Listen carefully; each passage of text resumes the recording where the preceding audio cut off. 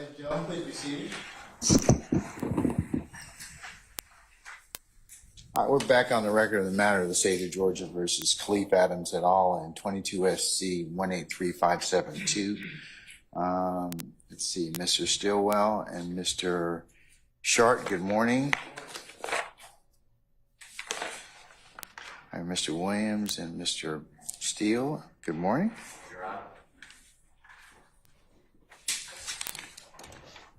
All right, Mr. Kendrick and Mr. Weinstein, good morning. All right, Mr. Huey and Mr. Matthews Sr., good morning. Good morning. All right, Mr. Nichols, Ms. Westmoreland, and Mr. Harvey, good morning, councils. And Mr. Ryan and Misty Williams, good morning. All right. Mr. Brown, Mr. Smith, Mr. Uhelski, Mr. Atkins, and Ms. Love, good morning. Good morning. All right. Now for the people that really make a difference. Ms. Knight, Mr. Kokomo, and Ms. Haltwinger, good morning, everybody. Okay, all right. Okay.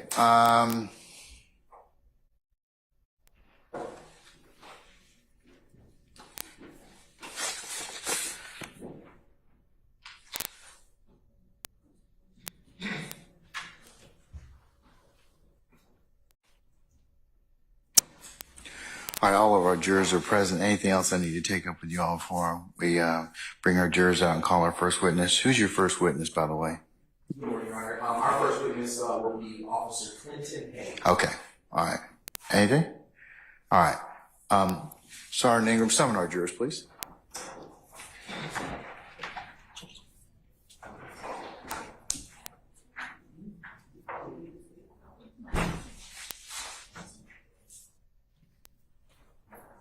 Your Honor, before the jury comes out, I just want to put on the record that we will be making an exhibit change announcement from the presence of the jury prior to the start. The one you. Prior to the start, Your Honor, of us calling Officer Clinton Hayes to the stand, we will be putting that exhibit change on the record for the jury, as we said last week. Is that the one that Ms. Hilton? Yes, Your Honor. Okay. Thank you. Right.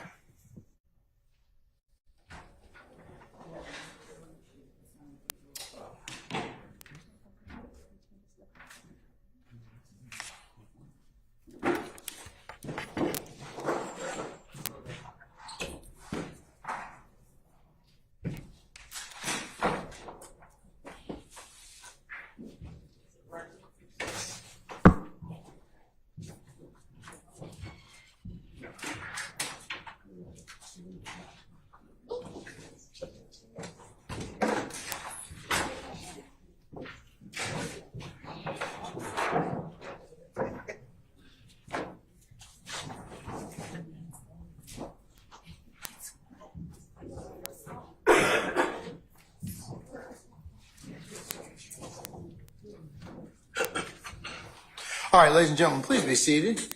All right, thank you, Sergeant Ingram. All right, ladies and gentlemen of the jury, good morning. Good morning.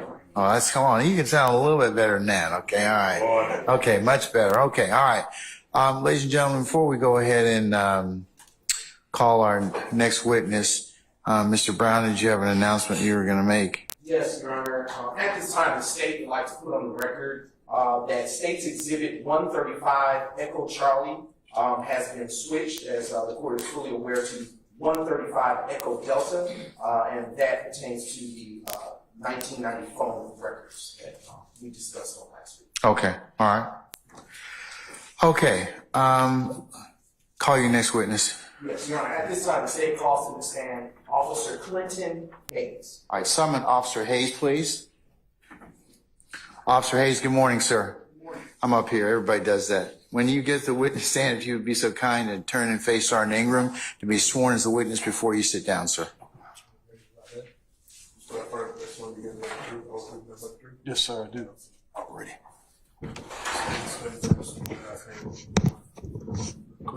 My name is Clinton Hayes, Clinton. Last name Hayes, Hays. All right. Good morning, Officer Hayes. Good morning. Are you employed? Yes, sir. And what do you do for work? I'm a police officer with the Atlanta Police Department. And how long long have you been with the Atlanta Police Department? A little over 12 years. Okay. And what is your official title? Officer. And what are your duties and responsibilities as an officer with the Atlanta Police Department? Answer calls, write traffic tickets, directed patrol, stuff like that. Okay. And have you always worked in that kind of capacity? Yes, sir. And what is a zone? A zone is an area of the city. There's 6 zones in Atlanta. It's an area of the city patrolled by officers, and in each zone, there's 14 beats, and each officer has their own beat that they're responsible for calls or traffic enforcement and stuff like that. Is a zone larger than a beat? Yeah, a zone is the area where all the officers patrol, and then the zone are little areas within a beat. Okay. Were you assigned a zone and a beat in January 2015? Yeah, I was Zone 1, Beat 109 on morning watch, so my unit number was 1109. And have you ever worked in any other zones and beats?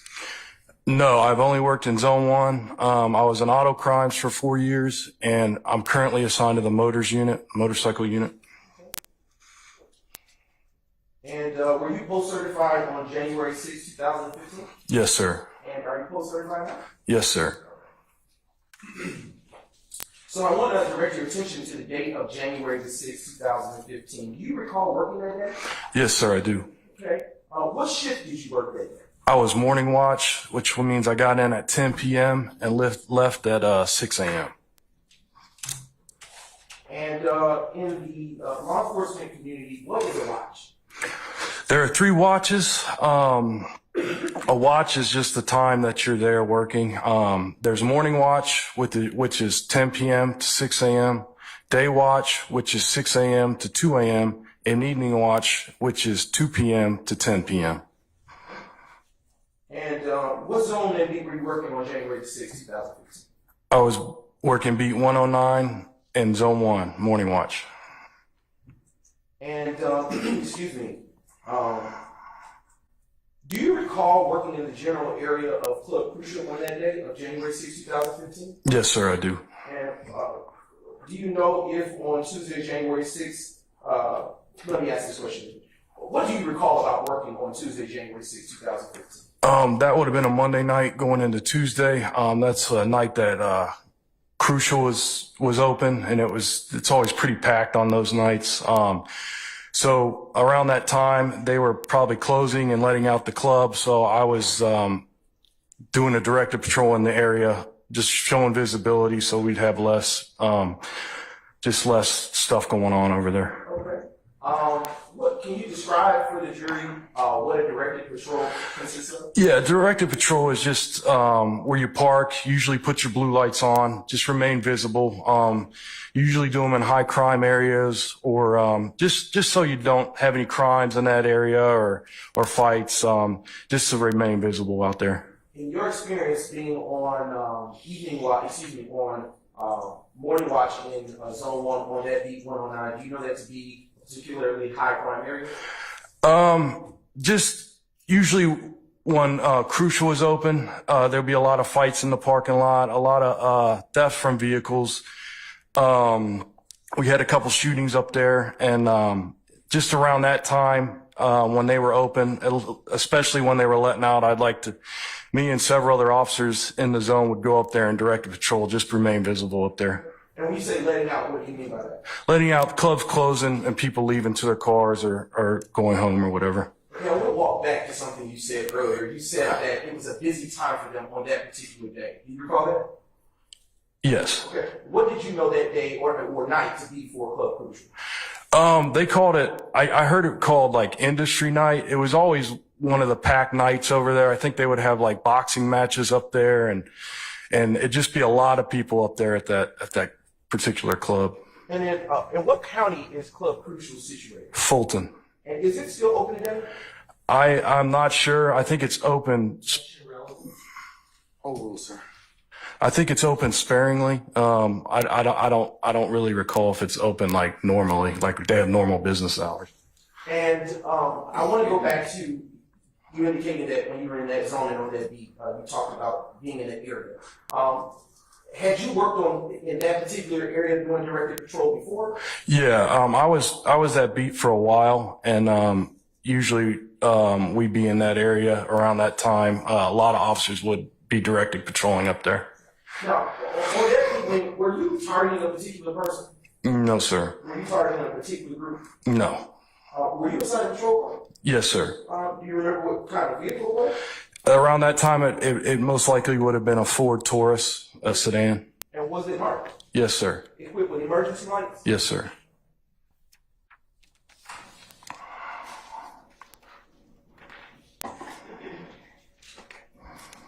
And on that day, during when you were on January 6, 2015, were you in your patrol vehicle alone, or were you accompanied? I was in my patrol vehicle alone.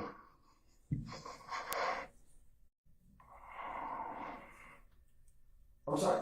I was in my patrol vehicle alone. Oh, okay, okay. I'm sorry. I was by myself. And were you in uniform that day? Yes, I was in uniform. I am now preparing to show you for the record's purposes, States Exhibits 2T, 2 Tango, to 6 Tango, to Defense Counsel, as well as States Exhibits 7 Tango to 9 Tango as well.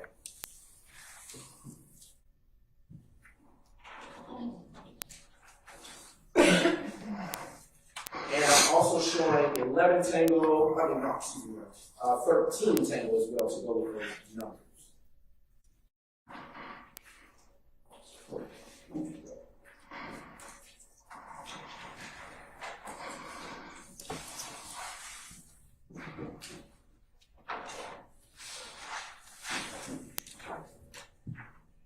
Chris.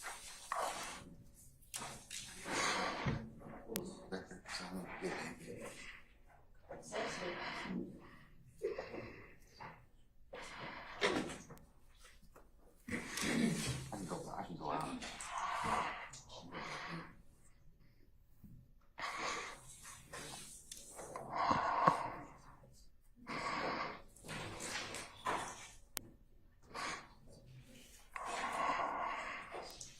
Your Honor, I am now approaching the witness with States Exhibits 2 Tango through, to be clear for the record,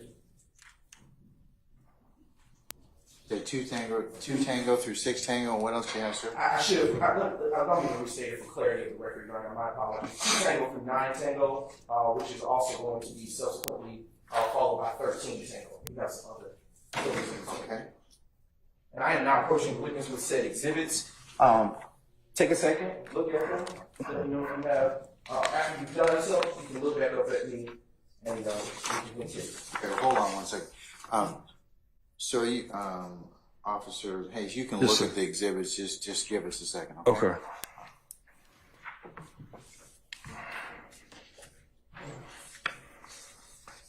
Counsel, let me know when you're done looking at it, so.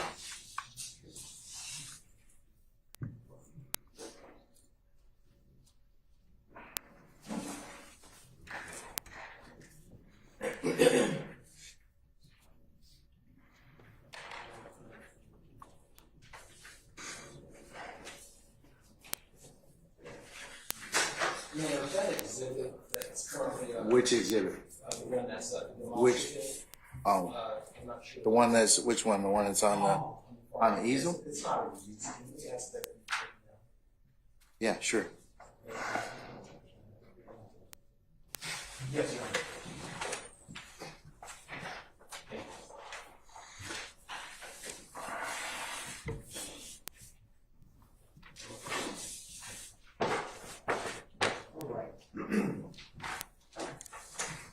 All right, Counsel, have you had a chance to take a look at 9 through 9 Tango and 13 Tango? Yes, Your Honor. Okay, all right. All right, you may continue, Mr. Thank Bell. you, Your Honor. Officer Hayes, have you had a chance to look through State's Exhibits 2 Tango through 9 Tango, followed by 13 Tango? Yes, sir, I have. Okay. Starting with State's 2 Tango through 6 Tango, what is depicted in those exhibits? That's the exterior of Club Crucial during the day. Is that the same Club Crucial that you worked at or near during January 6, 2015? Yes, sir, it is. And does the state's 2 Tango through 6 Tango fairly and accurately depict Club Crucial as you remember it? Yeah, I guess right now, or the awning is black now. It used to be red, and those buildings to the side of it, those like shacks, they weren't there during that night. And Your Honor, at this time, the state now moves to admit states 2 Tango through 6 Tango into evidence. Any objection to states 2 through 6 Tango? Anyone else? All right, states 2 Tango through 6 Tango admitted, may be published as you see fit. Thank you, Your Honor. I want to turn your attention now to states 7 Tango through 9 Tango. What is depicted in those exhibits? Okay. That's a map of Donnelly Hollow area, beat 109. And do those maps fairly and accurately depict the general area of where Club Crucial is located? Yes, sir, they do. And Your Honor, at this time, the state now moves to admit states 7 Tango to 9 Tango into evidence. Any objection to states 7 through 9 Tango? No objection. All right, states 7 through 9 Tango admitted, may be published as you see fit. Yes. And lastly, I want to turn your attention to State's Exhibit 13 Tango, Officer Hayes. What is that in front of you today? That is another, looks like up close map of Donnelly Hollow Club Crucial in the center. Okay. And does it fairly and accurately depict the area of Club Crucial as you know it to be? Yes, sir, it does. Your Honor, at this time, the state now moves to admit States 13 Tango into evidence and request permission to publish subject to you. Any objection to states 13 Tango? No objection. All right, states 13 Tango is admitted, may be published as you see fit. Thank you, Your Honor. Your Honor, I am now showing the defense counsel what has been previously marked as State's Exhibit 13 Tango Alpha.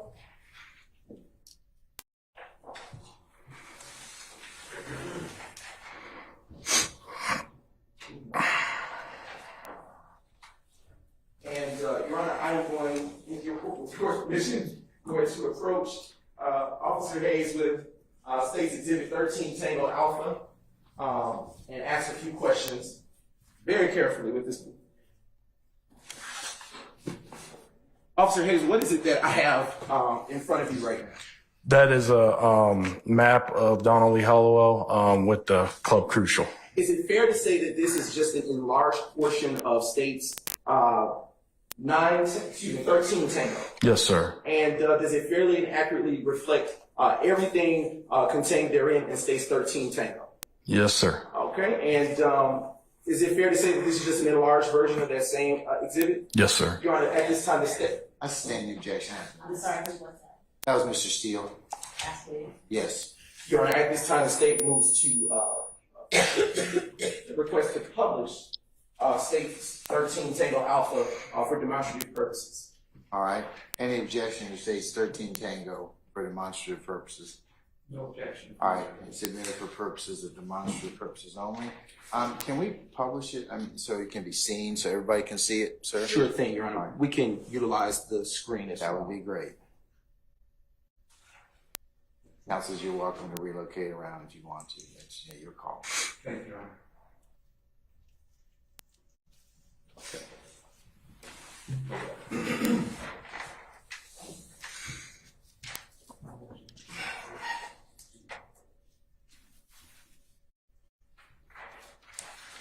All right, now showing to you, what has been previously marked as State's Exhibit 9 Tango, excuse me.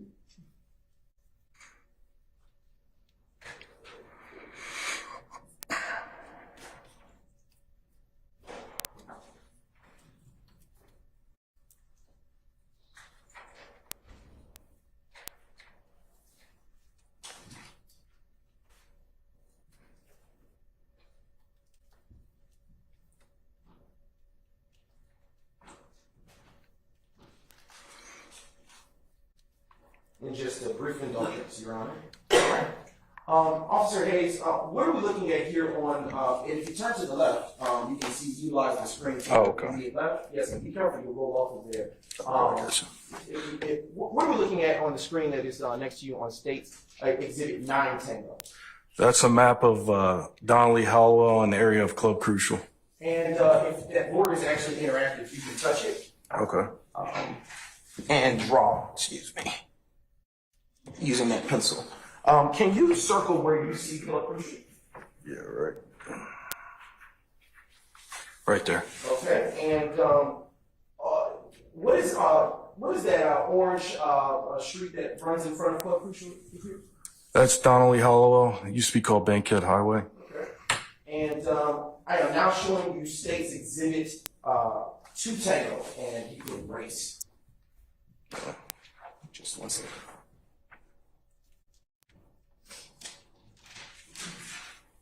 Okay. And Officer Hayes, what are we looking at here? On the screen to your left, yes. That's Club Crucial. And does that look like the club? Does Club Crucial appear as it did to you in 2015? Yes, sir. All right. And now turning your attention to what has been previously admitted as State's Exhibit 3 Tango. What are we looking at here? That's a side view of Club Crucial. And is there anything different about this picture of Club Crucial that was not there in State's Exhibit 2 Tango? Yeah, the awning was red back then. I believe there was a different front sign, and those sheds on the side were not there. Okay. If you would zoom in on this just a little bit on this side. On that sign, can you read what is in red? Yes, Crucial. Okay. And if you keep it zoomed in a bit, can you, as you did with the previous exhibit, could you circle what buildings you were indicating that weren't there in 2015? Sure. Okay. All right. And if you will erase that. All right. We can zoom out this night just a bit. In front of Club Crucial, do you see any other things that weren't there in 2015? Yeah, those gates weren't there as well. Okay. Those front gates right there. Do you know why those gates were placed up? Objection, false speculation. I sustain the objection.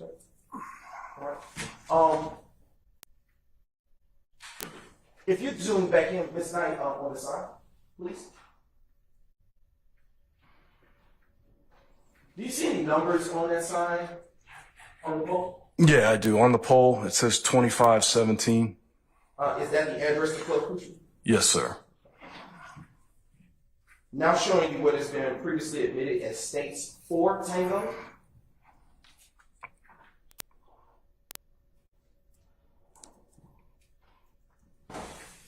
Okay. Is it fair to say that this is a closer view of the shedded buildings that you described in the State's prior exhibit? Yes, sir. And using this exhibit, can you locate where you were positioned as you were doing directed patrol outside of Club Crucial on January 6, 2015? Yeah, I'm going to call that like the northeast gravel parking lot. I was kind of farther back in that parking lot, just watching the cars and watching everybody as they filtered came out of the club. Okay. And was your patrol vehicle backed in, or? Yeah, I was parked, and I was looking out to Donnelly Hollowell when I was parked.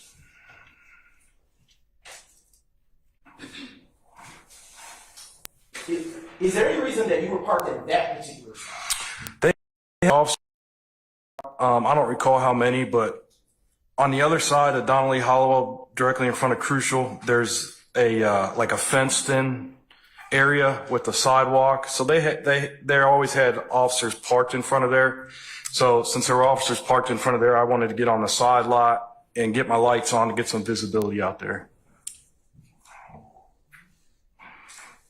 Now showing you what has been previously admitted as State's Exhibit 5 Tango.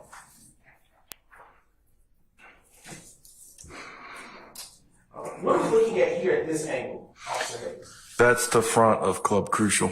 Okay. And can you describe the environment outside the front of the club as you remember to be on January 6, 2015? Yeah, that parking lot would be filled with cars. It'd be filled with people filtering out, and It'd just be very, very busy.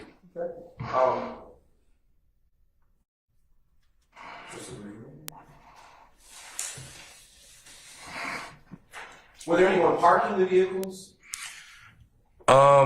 They'd have parkers, if I remember correctly, there's a little plaza to the left of that. So they'd have parkers come out there and like kind of valet their cars in that vehicle. But yeah, there would be armed security out there. Yeah, people parking cars. So. Utilizing State's Exhibit 5 Tango, can you tell the jurors where other officers may have been positioned at that time while you were working directed patrol? Yeah, on the other side of the street, it's like I don't know what it is, but it's a business and there's a fence around it and there's a sidewalk. So they'd be like vehicle or patrol vehicles parked up and down that sidewalk. There'd also, we put a vehicle on, right at the intersection of Church Street and Donnelly Hollowell. That's directly across from Club Crucial there because cars would be parked up in. No, you're fine. I'm looking for a pointer. And if you can point on the screen above, the screen, or using State's Exhibit 13 Tango Alpha, either one suffices, but can you show where the officers would have been based on your recent testimony? Like I said, that's that business, and there's the fence. So patrol vehicles would be parked along this sidewalk right here. We'd also get a bunch of people parking up and down Church Street, and we get auto break-ins there. So we'd usually have a car parked on top of Church Street, and every once in a while a rove up and down, just to make sure nobody was breaking in cars. I'm going to hand you a marker, and utilizing State's Exhibit 13 Tango Alpha, what I would like for you to do is to mark where your patrol vehicle would have been. Sure. At the time. On this thing? And for the record, Your Honor, I would like to say that we're going to have Officer Hayes mark an H where his vehicle would have been on the night that he was doing directed patrol on January 6, 2015. So if you may mark that exhibit, yes, sir. I'd be in this general area right here. Right here. Okay. I would like, using that same marker, don't close it, so you're still going to use it. For the record, would you please mark with a P1, P2, P3, etc., where other officers would have been stationed at the time that you were doing directed patrol on January 6, 2015? Okay, well, I don't know how many officers were out there per se, but. The general area where they would have been. We'll do P1, we'll do at least 3 out here, P2, P3, and then we have one right here, P4. And the P4 address, street, what street is that? That's Church Street at the intersection of Donnelly Hollowell. Okay.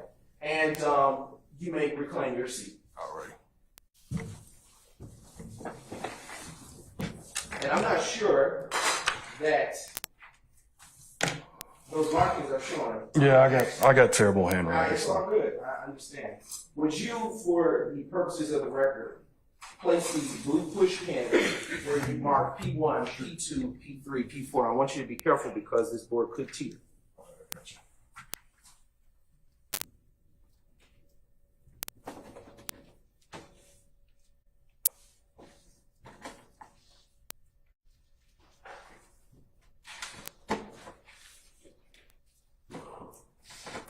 And hold 1 second. I'm going to ask you to place this gold push pin where you would have been positioned on January 6, 2015, when you were doing direct patrol. All right, you may reclaim your seat. Thank you very much. You're welcome.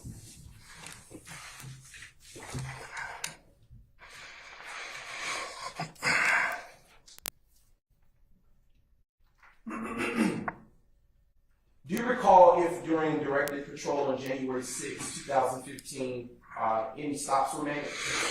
Yeah, I heard my lieutenant, which his unit number is 1191, pull out on a traffic stop of a vehicle that just left Crucial, heading eastbound down Donnelly Hollowell. I heard him pull out on radio. I also saw his blue lights click on. And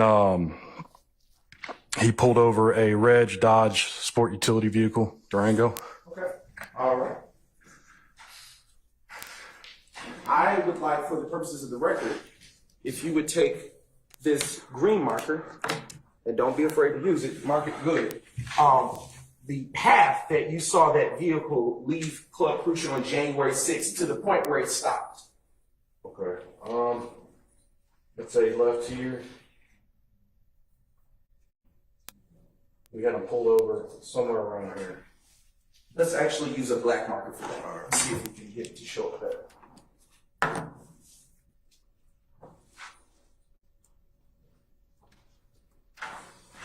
Okay, all right. You may be seated. And with this red push pin, well, before you see it, with this red push pin, would you indicate where the vehicle that was stopped was stopped? Okay.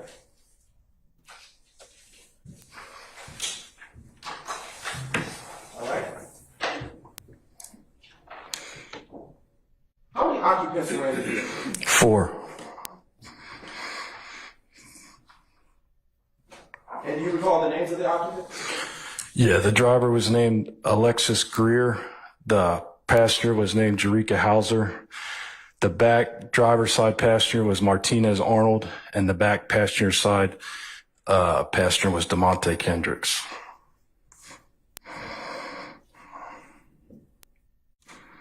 And why was this red Dodge Journey truck stopped on that road? Objection calls for speculation. He's not an individual. I'm gonna overrule. I'm gonna sustain the objection. You can rephrase, sir.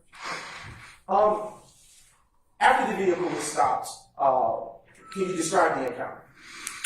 Yeah, my Lieutenant Hewitt is the one who pulled the vehicle over.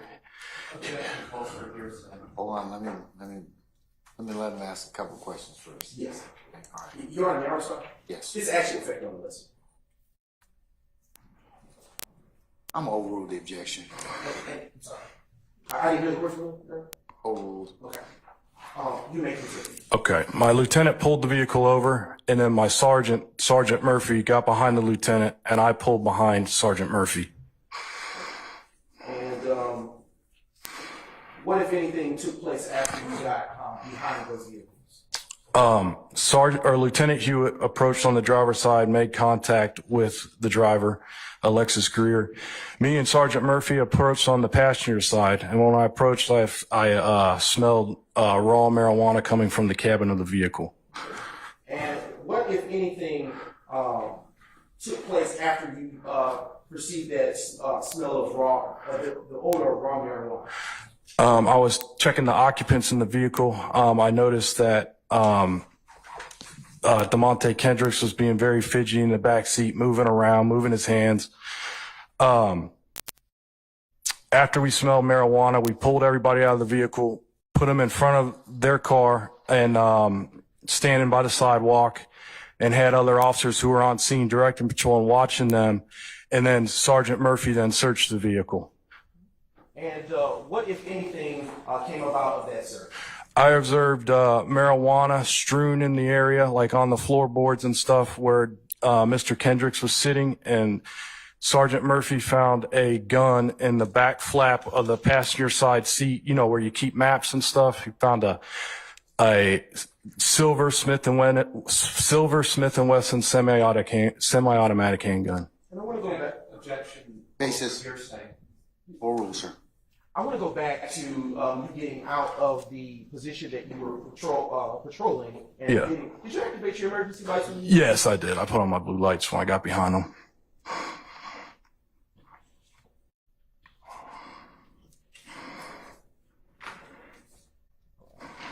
And after the firearm and the marijuana was located within the vehicle, what, if anything, else took place after that point? Sergeant Murphy then went to detain Mr. Kendricks. Mr. Kendricks was wearing like a red and black leather jacket with shoulder straps. And I remember Sergeant Murphy went to grab on the shoulder straps to detain him, and Mr. Kendricks took off, fled on foot.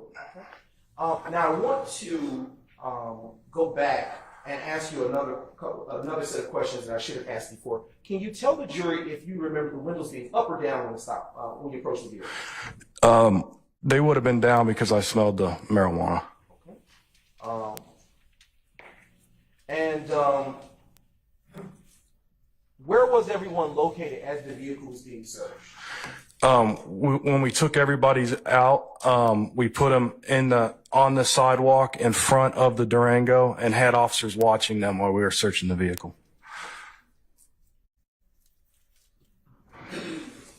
And I heard you mention that it was a Durango. Earlier you testified that it was a Dodge Journey. I just remember it was an SUV. I'm pretty sure it was a Durango. Objection, this characterizes as prior testimony. Oh, sir. Are you sure? Objection, ask an answer. I sustain the objection.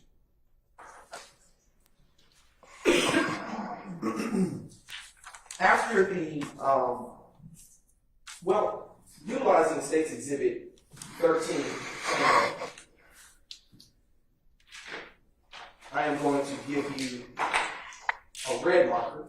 Sure. 13 Tango Alpha, and I'll ask you to rise from the stand.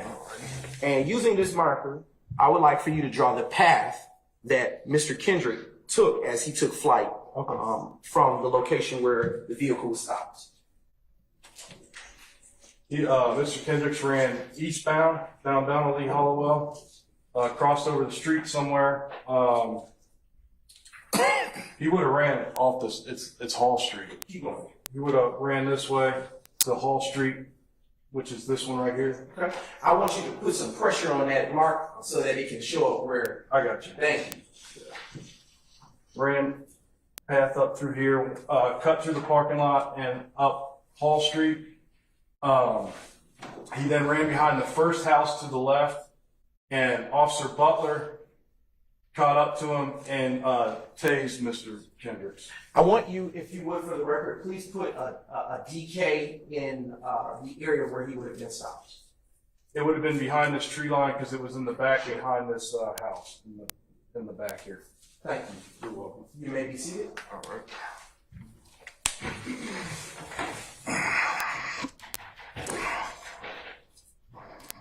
And actually, I'll ask you, rise once again. Would Sure. you put this push pin where Mr. Kendrick would have been stopped? It is a lime green push pin, for the record.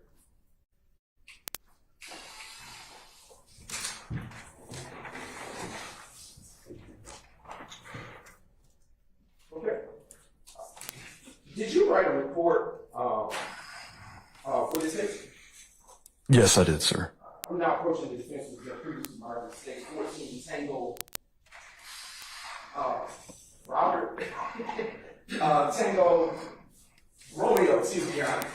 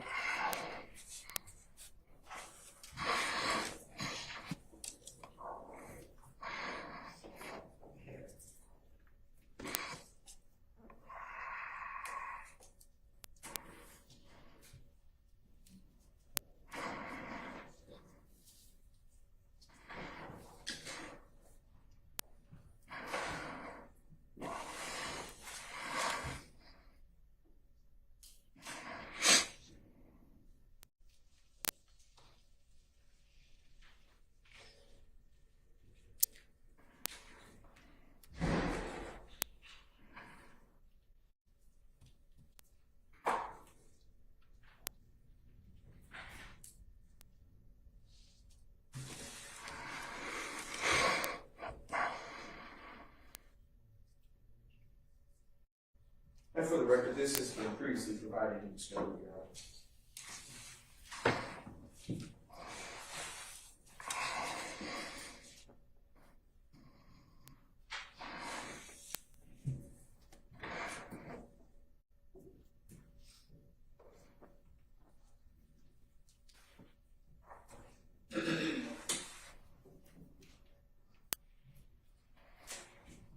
I object to him being shown that document at this point.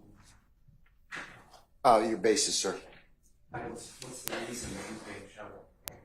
Yeah, I'm kind of unsure about that too, counsel. Your Honor, Bless you. at this time, we're refreshing his recollection. There's been no question to refresh his recollection on.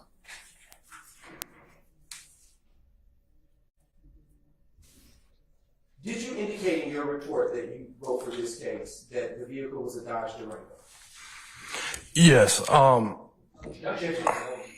Basis. Hearsay, Judge. I'll rule the objection. Are you certain? I'm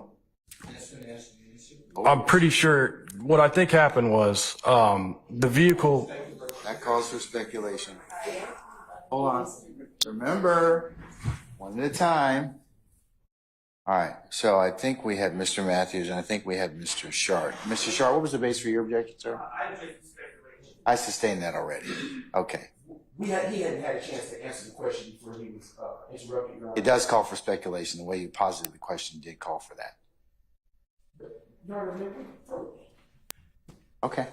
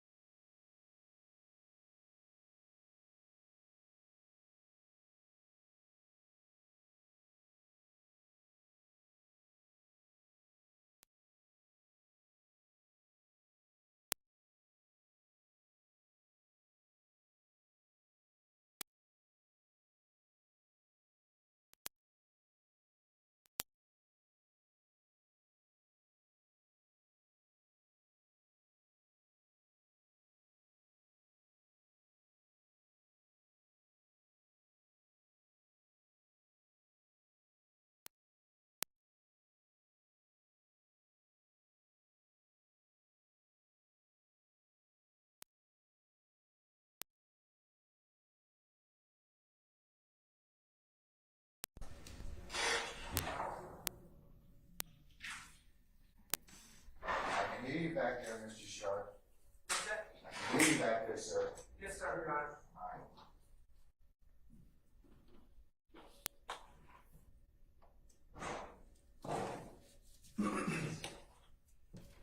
All right,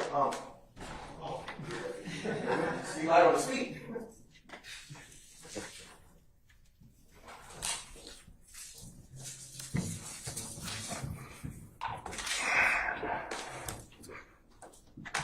Officer Hayes, when the stop was made and the occupants were ordered out, were any of them in cuffs as the search was going forward? No. Why not? They were detained at that point, but they weren't free to leave. And I think that, there was enough officers on scene that we didn't really feel we had to cuff them at that point.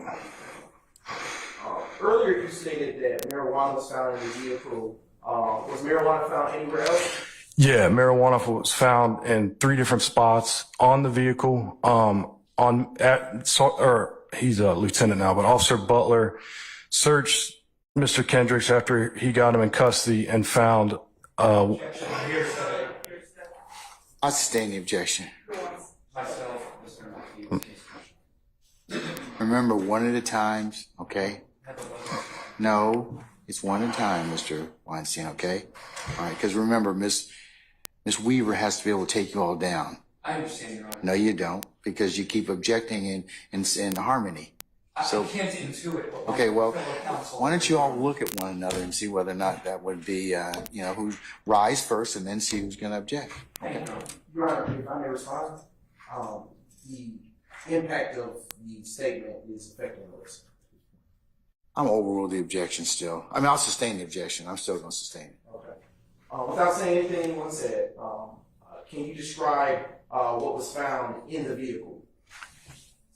Objection, asked and answered. That was Mr. Short and Mr. Weinstein. He didn't say anything. He just said objection. All right. So, was there a basis for your objection, sir? Yes, I was at this Mexico. Too close for your. All right. I'm going to sustain the objection. Your Honor, may I respond? Yes. He has personal knowledge of this. This is not personal. Objection hasn't been established. No, it hasn't. So I'm going to sustain the objection. Were you present during the search of the vehicle? Yes, I was. Were you able to observe the officers as they searched the objection leading? Yes. I'm going to overrule the objection. Sorry. Anything else? Okay. All right. Go ahead. You can answer that last question. Yes, I observed the vehicle being searched. What, if anything, did you observe removed from the vehicle after the search? A Smith & Wesson firearm in the passenger side back flap. Okay. Is that it? And marijuana was strewn all over the floorboards. Okay. And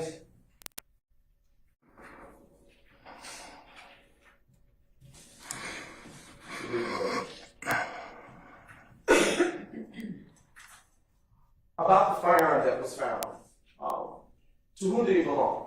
Objection calls for speculation. I'll sustain the objection as to the former question. Okay.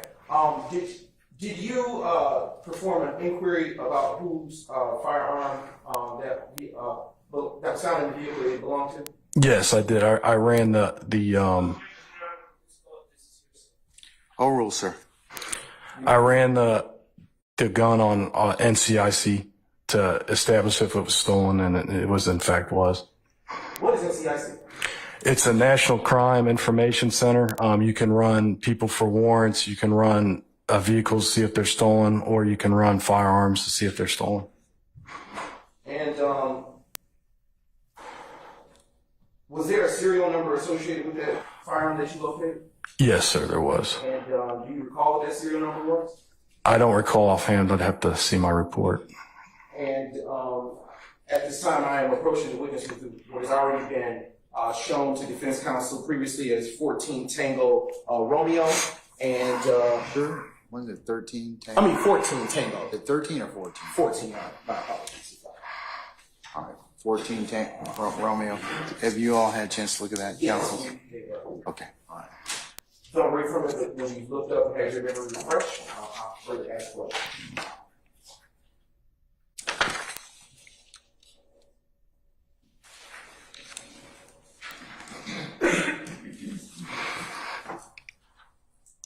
All right, I got it. Okay. What is that serial number? David Whiskey Edward 8593. And do you know what jurisdiction it was stolen on? Henry County. Do you know the date associated with the theft? Objection, Your Honor. This is hearsay. I'll sustain that. Right, he performed an inquiry search, so he was not, as he said, personally he did it. In the database, the NCIC database. Is that referenced in his report? Yes, it is. All right. I'll overrule the objection. You may answer the question. Yeah, it was stolen out of Henry County on 10/8/2013. Correct. Who was the officer to locate the firearm? Sergeant Murphy. Who was seated closest to the firearm inside the red Dodge Journey?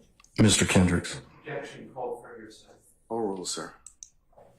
And is that noted in your report? Yes. Okay. What was done with the firearm after it was recovered? Officer Butler put it in evidence at our evidence locker. And was that firearm ever returned to its rightful owner? Yeah, a couple months later, I was contacted by the owner of the firearm. and I told him he has to get a disposition of the case from Fulton County courts and I would release it. He then brought me a disposition and I changed it from evidence to property and he came and picked up the firearm. And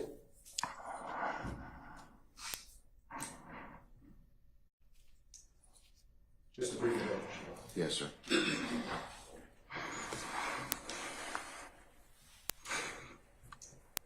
Was anyone charged with the possession of the firearm, the stolen firearm? Yes, Mr. Kendricks was.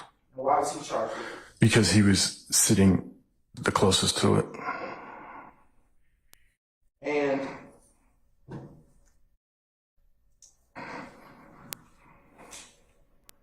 did you see him searched prior to being taken into formal custody? No.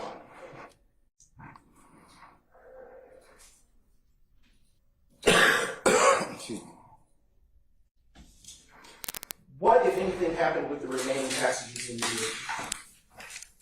Mrs. Greer's purse was left open, and they found 3.1 grams of marijuana in her purse. She was cited for marijuana less than an ounce, taken to city jail.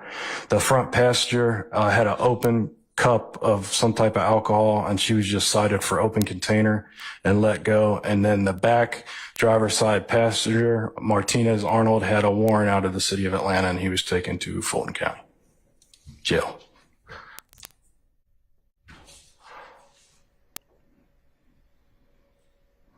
When you say let go, speaking of the front passenger, Copy of charges. was she free to leave us? Yeah, she was given a summons to return to court, and that was it.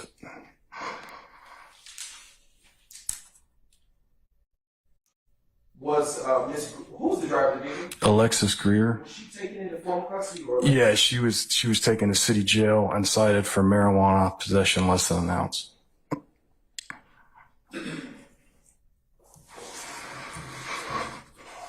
Just a brief indulgence, Shana. Yes, sir.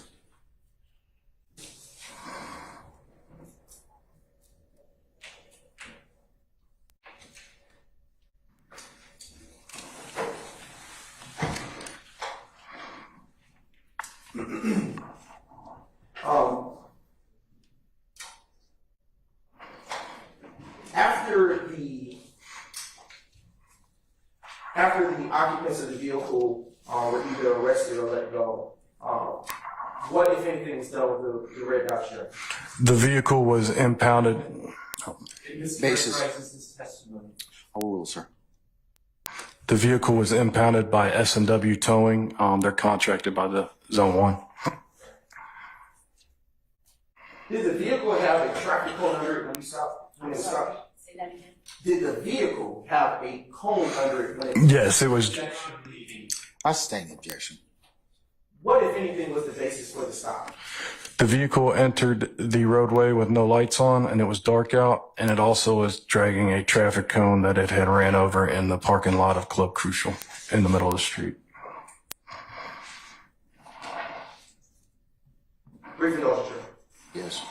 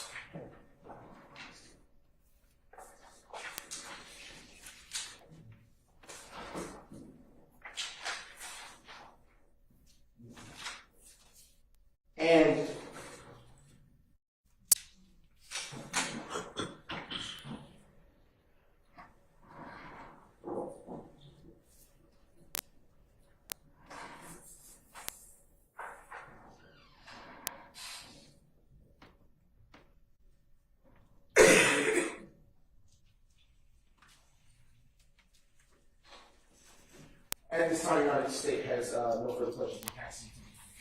Cross. Mr. Weinstein? Thank you. That's it.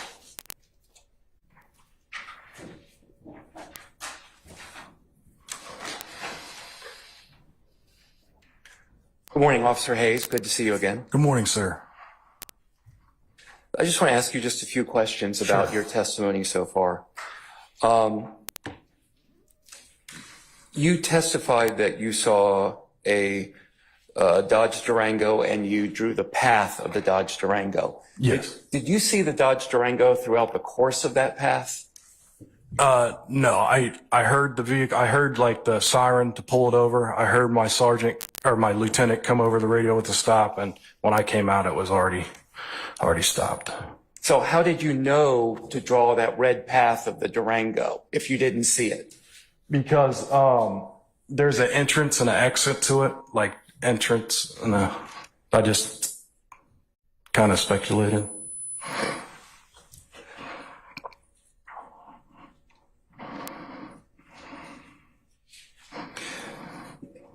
You testified that after the Dodge Durango got pulled over, that you saw Mr. Kendrick acting fidgety in the back seat. Do you recall that? Yes, sir. Okay.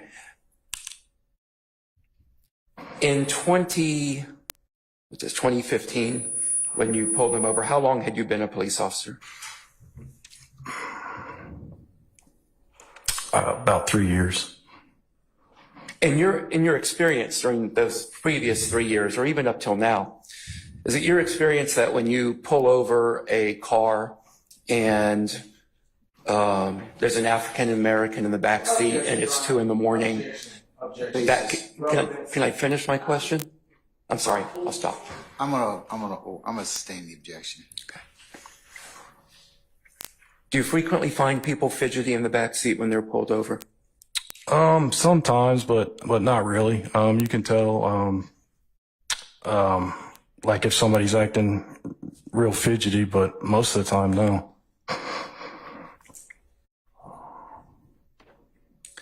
You testified that an officer, and I'm sorry, I don't remember which officer, tased Mr. Kendrick. Yes, sir. Did you see that happen? No, I didn't see it happen. I came up after.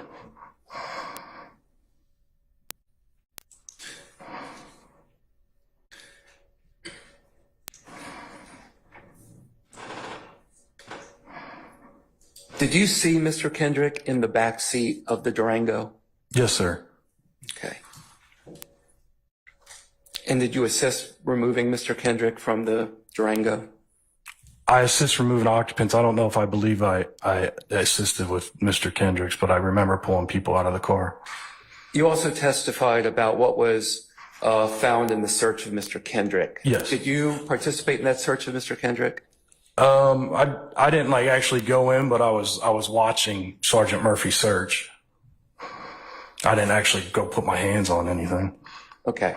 You also testified about the path that Mr. Kendrick took when he left the scene. Yeah. Did you see him throughout that entire path, or are you gathering that information from others? No, I saw.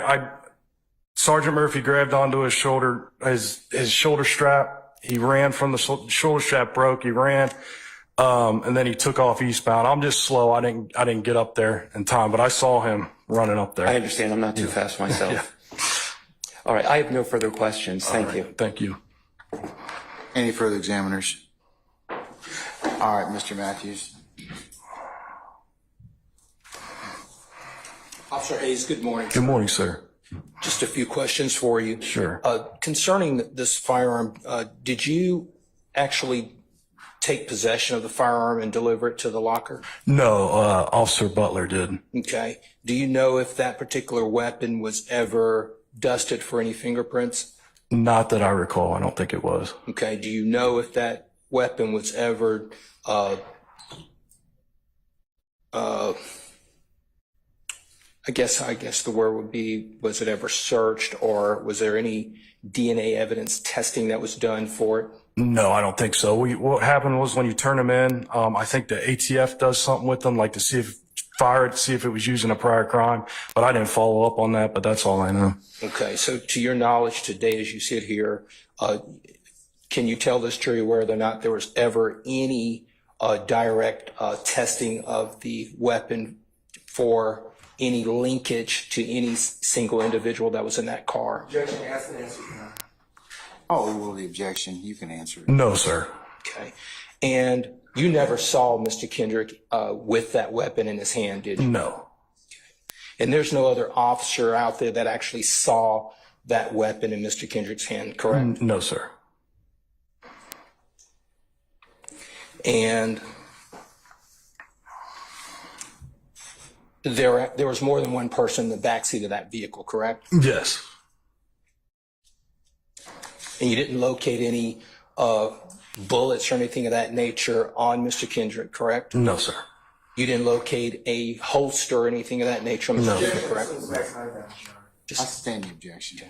Do you know whether or not there were any holsters located on Mr. Kendrick? No, there were none. I would have put in the report. Do you know whether or not there were any magazines or anything of that nature located on Mr. No, Kendrick? sir.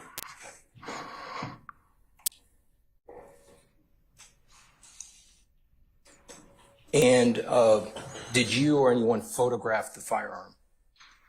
Not that I recall. No. Okay, all right. Thank you. No Thank further you. questions. Your Honor, may I ask one more Hold question? on. Any further examiners? Okay, all right, now. I'll be brief.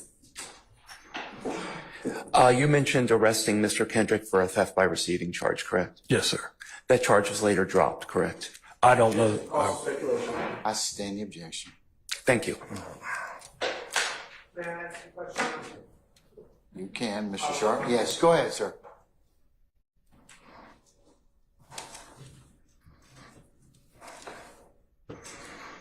Officer, good morning. Good morning, sir. You wrote reports in this case, correct? Yes, sir. And in fact, you wrote a report about when the, I believe it was Mr. James Sanders wanted his gun back, correct? Yes, I'd have to look at the supplement, but I think that I'm just going to take your word for it. That was his name. Well, if you need to look at the supplement, feel free to. I don't have it in front of me. May I approach You may. with my computer here? Oh, I got it right here. I got it.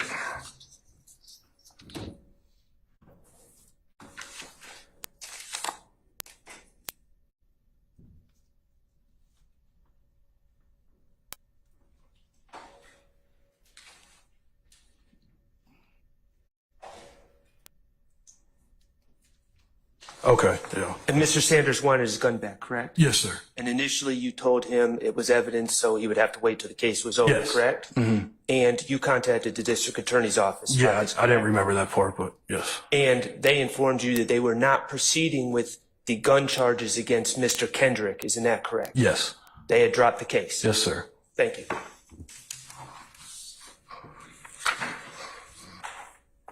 Any further defense examiners? Okay, any redirect? Yes, sir. Just earlier, you were asked, Officer Hayes, a few questions by counsel for Mr. Kendrick, Mr. Weinstein, if you saw the search of his client, Mr. Kendrick. Yes. Did you see Mr. Weinstein's client have anything that was illegal on his possession, on his person? Like after he was detained or during the search of the vehicle? When Mr. Weinstein. Yeah, he had a marijuana in his right jacket pocket. What was done with that marijuana after Mr. Weinstein's client the client was searched and that was found? Officer Butler put it into evidence.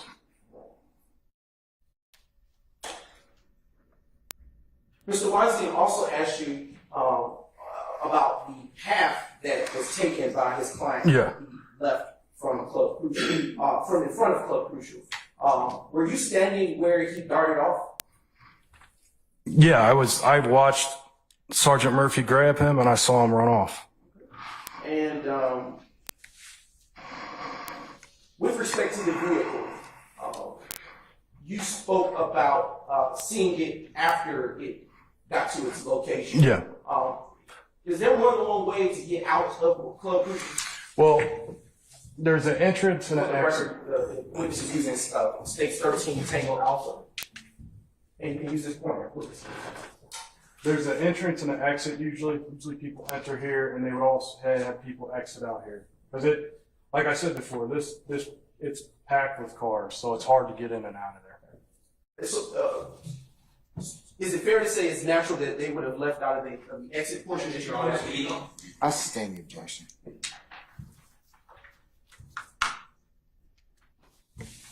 Earlier, you were asked by Mr. Weinstein, by Mr. Matthews, if you saw Mr. Kendricks with the firearm on his person. Do you remember those set of questions? Yes, sir. Did you see where the firearm was located prior to him being charged with that firearm? I sustain the objection. Where was Mr. Arnold seated? Mr. Arnold was seated. I sustain the objection.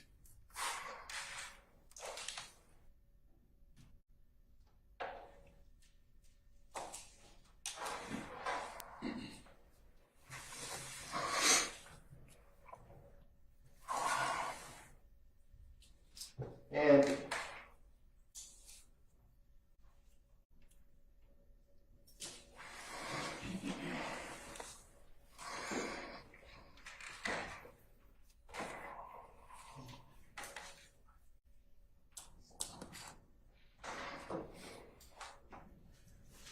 now showing defense counsel what has been previously marked as states 12 Tango.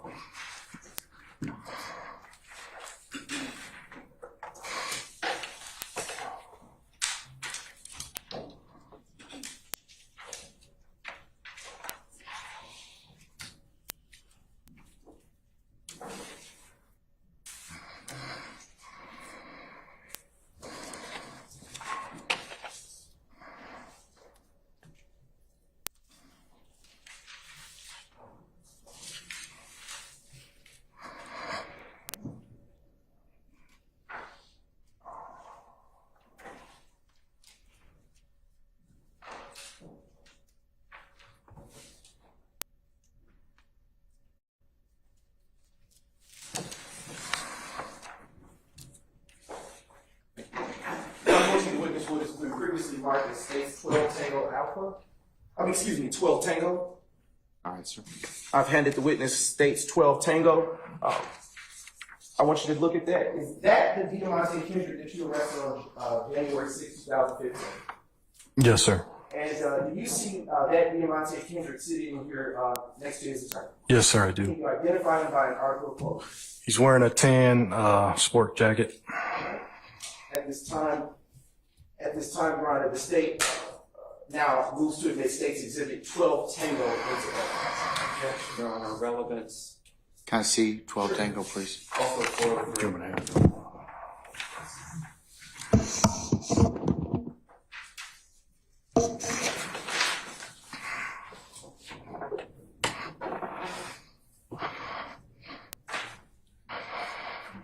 Any further objection, sir? No, Your Honor. All right, it's admitted over objection, maybe published. Thank you. We are now publishing states 12 Tango, Your Honor. And do you see that individual seated in this courtroom today? Yes, sir. No further questions. Anything further, Mr. Weinstein? No, Your Honor. Mr. Matthews? Mr. Sharp? Any other examiner? All right. Any further redirect? Nothing further statement. All right. At this point,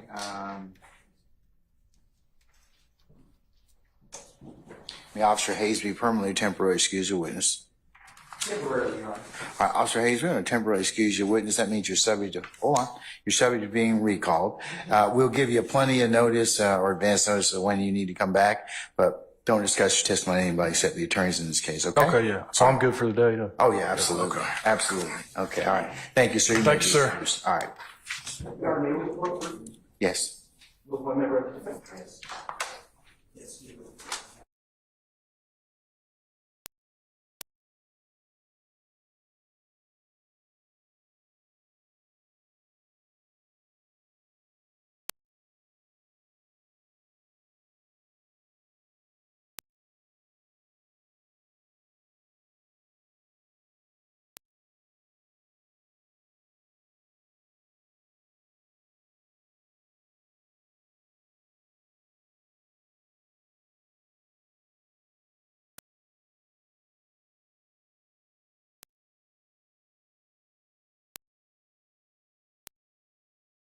All right, councils, how about we, ladies and gentlemen of the jury, how about we take a comfort break, about 10 minutes, and then we'll see where the day leads us from there. All right? All rise.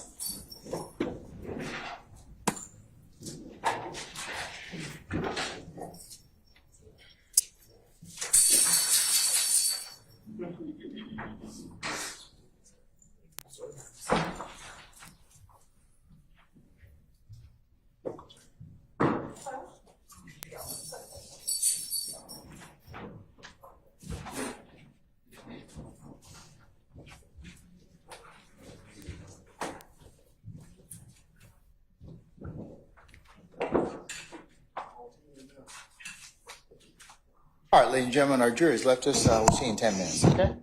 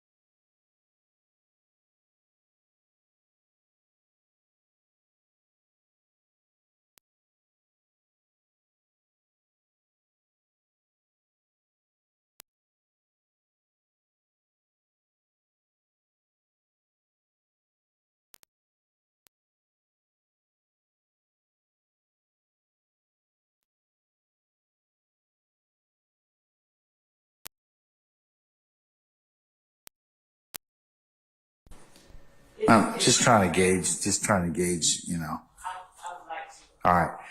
One of y'all come on up.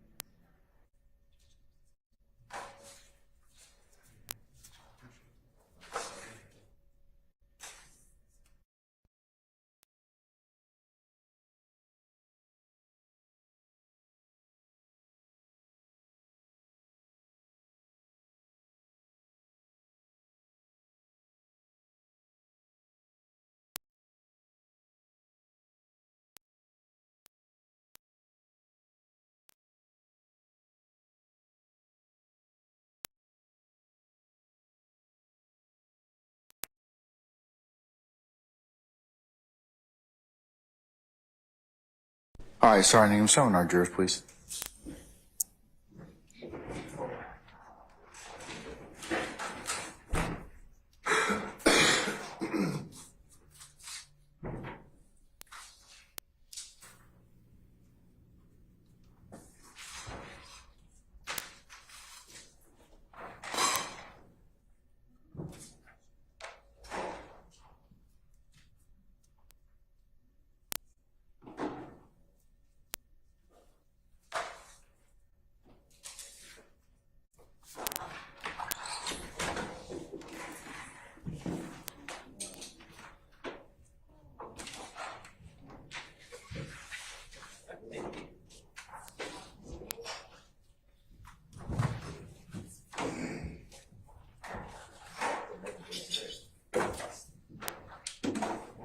All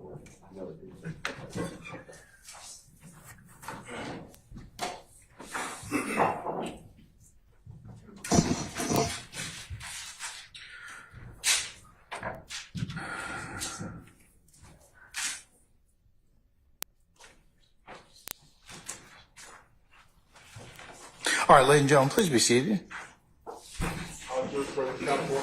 All right, thank you, Sergeant Ingram.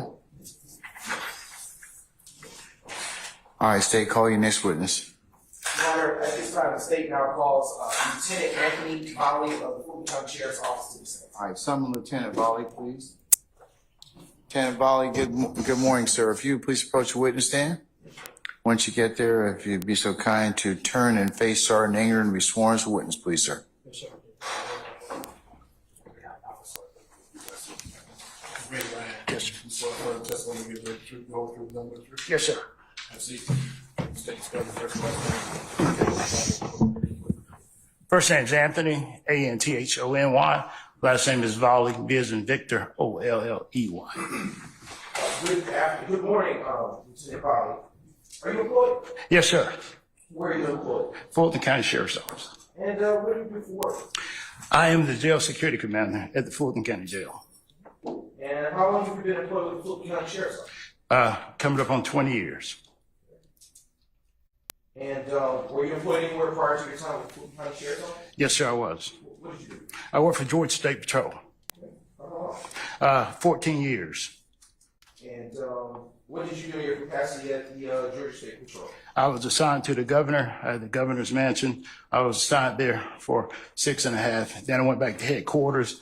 I worked the Olympics, and then went back to headquarters again. Okay. And turning back to and when did you join the Fulton County Sheriff's Office? In 2005. Okay. And what's your official title? I'm a lieutenant. Okay. And as a part of your duties and responsibilities at Fulton County Sheriff's Office, do you also handle booking and release records? Yes, sir. What about booking photos? Yes, sir. What is a booking photo? Booking photo is when a person comes into the Fulton County Jail. That's our tracking, where we take a photo of the individual. Okay. And how does the Fulton County Sheriff's Office take booking photos? We use a camera that's connected to the Odyssey system that holds all the data. What is Odyssey?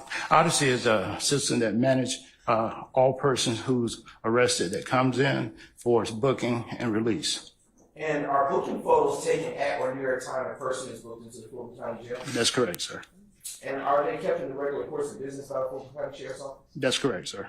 And can you please describe for the jury where pictures are stored by Fulton County Sheriff's Office? Excuse me. Okay, so in the Odyssey management system, it's found under the jelly. The jelly is anyone who's been booked in and have a photo that's taken.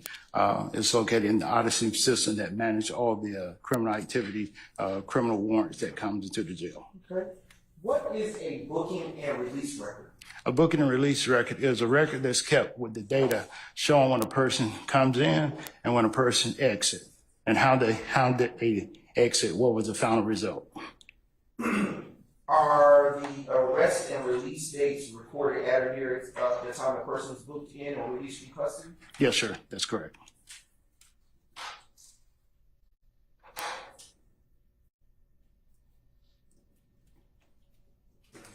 And are booking photos and booking and release information all maintained in the same database? Yes, sir.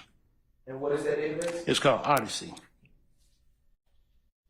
Are all such documents maintained in the regular course of business of the Fulton County Sheriff's Office? Yes, sir.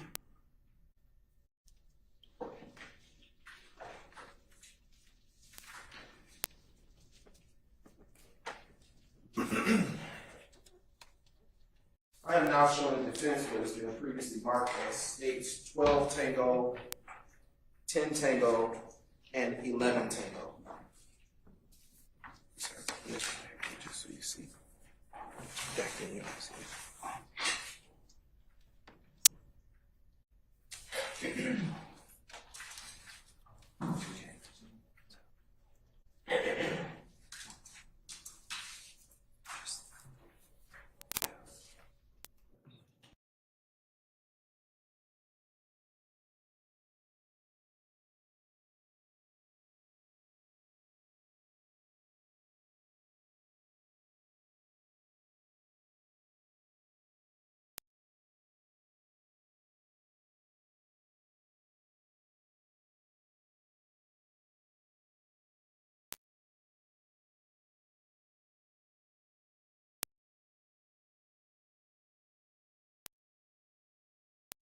Record, because the state already introduced a 12 tango, this will be 12 tango alpha just for correction purposes. And I'm making such change on the actual exhibit itself. All right, sir. And I'm now approaching the witness with what has been previously marked as states 10, 11, and 12, well, 10, 11, tango, and 12 tango alpha. Lieutenant Volley, when you have had a chance to look at what's been placed in front of you, you just kind of just look up at me and I'll ask you a few more questions. Yes, sir. Have you had the opportunity to review the state's exhibits that have been placed in front of you prior to today? Yes, sir, I have. And what is state's exhibit 10 contain? Okay. The 10 is the actually booking and release data, information that shows when the person physically came in, when the person exit. Also, it gives a physical description of the individual. Also, it shows 2 photos. And how are you familiar with that? Have you reviewed that one? Yes, sir. Okay. And is that state's exhibit 10 tango in the same or substantially the same condition as it was when you last reviewed it? Yes, sir. Turning your attention now to states 11 tango, which is in front of you at this time. What is states 11 tango? Okay, 11 shows the defendant face to the right as a photo was taken. And have you had a chance to review that exhibit, which is states 11 tango alpha prior to court today? Yes, sir. And is it in the same or substantially the same condition as it was when you last reviewed it? Yes, sir, it is. All right. And are there any markings that you would recognize on there of your own? Yes, sir. Other Okay. than my What signature. is marked on there? My signature. Okay. Is that all that you have as marking? Yes, sir. All right. And I want to turn your attention back to the previous exhibit. Do you see any markings on there that are familiar to you? Yes, sir. What do you see on there? My signature and the date. Is the date also recorded on states 11 tango? Yes, sir, it is. All right. Now turning your attention to states 12 tango alpha. And what is it that you have in front of you? This is a front photo of the defendant, the photo shot. Okay. And have you had a chance to review that particular exhibit prior to court today? Yes, sir, I have. And do you see any markings on that particular exhibit? Yes, sir. My signature and my date is date. I'm going to make sure for the Madam Court reporter that you can be heard. I'm sorry. Yes, sir. Yes. Can you restate what you said? Yes, sir. This is my signature and date's date. Okay. And is that exhibit that you now hold as states exhibit 12 tango alpha in the same or substantially same condition as it was when you initially reviewed it prior to court today? Yes, sir, it is. Your Honor, at this time, the state now moves to admit states exhibits 10 tango, 11 tango, 12 tango. Any objection to states 10 tango, 11 tango, or 12 tango alpha? All right, hearing none, they're admitted, may be published as you see fit. Thank you. And you can keep those. Okay. Now publishing for the record states 10 tango.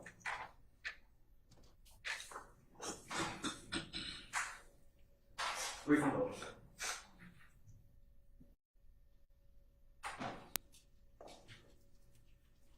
Okay. All right, Lieutenant Volley, you can utilize the screen to the left of you. All right, sir. Yes, sir. And just be careful because there's a link there. And I want to ask you a few questions about states 10 tango, which is now being published. Okay. To whom do these records belong? To Lamonte Kendricks. Okay, and I'll show you. Just a brief pointer. We can interact with this board. Okay. Okay, can you circle the name of the person to whom these records pertain? Okay.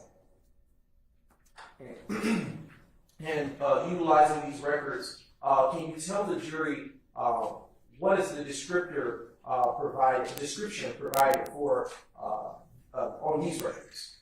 What it shows is the height and the weight of the individual. And why is such a description provided on jail records? As the individual enters into the jail, it does a couple things. One, it shows the person's height, shows their condition, that they're there, where their way, and over a period of time, if someone's incarcerated, it shows the photo of the date and time, and then any additional date and time that they might come. Okay. And I'm going to show you another cool trick. You can erase Okay. utilizing the same Dropbox. All right, sir. Yes, sir. Okay. Okay. The records that you see here, if you could zoom out just a little bit this night so that that box. Yes. Do you see anywhere on this arrest record who was the actual arresting officer? Yes, sir. It's to the top right. Just a moment, we're adjusting now. All right. Do you see it now? Yes, top right. It's going to be Officer Hayes, Clifton Hayes. Is there a police agency that he's associated with based on this record? Yes, as before his name is APD for Atlanta Police Department. Okay. Do you see a date associated with the arrest? Yes, What is that date that you see? 01/06/2015 What time do you see associated? at 02:33 a.m. in the morning. And what is the difference between an arrest date and a booked date? Arrest date is actually the date that it was taken into custody and brought to the jail. Booking date is the date that actually he entered into the facility, into the intake area. And is there a release date that you see associated with these records? Yes, What is the release date that you see on the screen? it's showing 01/08/2015, released at 6:41 a.m. For the records that you're looking at, is there amount of days that he was in Fulton County Sheriff's custody? Yes, for a total of 3 days, sir. Ms. Knight, if you could zoom out just a bit. We're going to pan over to the left side of the screen. Right. Again, turning your attention back to the record, do you see a date of birth associated with Mr. Kendrick's booking and release record? Yes, sir. It's showing 11/21/1992. So the day that he was brought into the facility, he was 31 years old. Okay. Does the age in Odyssey update over time? Yes. Okay. In 2015, how many years ago was 2015? 2015. So this is 2024. So that was approximately 9 years ago. Using that as a starting point, how old would he have been in 2015? So we're looking at a total of, he would have been 29. If the age is I'm sorry. He would have been a total of 19. okay. And then, are you sure? I stand the objection. Okay. In 1992, Overruled, sir. I'm trying to finish. Deduct 9 years from 30. Please. okay. I stand the objection. Can you deduct 9 years from 31? Yes. He would have been a total of 9. He would have been a total of 20.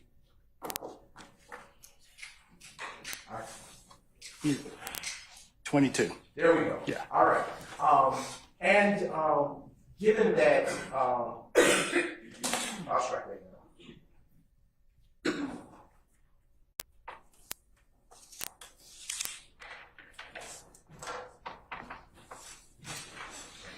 Okay. I want to turn your attention to State's Exhibit 11, Tango.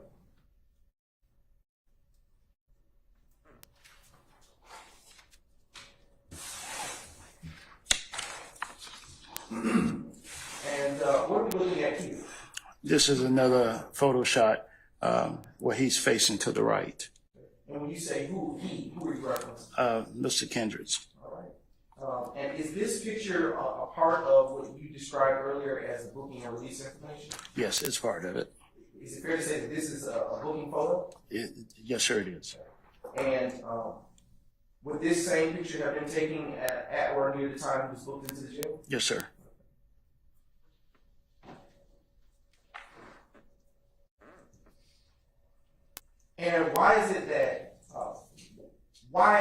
County Jail do you take side profile pictures? When we take photos, we try to take the front as well as the side to the right to show the indication that that's the same person that was there the day of. We have a close-up front shot. Is that done for every person who is brought into the custody of Fulton County? Yes, sir, everyone. And I am now showing you what has already been previously admitted as State's Exhibit 12 Tango Alpha. What are we looking at here? There's a front shot of Mr. Kendrick. And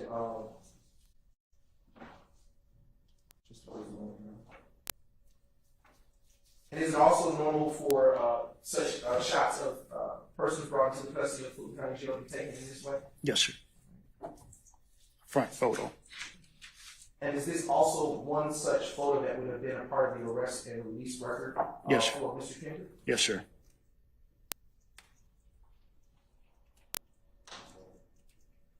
Did that conclude your involvement in this particular matter? Yes, sir. Your Honor, the State has no further questions for this witness. Cross-examination. Yes, Mr. Weinstein. Good morning, Lieutenant Volley. Good morning, sir. Would you please put up 12T again? Thank you. 12 Tango, or is it 12 Tango Alpha? 12 Tango Alpha.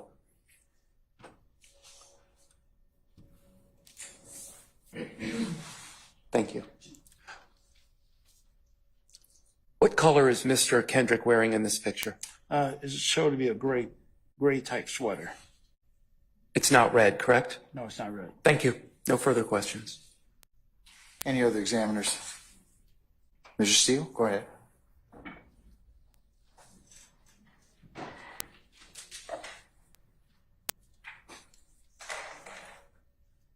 How are you, Lieutenant? Doing good, sir. How are you? I've been okay. Were you asked to bring over the proof of incarceration for a gentleman named Martinez Arnold? No, sir. Objection, Your Honor. Assume the facts are in evidence. I'll sustain the objection. Your Honor, I'm asking the gentleman whether he was asked to do something. This has nothing to do with facts in evidence. I would ask the court to potentially reconsider. Your Honor, help me. Yes.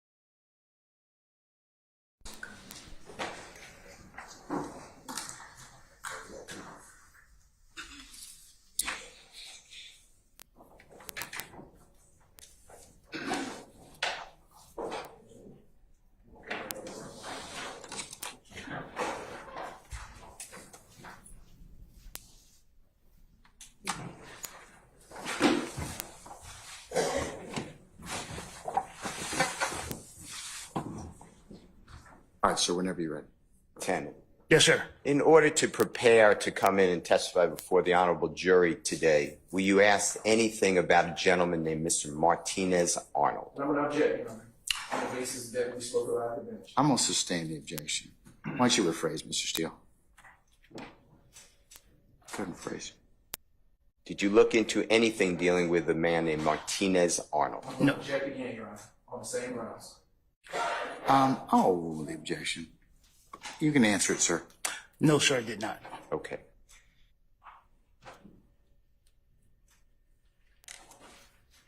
And you already stated that anybody who's booked into the Fulton County Jail would have similar information, meaning the arrest date and the date of release. Is that fair to say? Yes, sir. Thank you. Thank you, Your Honor. All right, thank you, sir. Any other examiner? Defense examiner? All right, any redirect from the state? No, Your Honor, nothing for this case. All right, may Lieutenant Volley be permanent? Your Honor, may I ask one question? Oh, let's see. One's a singular, okay? And no subparts. Yes, Your Honor. When booked into the Fulton County Jail, are persons, arrestees, often having to give their clothing into property? Yes, sir. So, no further questions. All right.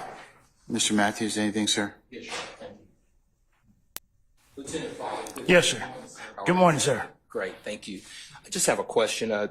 You were asked about Mr. Kendrick's bookend just now, correct? Yes, sir. All right.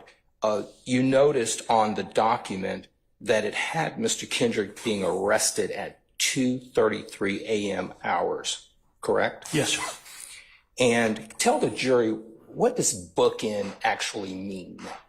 Bookend is actually when the person is brought into the Fulton County Jail in the intake area. Okay. And actually begin the process of booking them into the Odyssey system. Okay. So bookend involves picture taking, correct? Yes, sir. It involves fingerprinting, Yes, correct? It involves basic information in terms of height, weight, date of birth, etc., correct? That's correct, sir. You can't tell the ladies and gentlemen of this jury what specifically was going on between that 7-hour span between 2:33 a.m. at the arrest and 9:04 a.m. at the time that Mr. Kendrick was booked in, correct? That's correct, sir. You don't know what was going on during that period of time, correct? That's correct, sir. And can you tell the court, if you can orient them, the distance from Donnelly Hollowell and Rice Street? It's in the same proximity. It's close, Yeah, correct? very close. Okay. Thank you. No Yes, further sir. questions. Anyone else? Any other defense examiners? Okay, any redirects, sir? Is it uncommon for arrestees to have to wait for a while before they are booked? That's true, sir. That's true, sir. Are they always taken directly to the jail? Objection leading. I sustain the objection. I sustain the objection. You can't answer that.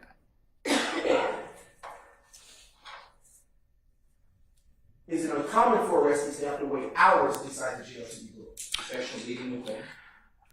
I'll sustain as to form. You can rephrase.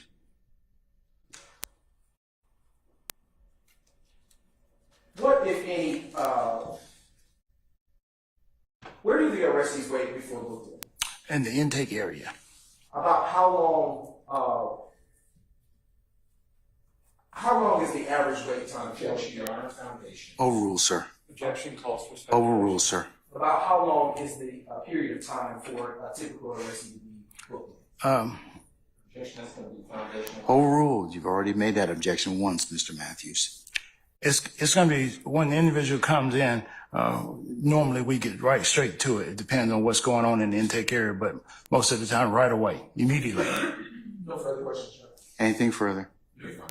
Gentlemen, ladies. All right. May Lieutenant Volley be permanently temporarily excused as a witness? Temporarily, Your Honor. All right, Lieutenant Volley, we'll leave you to go about your usual duties and navigation. You will be subject to a recall. We'll give you plenty of advance notices and let you know, okay? Thank But you. don't discuss your testimony to anybody except the attorneys in this case, all right? Yes, sir. Thank you, sir.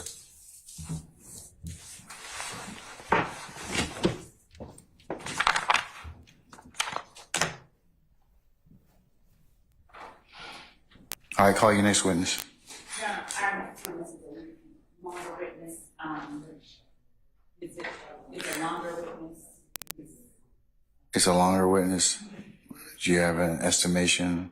It's gonna go past, I just wanted to know if the court would be willing to just give us an estimation of time when the court wanted us to break, for lunch. I don't mind. Ladies and gentlemen, you want to have some lunch now? Yes. Okay, all right. Okay, so why don't we do this, ladies and gentlemen? How about I have you come back for 12:45, and then we'll go ahead and get started with our next witness. Okay? All right. All rise.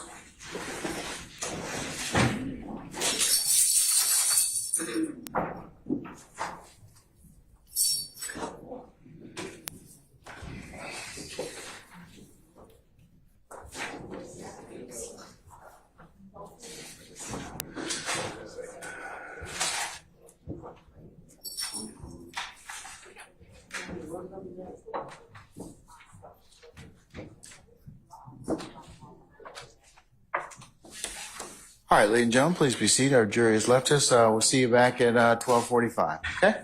All right, we're in recess.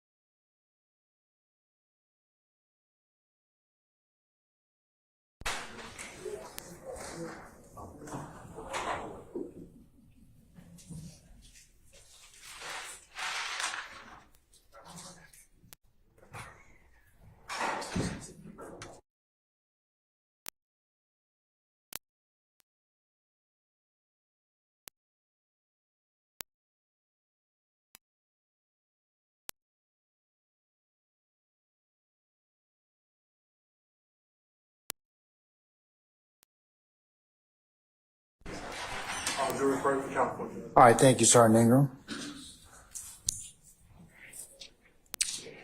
All right, State, call your next witness. Your Honor, for Act 2, count 2 rather, Act 16 through 20. Your Honor, I object. Basis. Commentary. You have to call the next witness. I'm sorry?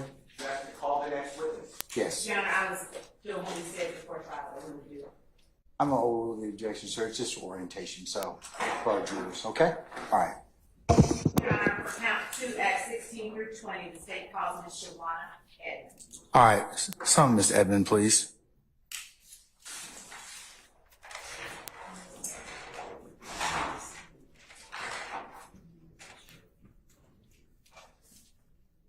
Ms. Edmond, good afternoon, madam. If you would please approach the witness stand.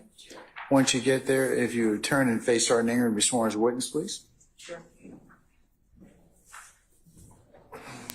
right hand. You swear first testimony you give the truth, the whole truth, and nothing but the truth? Yes. Absolutely.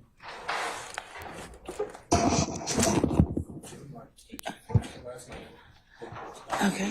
Hi, my name is Shawana, Shawonna. Last name Edmond, Edmond. Good afternoon, Ms. Edmond. Good afternoon. How are you? I'm well, thank you. Ms. Edmond, would you tell the jury who you are in relation to Donovan Thomas?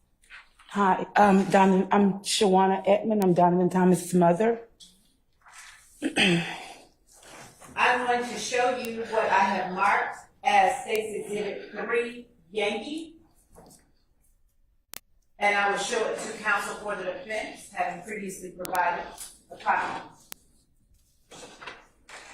If they are interested. You can, sir.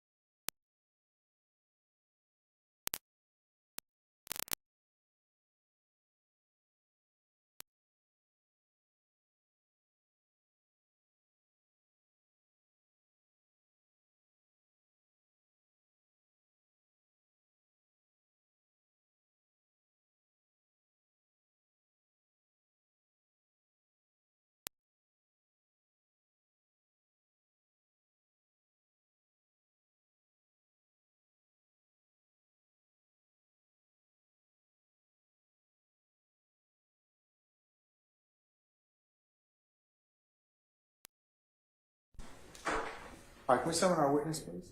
Yes, Your Honor.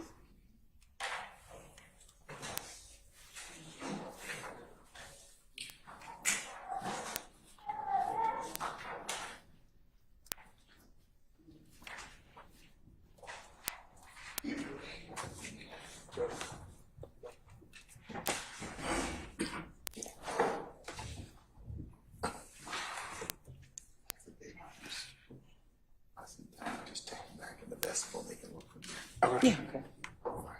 Mm. Oh, that's fine. Or she can go to 8H. Or she can go to 8H.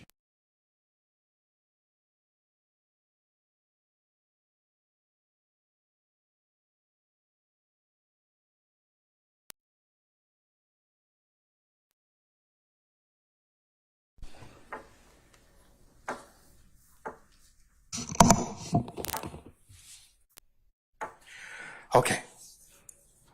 You may continue, madam. Thank you, Your Honor.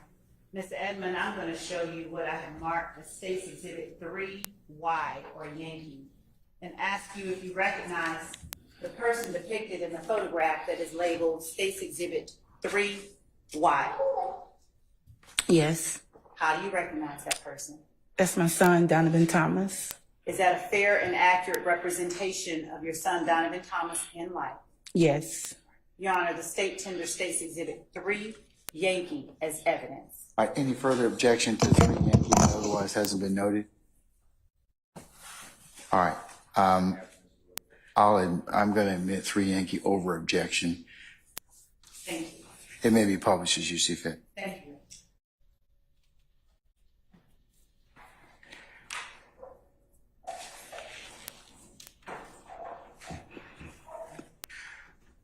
Miss Love, hold on one second. Madam in the front row? Madam with the small child? Madam? No. You can either do one or two things. You can stand in the vestibule and you can still listen, or you can go to 8H where you can still able to see it, okay? Because I can't compete with your little one. All right, thank you.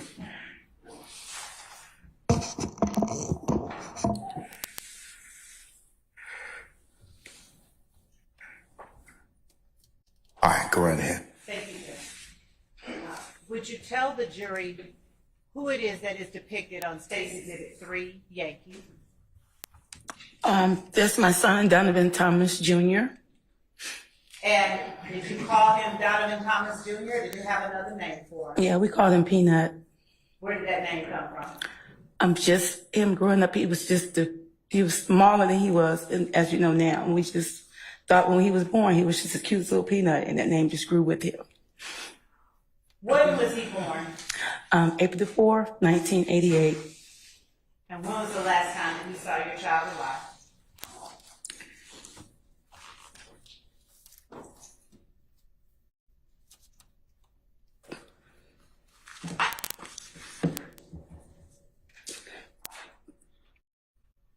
The last time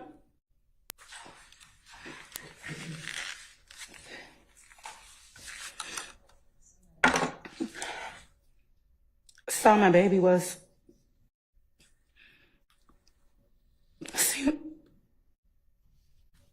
give me a minute, please.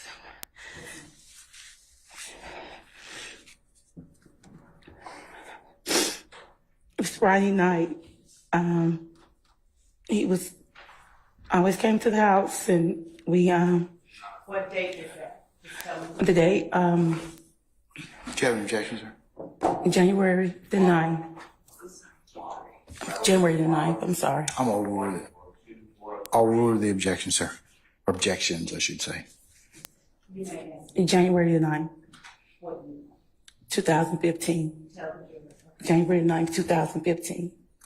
And how old was your son when you last saw him? He was 26 years old. Did he go to school in Atlanta? Yes, he attended Washington High School. Sir, You're on a background with him? but let's get to it, miss. Let's get to it. It's marginally relevant, so let's move on. Yes, Your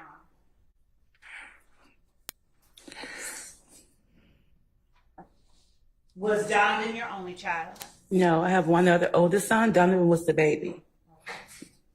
And did Donovan have children? Yes, Donovan have 2 kids. I sustain the objection. Do you remember the last day that you talked to your son? And Your Honor, I'm going to go right into something else after this. All right.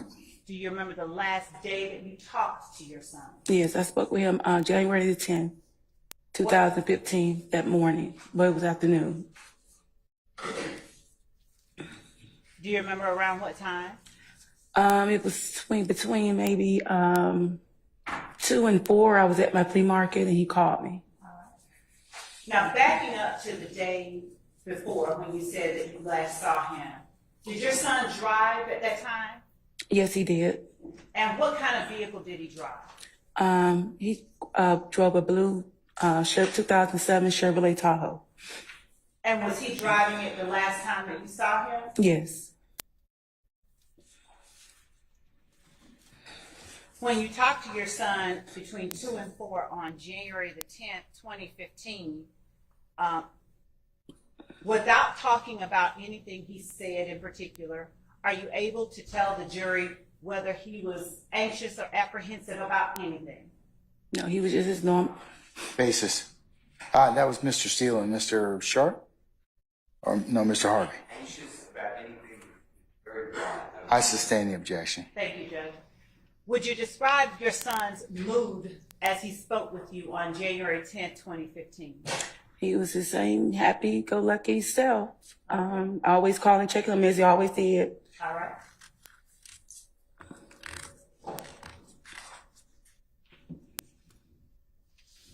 In January of 2015, would you tell the jury what kind of work your son was involved in, generally speaking? Upon me and him talking, and he was kind of moving toward the music industry. Basically, he was just talking about artists that he was just trying to bring into the music industry, just taking on the different. I sustain the objection. Did you observe your son working in the field that you're describing for the jury? I did. And did that involve working with music artists? Yes. Are you familiar with a person by the name of Rayshawn Bennett or Lucci? Yes, I am. How do you know Lucci, generally speaking? My son just was talking to me about someone that he was. Basis. I sustain the objection. We're not offering it, Your Honor. I'll change and I'll actually rephrase the question. I appreciate it. That'd be wonderful. Okay, all right. You can rephrase. Did your son ever bring Lucci to your house? Yes. All right. Did you ever see your son interact with Lucci? Yes. Was Lucci one of the artists that your son worked with? Yes. I sustain the objection as to form. You can rephrase. What was the relationship between your son and Lucci? Just entertainment, music.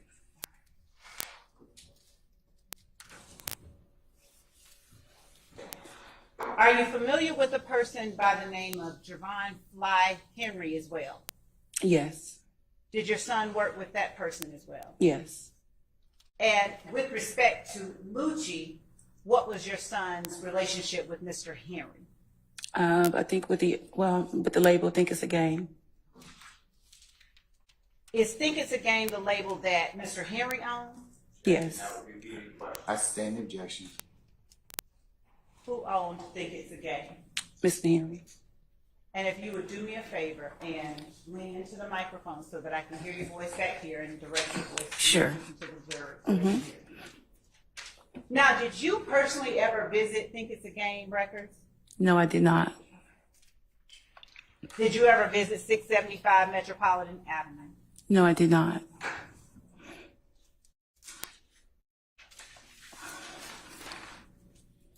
And when you spoke with your son last on January the 10th, 2015, without talking about anything he said, generally what were the topics that you all discussed? I think that's called for hearsay, Your Honor. I sustain the objection, Madam, and that's invite hearsay, so. Who was Chris Markel Bennett? That was my cousin. And on January the 10th, 2015, was he alive? No. Did you speak with your son about him on January 10th, 2015? Yes. Basis. Relevance, A, and B, hearsay. Your Honor, as to the hearsay, I didn't ask her anything anyone said. And as to the relevance, that subject and name will come up more than once later on. I'm gonna sustain it. I'm gonna overrule the objection, I should say. Go ahead.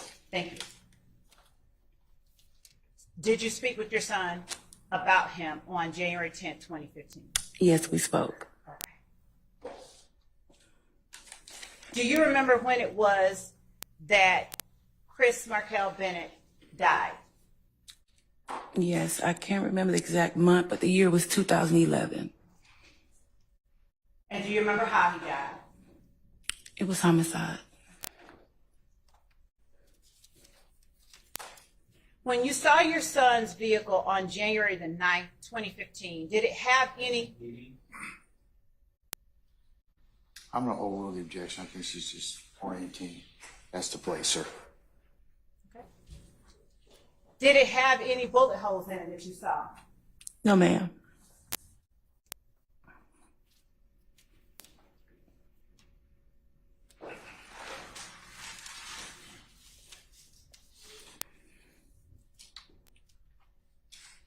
And when did you learn, better yet, let me ask you this, what happened to your son? Did he die of natural causes? No, my son's death was a homicide. Did he die on January 10th, 2015? Yes, he did.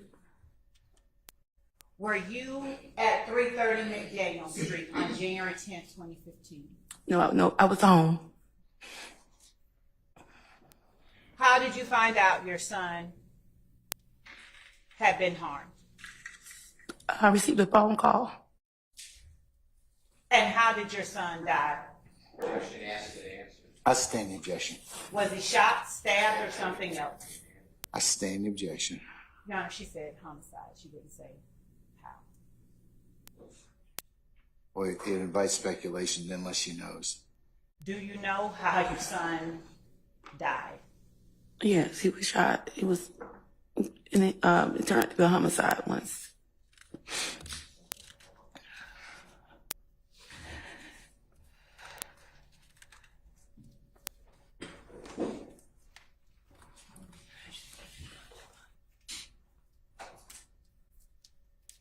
Did you lay your son to rest?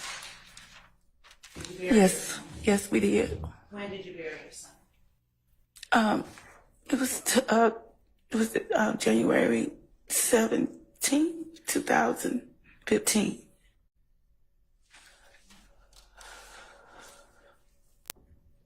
And did you lay a gravestone over his gravesite? Yes, we did. Yes, we did. Did you visit your son's grave after 2015? Often, yes. Were there any particular occasions that you visited your son's gravesite? Oh, sir. Yes, Tell the judge. I visited him on birthdays, Father's Day, and just days in general that I felt I wanted to just go there. Did your son's gravesite remain as it did when it was first placed in the years following his murder? Was there ever a time where it was vandalized? Yes, it was vandalized. Do you remember when that was, generally speaking, the year? It was 2019. And what occasion took you to your son? Did you go to your son's gravesite on that day? It was Father's Day 2019. Did you visit your son's gravesite on Father's Day 2019? Yes, I did. And when you visited your son's gravesite, what did you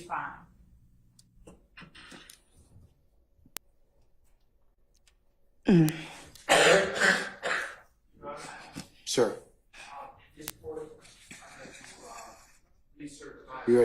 objection? Okay. Yes. All right, it's noted.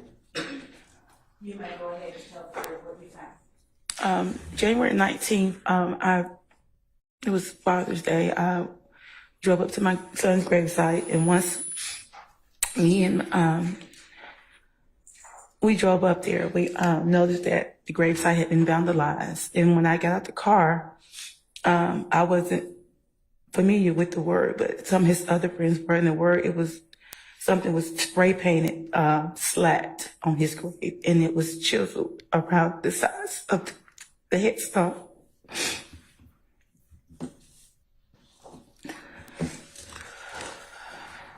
When you said January, It was Father's Day. you meant 2019? 19, I'm sorry, 2019. Yes. I'm sorry. No problem at all. I'm going to show you now what has been marked as State's Exhibit 4 Yankee, Your Honor, for the record, and what has already been shown to the defense. And then I'm going to just ask you if you recognize what is depicted in the photograph labeled State's Exhibit 4 Yankee. It's my son's headstone. And is this a photograph that you provided to the state? Yes. And is this a photograph that you or the person you were with took of the gravesite as you found it on Father's Day 2019? Yes. Your Honor, the state tenders State's Exhibit 4 Yankee as evidence. Any further objection, Mr. Shardas, to other than what's been noted already? That's what's been already previously. All right, it's, I'm going to admit State's 4 Yankee over objection and maybe publish as you see fit. Thank you, Your Honor.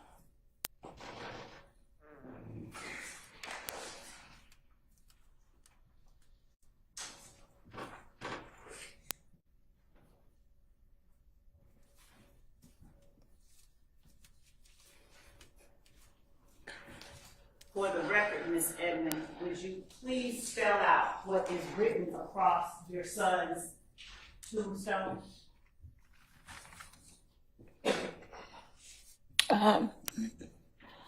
It's you spell it out. Spell it out. SLATT. And is State's Exhibit 4 Yankee a fair and accurate depiction of the gravestone as you found it on Father's Day 2019? Yes, it is. Would you tell the jury for the record what color the letters SLATT are written across your son's gravesite? It's green. Before you saw that, did those letters have any significance to you personally? No, it did not. Did you ever see your son wearing those letters on any article of clothing that he wore? No, ma'am, I did not. Did you ever see your son prominently displaying green attire at any particular time? No, I did not. And do you know who it was that put SLATT across your child's gravestone? No, I did not. No, I do not.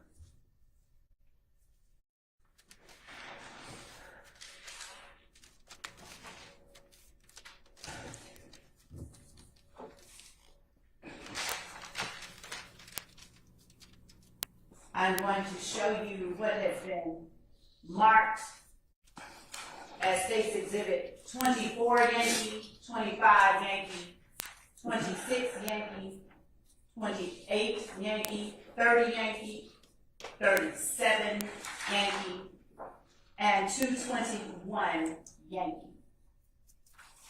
They have also previously been shown to the defense. Let's just make sure that they're the same ones now. Sure can. Okay. There you go. These are the ones we have.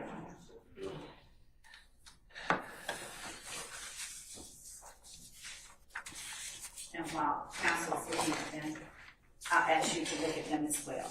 If you could look at them and not publish them to the jury, just turn it over as you look at it.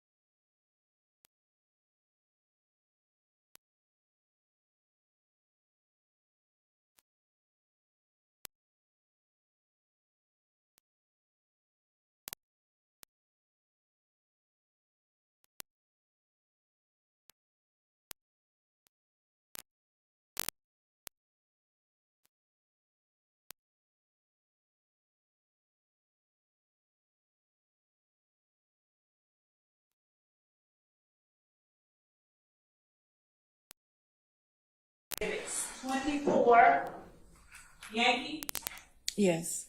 25, Yankee, Yes. 26, Yankee, Yes. 28, Yankee, Yes.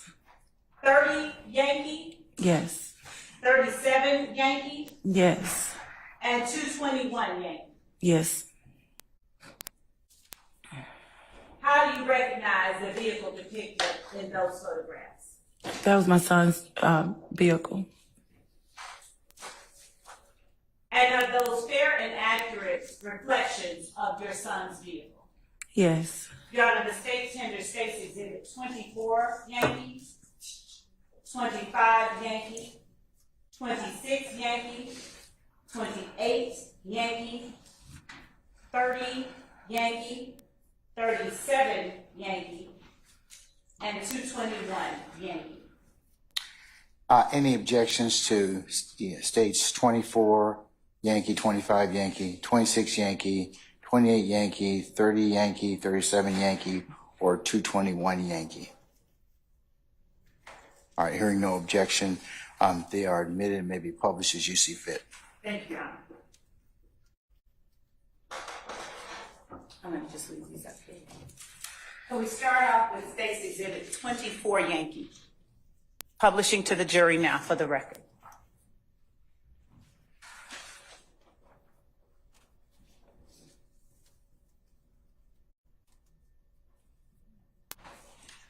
What are we looking at in State's Exhibit 24, Yankee? We're looking at my son's truck, his car. Is that the rear view of your son's vehicle? Yes, it is. Is that the same vehicle that he was driving when you last saw him on January the 9th, 2015? Yes, it is. And as we look at State's Exhibit 25, Yankee, what are we looking at? We're looking at my son's vehicle.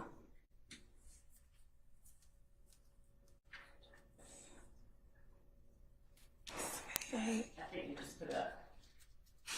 There we go. Is that the license plate for your son's vehicle? Yes, yes. And looking at State's 26, Yankee, what are we looking at? We're looking at my son's vehicle. And is that the driver's side of your son's vehicle? Yes, it is. And looking at State's Exhibit 28, Yankee, is this the passenger side of your son's vehicle? Just one moment.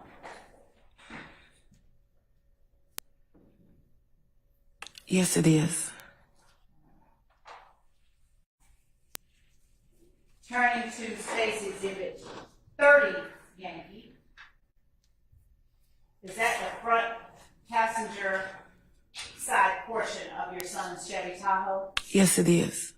Now, the last time that you saw him, was that front right tire flattened? No, it was not. Turning to State's Exhibit 37, Yankee. Is that another photo or close-up photo of the driver's side of your son's vehicle? Yes, it is. Do you recall seeing the defect above the driver's side rear tire on your son's vehicle the last time that you saw it? No, I do not. And showing you State's Exhibit 221, Yankee. Is that to a driver's side photograph of your son's vehicle?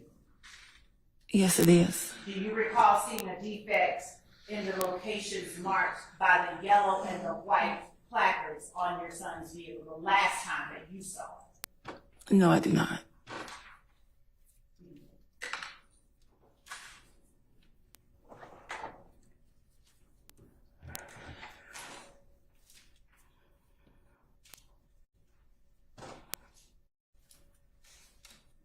Are you familiar with a person named Kelvin Watts? Yes, I am. How are you familiar with a person by that name? He's Donovan's brother through Donovan's older brother and him are biological brothers, but we just brought him in to, he's just like Donovan's brother as well. Would you tell the jury the name of Donovan's older brother? Donovan's older brother is Dontavius Thomas.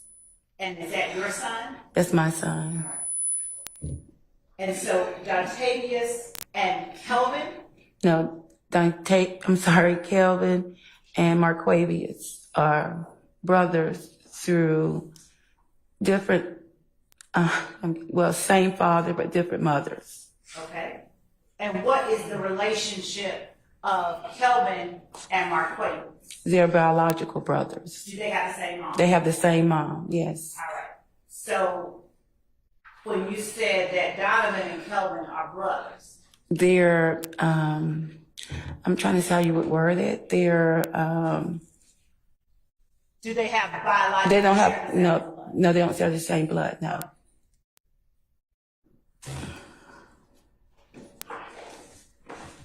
But do their brothers, Donovan's brother, Dontavius, and Kelvin's brother, Marquavius, share the same father?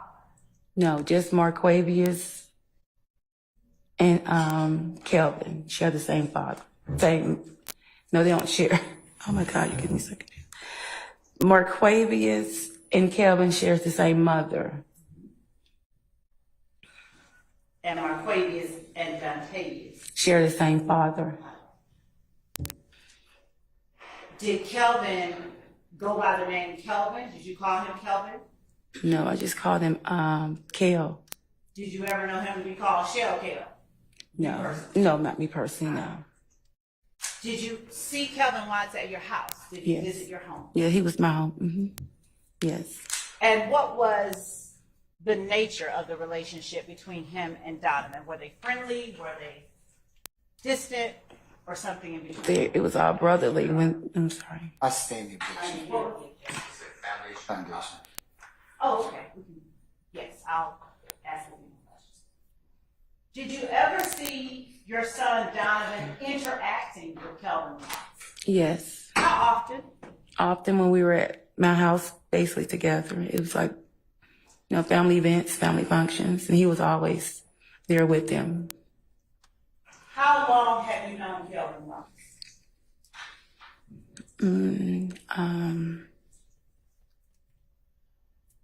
For quite some time now. It's been maybe about 12, 13 years. And how did you first meet Kelvin Watts? I met Kelvin through his brother Marquavius.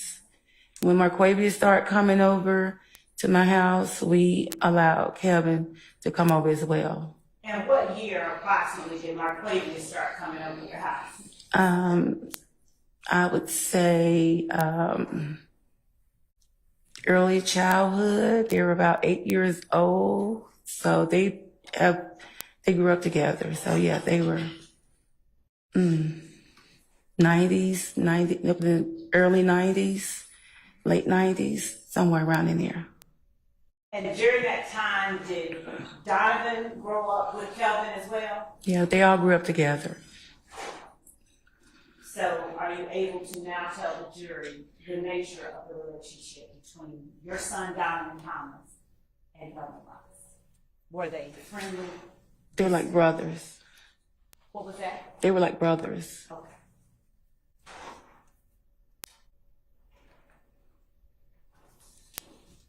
You mentioned Marquavius Curtis. Did he have a nickname? Greedy.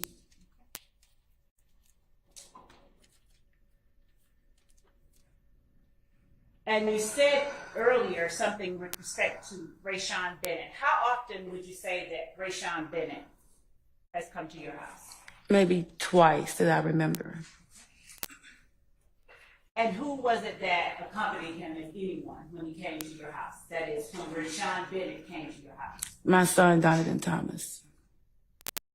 Do you remember the year that Rayshawn Bennett or Lucci first visited your home with your son, Donovan? It was around 2014, the summer. 2014. And do you remember the last time that Rayshawn Bennett or Lucci visited your home with your son? No, I don't. I do not.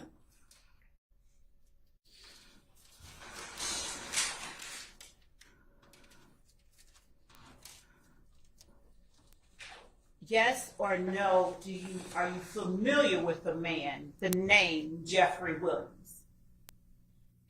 Yes. Has Jeffrey Williams ever come to your home with your son? No.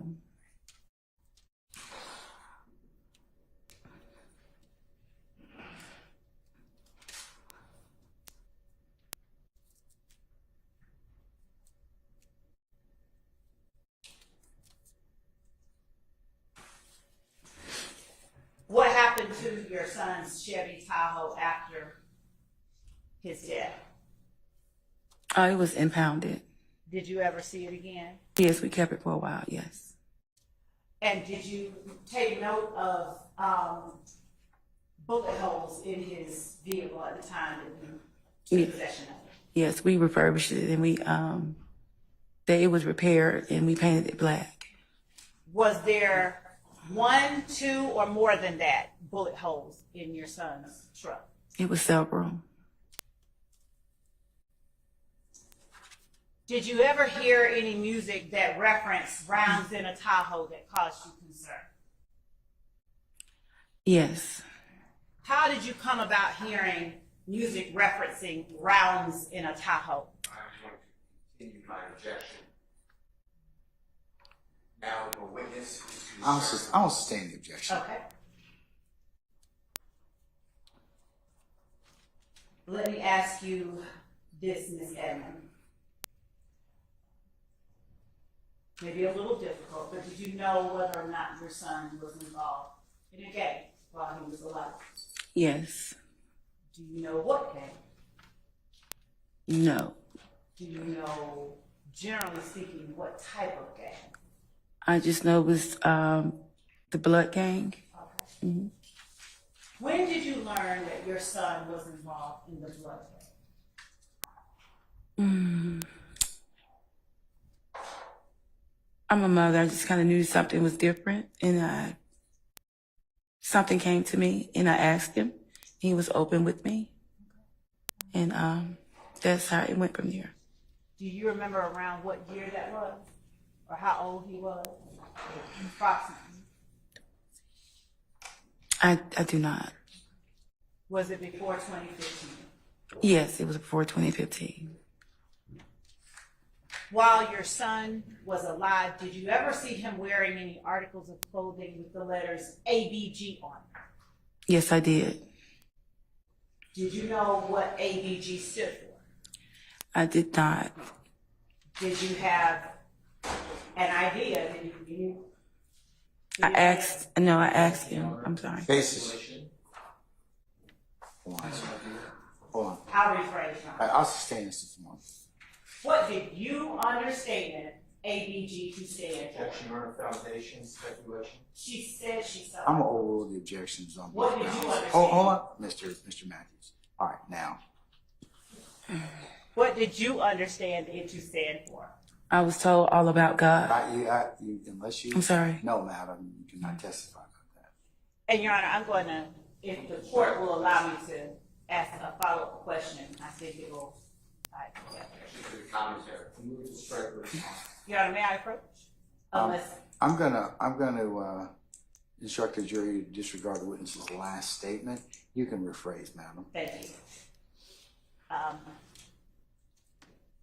Did you come to later understand ABG to have a different meaning than what you originally were led to believe? Yes, I did. And whatever you were led to believe it stood for at first, where did you get that understanding from? My son, Donovan Thomas, yes. Okay. What about the letters IF? Did you ever see your son wearing any articles of clothing depicting the letters IF? I saw T-shirts that he had made. Okay. And were you given an understanding about what IF stood for as well? Your Honor, we're not offering for the truth. I'll overrule the objection, Mr. Matthews. Overrule, Mr. Steele. Were you given an understanding about what IF stood for as well by your son? The form of the question is improper. You I'll can rephrase rephrase it. it. What did you understand IF to stand for or to mean? If I can make a difference. Did you get a different understanding after your son died? Yes, I did. I'm sorry. Do you have an objection, Mr. Sharp? Oh, Her last answer or the witness's last answer? Yes, Your Honor. Hold on.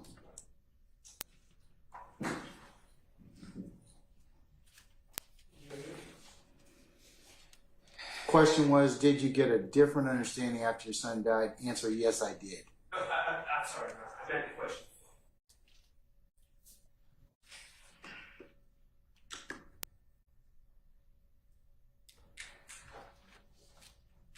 There was, the question before that was an improper question, which the court went ahead and I interjected myself. Okay. And after that, it was, what did you understand IF to stand for or to mean? Answer was, if I can make a difference. That was it. Thank you. All right. okay.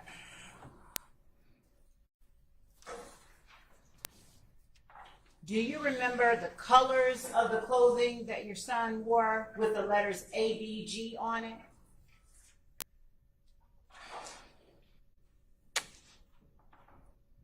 They were, I can't quite remember. I think it was just a t-shirt. Okay. Did your son display an affinity for the color red? Yes. And did he wear the color red any more frequently than he wore any other colors, or did he just wear them? No, he did not.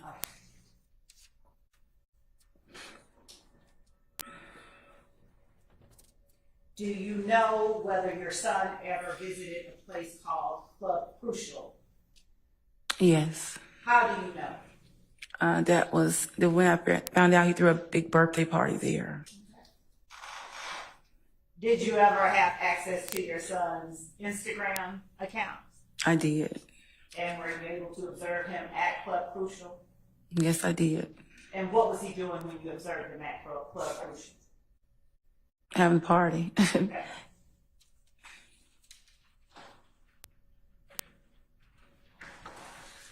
Do you know what status or rank or anything like that your son held in the gang that he was affiliated with? No, I did not. Did you learn anything about that after his passing? Yes, I did. Did your son bring gang stuff, if you will, into your house or around you? No, he did not. No.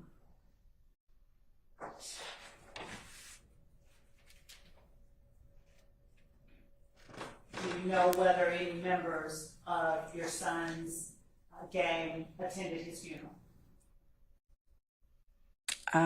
It was people were there. I don't know who. Just people. It was a large service, so I'm not for sure of who was there. How large was the service? It was very large service. Mm-hmm. Were there any conflicts whatsoever at your son's service? No. Did your son ever bring anyone to your home by the name of Diamante Kendrick? No, not to my knowledge. Did your son ever bring anyone to your home by the name of Marquez Hewitt? No, not to my knowledge. Did your son ever bring anyone to your home by the name of Quamarvius Nichols? No, not to my knowledge. Did your son ever bring anyone to your home by the name of Rodelius Ryan? No, not to my knowledge. Did your son ever bring anyone to your home by the name of Shannon Silva? No, not to my knowledge. What about Shannon Jackson? No, not to my knowledge. Did your son ever bring anyone to your home by the name of Kenneth Copeland? No, not to my knowledge. Did your son ever bring anyone to your home by the name of Quindarius Zachary? No, not to my knowledge. Did your son ever bring anyone to your home by the name of Antonio Sledge? No, not to my knowledge. No. Did your son ever bring anyone to your home by the name of Antonio Simon? No, not to my knowledge. Did your son ever bring anyone to your home by the name of Khalif Adams? No, not to my knowledge. Did your son ever bring anyone to your home by the name of Demikion Garlington? No, not to my knowledge. Did your son ever bring anyone to your home by the name of Jimmy Winfrey? No, not to my knowledge. Did your son ever bring anyone to your home by the name of Walter Murphy? No, not to my knowledge. Did your son ever bring anyone to your home by the name of Trontavious Stevens? No, not to my knowledge. Thank you, just one moment. Mm-hmm.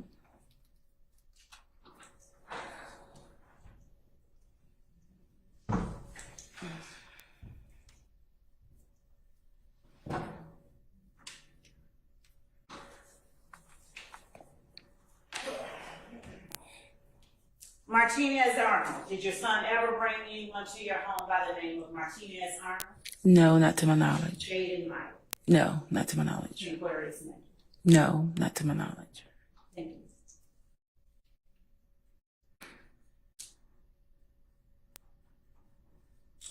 Thank you, that's all that I have. Cross. Anyone? All right, Mr. Sharp.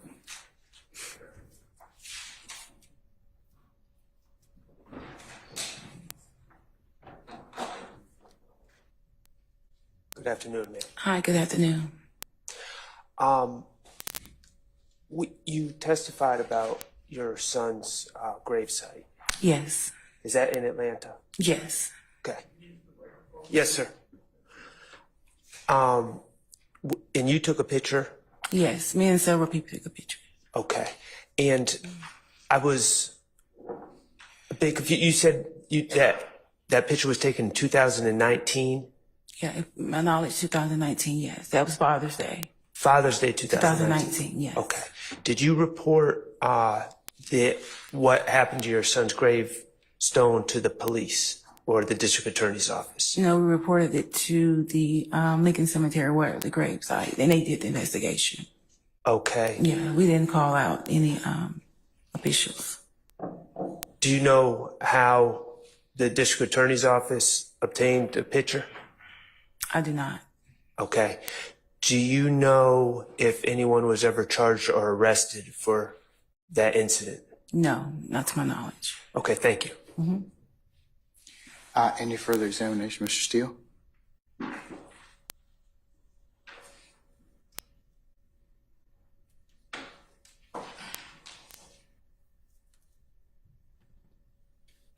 Good afternoon, ma'am. My deepest sympathy. Good afternoon, thank you.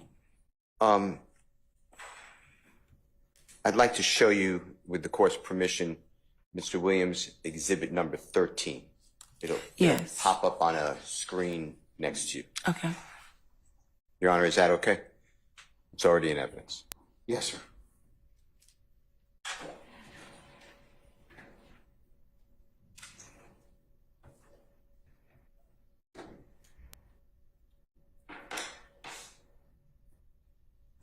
Can you make that a little larger, if it's possible? Ma'am, do you see what has been marked and entered into evidence as Mr. Williams number 13 to your left? Yes. Okay, and is that your child in the white shirt? Yes, it is. Okay. And do you know the person that your child is with in that picture? Yes. And tell the ladies and gentlemen jury who that is.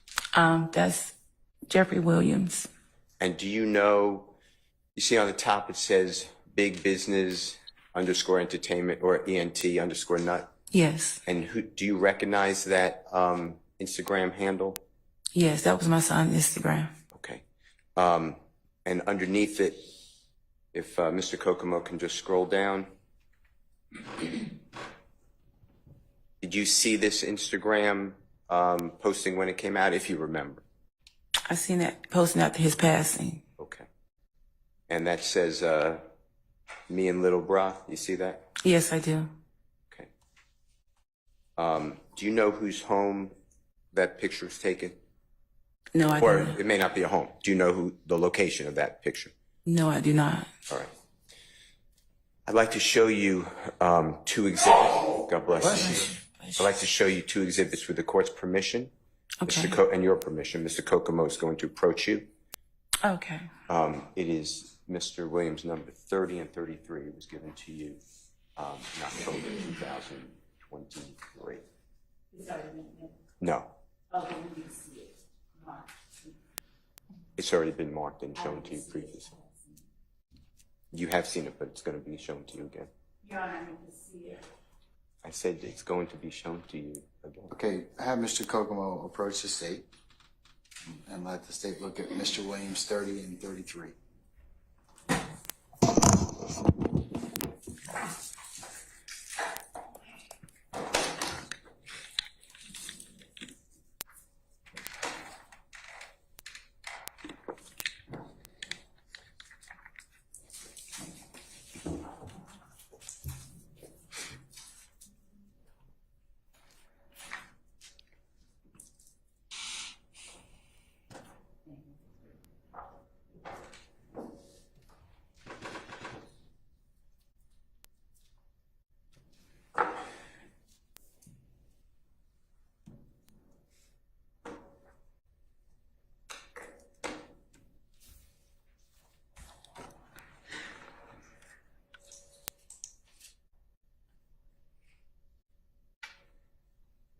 Christian, you have that already marked. And I'm going to back in.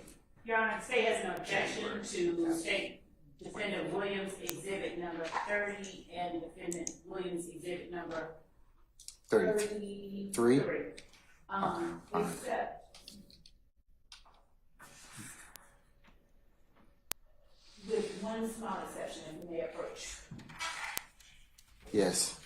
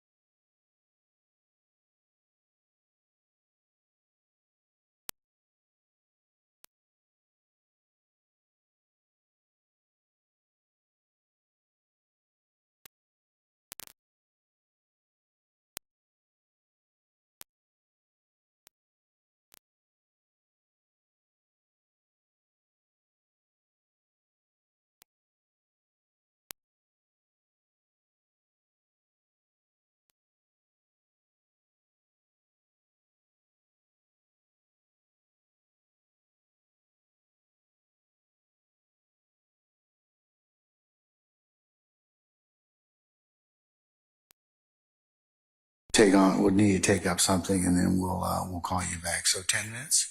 All right? Okay. All right. All rise.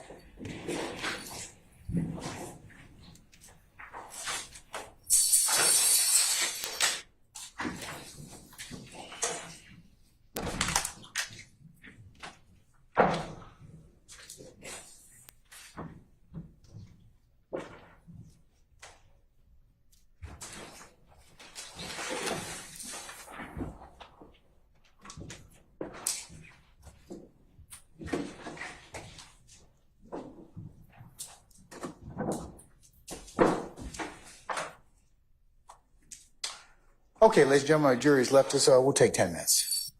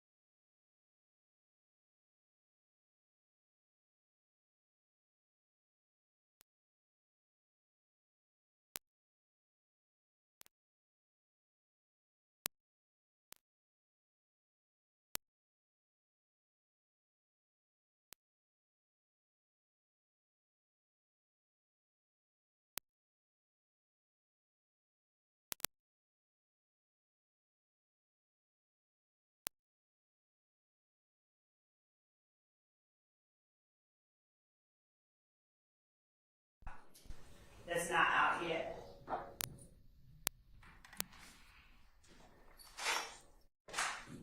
We can, if he needs help, we can do it. Or, Yeah, Mr. Kokomo, redact the first top part of that, please, on 30 and 31. Just underneath posts, and you can do the, whatever that first line is, do all 13 comments, and the 12 of, August of 14. And then with exhibit number 33, same thing, so that you'll have this post and then big biz underscore ENT underscore map, and the bottom's fine. and we don't mind the date either. Yeah, the date on the bottom is fine, the date on the top is probably taken out. Because of if I'm reading this correctly, the top comment is just.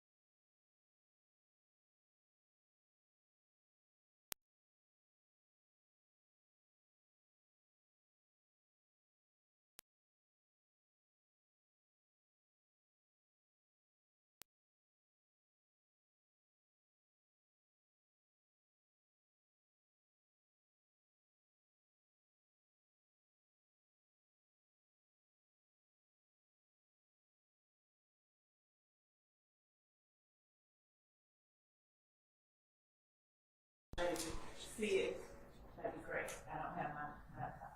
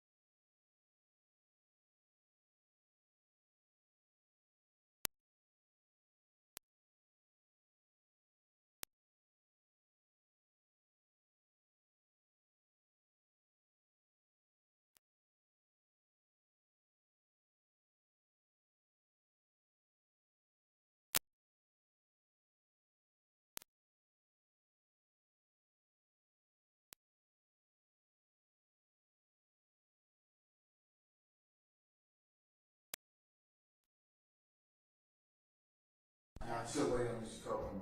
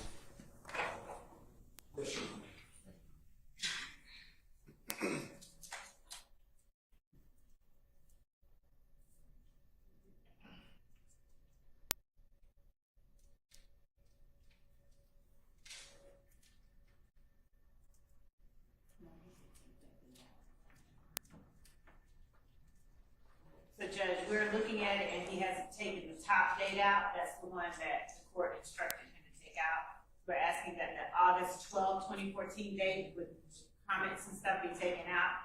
The August 6th, 2014, at the bottom, we have no objection to. One is the date for comments and one is the date for posting. So we don't have an objection. I think the court told him to take out the top date. That's still in. Yeah, because it doesn't cover anything. So.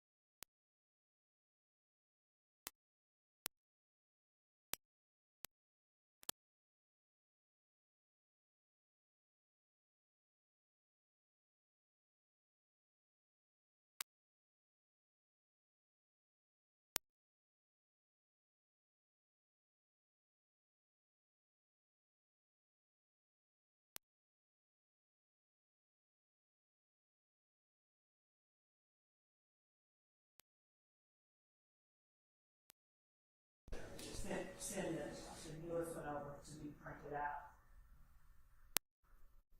Without the date.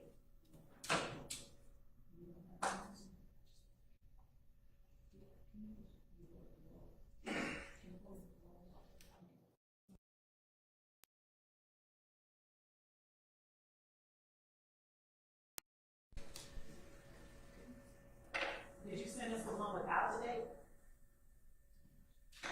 Okay, we don't have the one without the date. Okay. Keep going.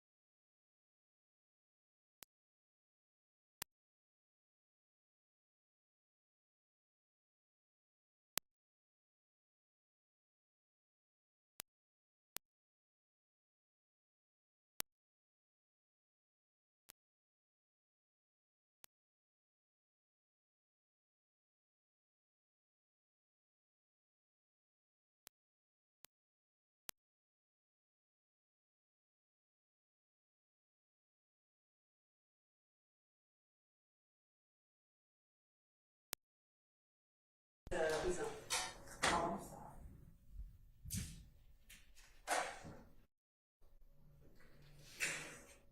Yes, ma'am, what is it? When we look at the exhibit that has been shared, when you move the exhibit itself down, there is language at the top. So we would ask that a printout be provided.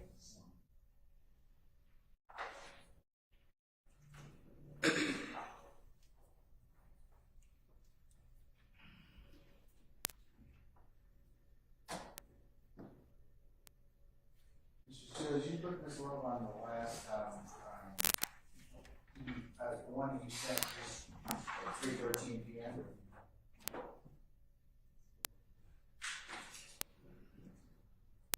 I don't think she's on there. Could you please forward it to her, so she can look at it? Of course.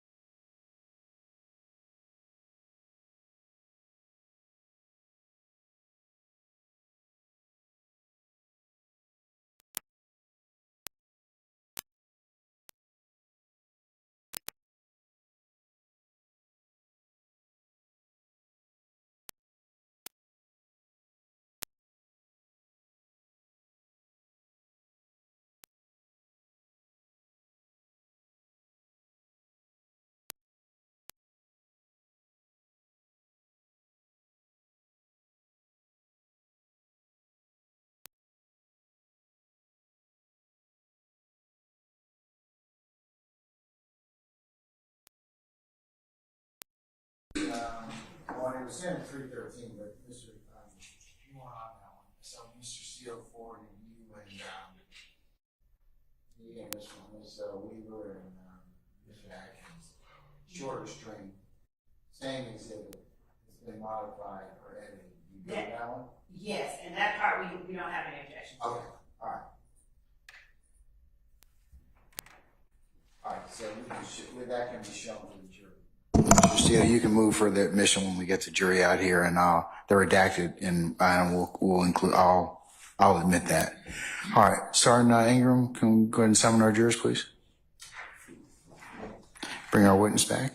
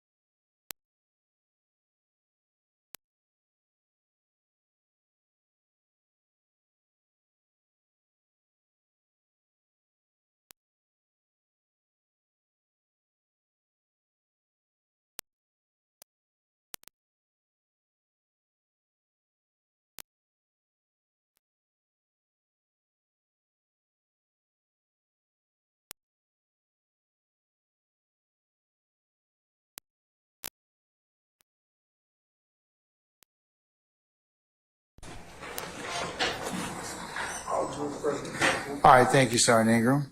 All right, Mr. Steele, whenever you're ready, sir.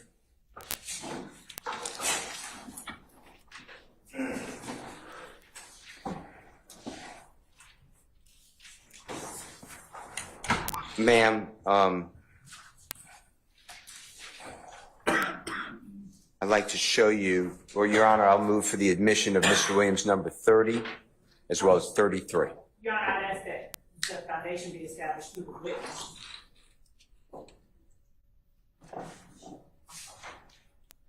All right, sir, you can ask some foundation questions. Sure. Go ahead. Ma'am, Ms. Edmond, may Mr. Kokomo approach you with the court's permission and show you a couple of documents? Yes. Thank you. He's going to show you first Mr. Williams exhibit number 30. Okay. And then when you're done looking at that, if you recognize it, just let us know. Okay. And then if you look at the next one, which is going to be Mr. Williams exhibit number 33, okay? How you doing?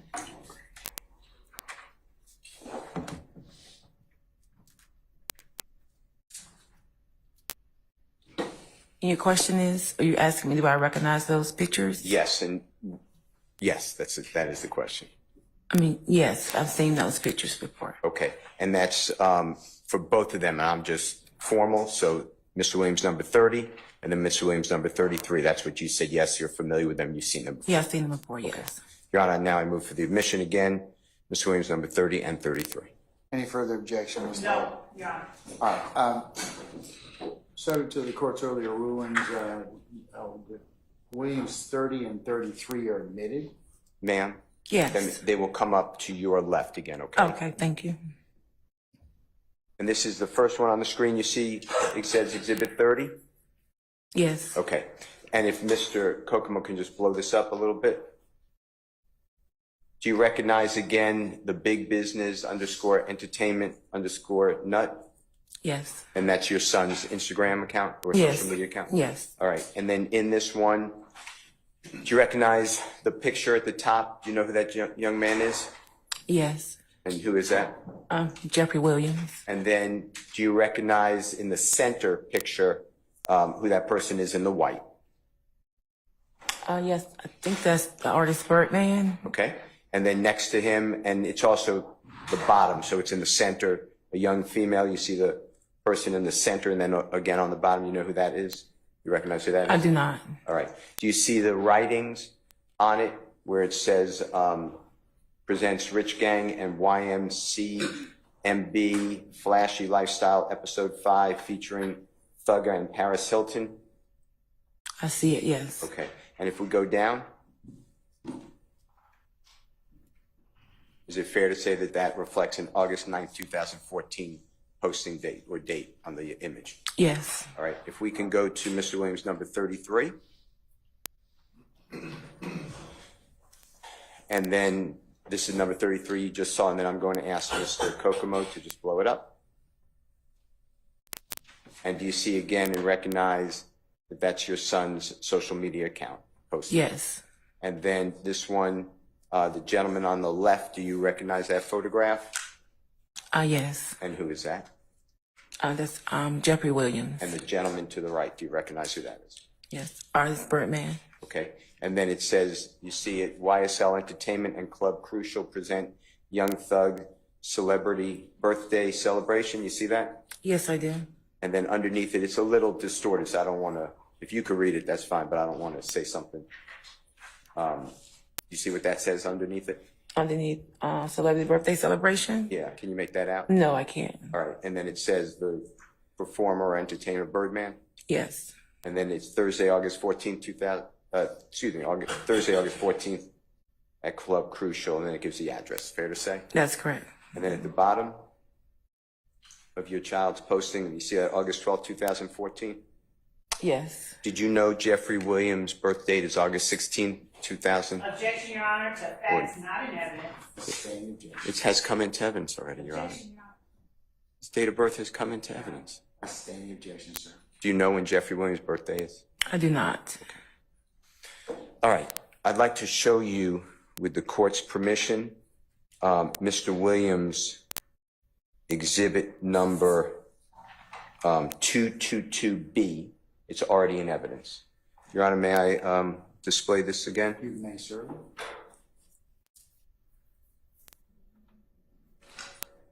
And once it's ready to play, this is a item that's already in evidence.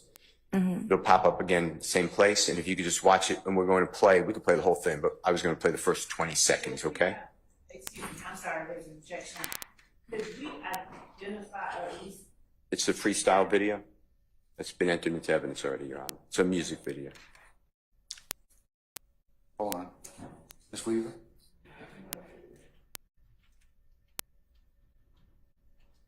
$22B? Yep. Yes.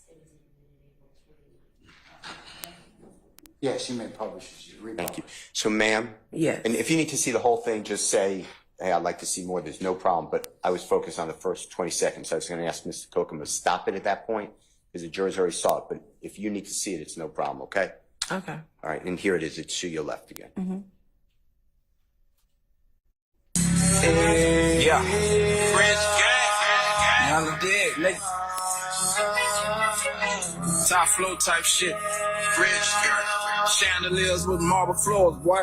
My baby mama just put me on child support. Fuck her one, ain't going to court. Don't care what them white folks say. Do you recognize that gentleman to you in the picture in the white shirt? Yes, it's my son. Okay, and do you know who he's handshaking? Yes, that's the artist Rich Homie Quan. Okay. And then, are you familiar with this song or this video? No, I'm not. Okay. Were you aware, and the jurors already saw it, you aware Jeffrey Williams performs in this video? And if you don't, just say, I don't know. Yeah, I've seen it, yes. Okay. You're aware of that? Yes. You saw him in the video? Yes. Okay. And the date of this video? Your Honor, I object us debating this, the date of Let me show you what's already in I'm evidence. sustaining the objection. Okay, let me show you what's already in evidence. Your Honor, It's in evidence, Your Honor. Your Honor, I'd ask that he identify what exhibit Yeah, he's talking about. that's what I was going to ask you to do, Mr. Steele. Just Sure. identify whatever exhibit. Okay, it's 222B, Mr. Williams.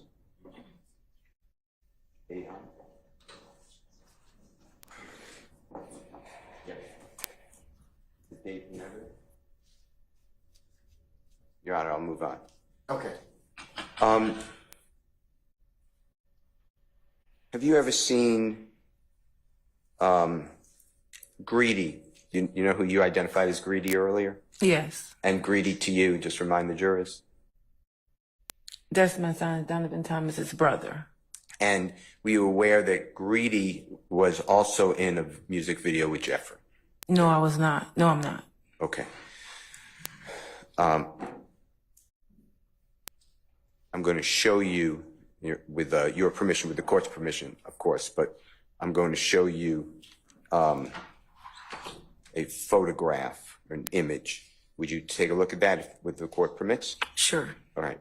Mr. Kokomo, would you approach with your computer if you don't mind? Your Honor, this is Mr. Williams' exhibit number 22A at time 3:19.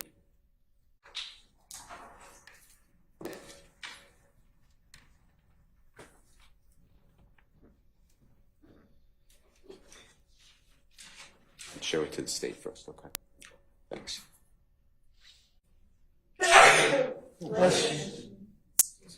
While that's going on, can I ask you another question? Sure. Did you and your child live in the same home separately in, Separate, but my home was his home. So, yeah. of course. When did he move out on his own, if you can remember? Like I said, my door was always open, so he never not was able to be there. So it was a revolving door with him. Okay, let me ask you a better way. Okay. Understanding that he's always welcome and lives in your home, Right. He's your child. When did he secure another place to live as best you can remember?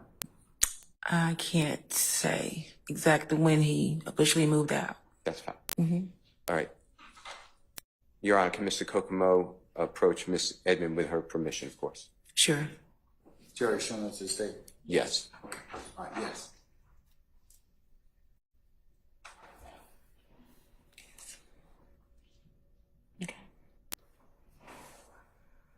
Do you recognize what Mr. Kokomo just showed you, which, for the record, is Mr. Williams exhibit number 22A, and it's frozen at 319? Okay. Yes. Okay, and how have you seen that before? I haven't seen it. I recognize the person in the video, but I haven't seen the video. Okay, and does the people in the video, do you recognize who they both are, or the people? Yes, I did. All right. Your Honor, I'm going to move for the admission of the whole thing, but later with a different witness. But for 319, that frozen part, right now, Mr. Williams, number 22A, to display to the jury. So basically, it's the photo at that point in time? It'll be like a screenshot of that 319. Okay,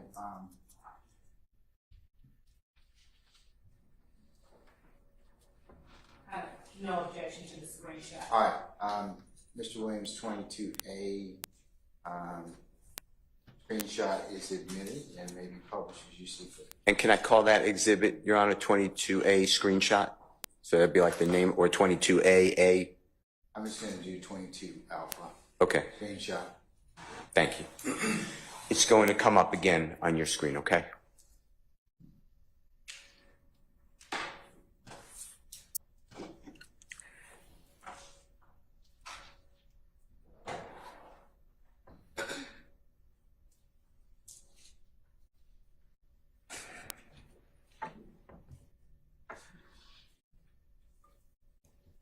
While that's coming up, of that music video, that screenshot, were you aware what date that was made?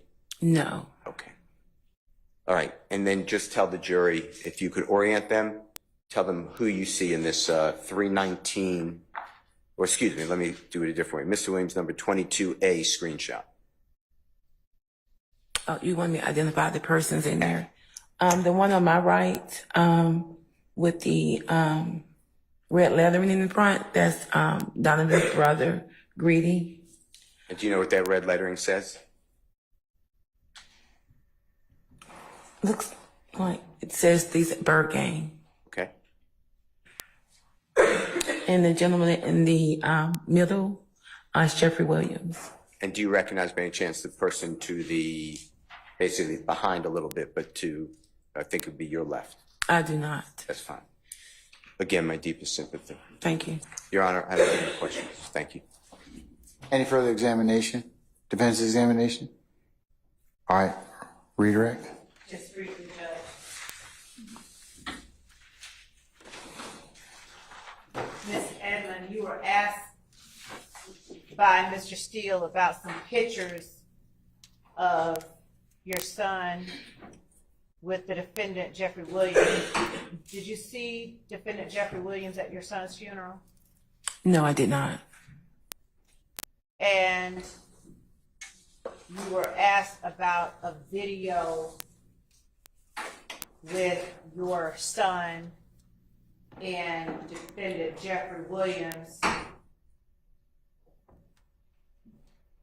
Did you see your son with Jeffrey Williams after December of 2014? No, I did not. You were shown a picture of Marquavius Curtis in a screenshot from a video with defendant Jeffrey Williams. Do you know about conflict between Marquavius Curtis and members of a group called YSL after January of 2015? I heard the things that was just going on, you know. I sustain the objection. To your knowledge, was Marquavius Curtis cordial with Jeffrey Williams or any other members of YSL post January 10th, 2015? Not to my knowledge. Members of YSL, it's described already. I'll sustain the objection, sir. Was Marquavius Curtis cordial with Jeffrey Williams post January 10th, 2015? Objection, Your Honor, caution speculation. I sustain the objection. Lay more foundation if you want to ask that. Did you ever observe Marquavius Curtis with Jeffrey Williams after January 10th, 2015? No, I did not.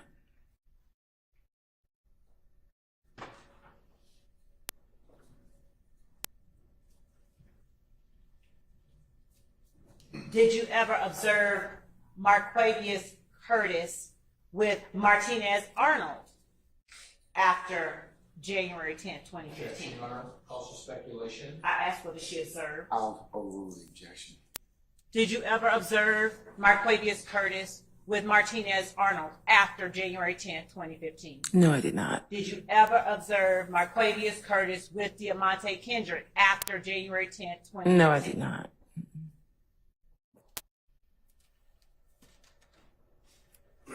Just 1 second.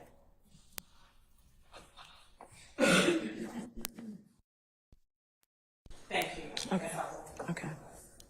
Any recross? Counsels for defense. All right.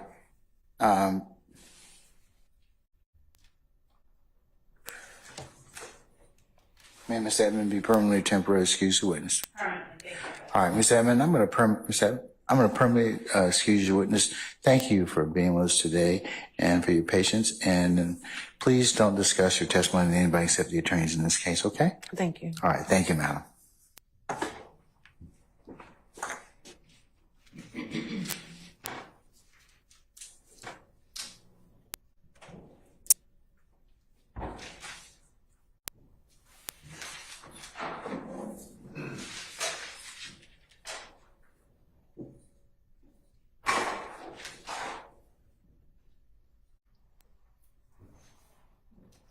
All right, state, call your next witness. At this time, Your Honor, the state calls for the stand Investigator Smith. All right, summon Investigator Smith, please.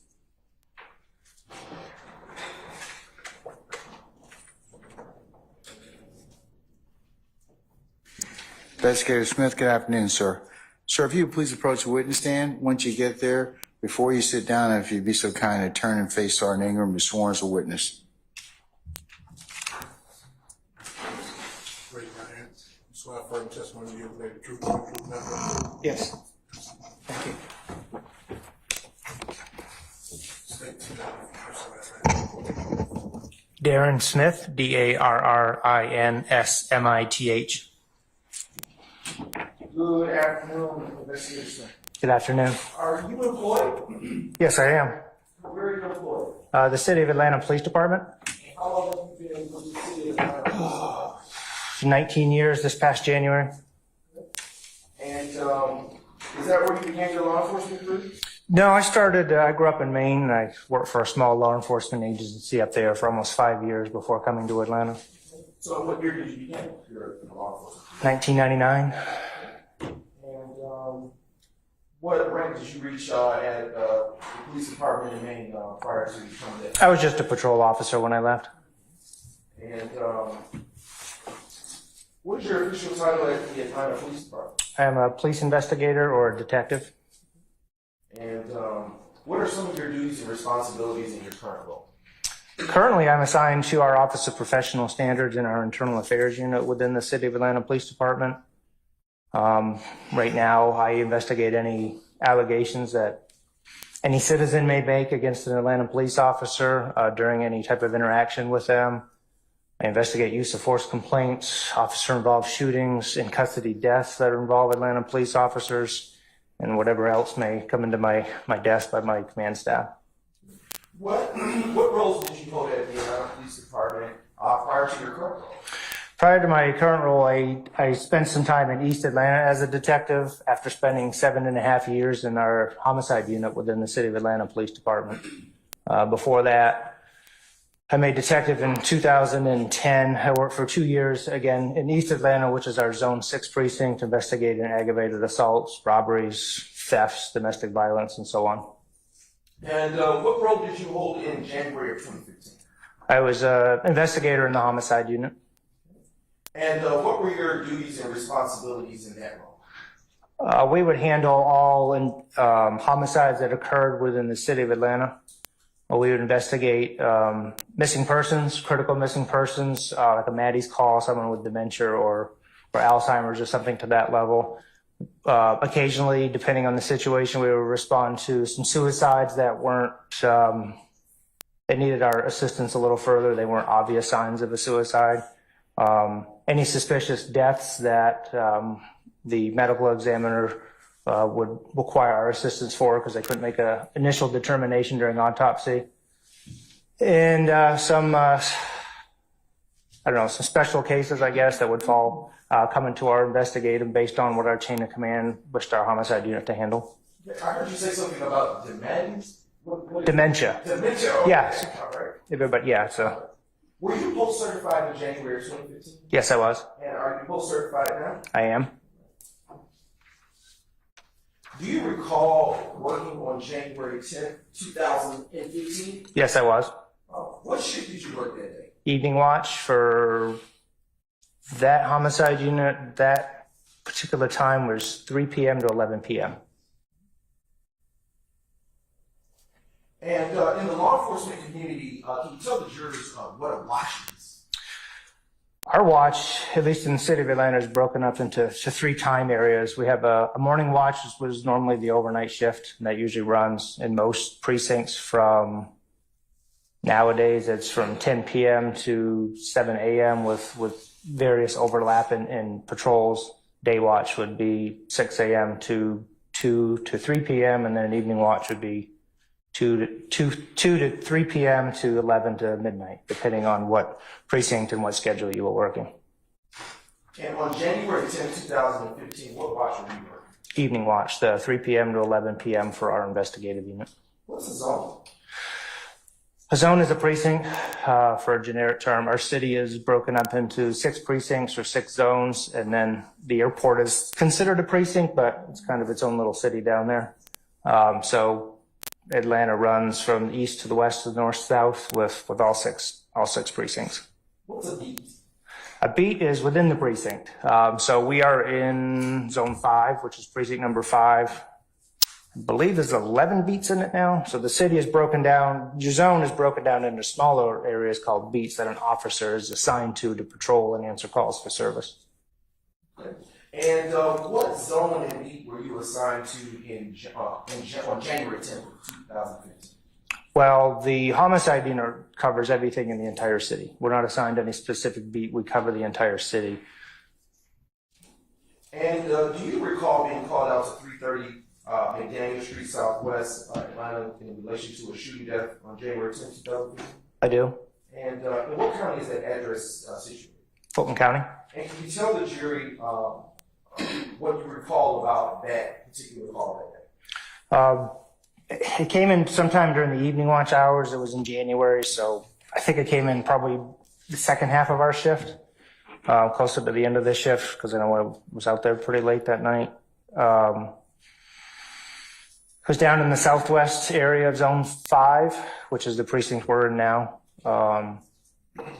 Information we have is there was, a shooting. And the only reason homicide would get called out is because either somebody was deceased or was injured serious enough where they weren't certain if they would survive with medical intervention. So we also get called out to those just to make sure that that we need to be there for it.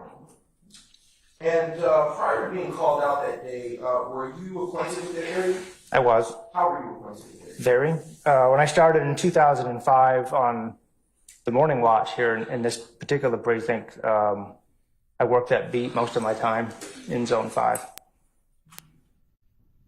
And how long were you assigned that beat when you were a patrol officer for the Atlanta Police Department? Total, probably about 3 to 4 years.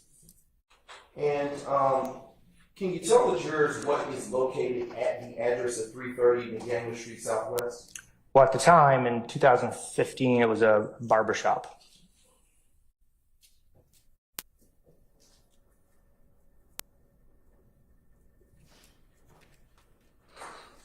And was it daytime or nighttime when you went out for that call on January 10, 2015? It was night because it was dark. And can you describe for the jurors what you recall seeing, if anything, upon your arrival to that location? Well, when I first got there, I parked on the, hard to describe, on the west side. There's North Side Drive. and then McDaniel Street runs east and west and intersects with Peter Street. I came in on the Peter Street side and parked on that eastern corner, I guess, and got out and kind of walked into the direction where they had crime scene up. Patrol cars were there that had secured the initial incident location. And I just kind of stood there for a minute and just kind of observed and see what's out there before I would even enter that. From a distance, I could see there were two vehicles parked in the parking lot at 330 McDaniel Street. I believe there was another vehicle in the westbound lane of McDaniel Street. Initially, that's kind of what I saw. And the closer I got, the more I realized that some of these vehicles appear to have been, I guess what we call some defects, have been involved in some type of interaction, or appeared that they had been shot, and there was some ballistic evidence that we could initially see when we first got there. Okay, so I want to ask you a few questions on that. But before we do, I want to ask you, what does it mean for a crime scene to be secured? Usually, in most cases, we like to see two types of scenes that are secure, an inner perimeter and an outer perimeter. In most cases, the scene was so fairly wide, we had a fairly good outer perimeter. There wasn't really a need for an inner perimeter because it was stretched out over such a long area. Usually, in this case, patrol cars were on the east and the west side of McDaniel Street, blocking off so there's no traffic flow and rerouting traffic so the investigators could have some space to work. And at Northside Drive was the west side. There were patrol cars down there. There's a Texaco gas station right on the corner. There was some patrol cars stationed there as well. What we want to do is make sure nobody comes in and enters the scene. It does happen sometimes. In my experience, family members will show up and they'll see their loved one, they'll try to run into the scene. So we try to make sure that nobody can come in on there. And so there's yellow tape everywhere, caution tape, patrol cars, and usually there's somebody taking names down of anybody that comes in, enters, and leaves the secure crime scene for us. And why would we want anyone to come into the crime scene at that time? We don't want anything disturbed. We want to look at it as is. We don't want somebody to come in there and pick up a piece of evidence and run off with it. We don't want someone to kick some cartridge casing, some ballistic evidence. We don't want someone to drive off with a vehicle that was involved.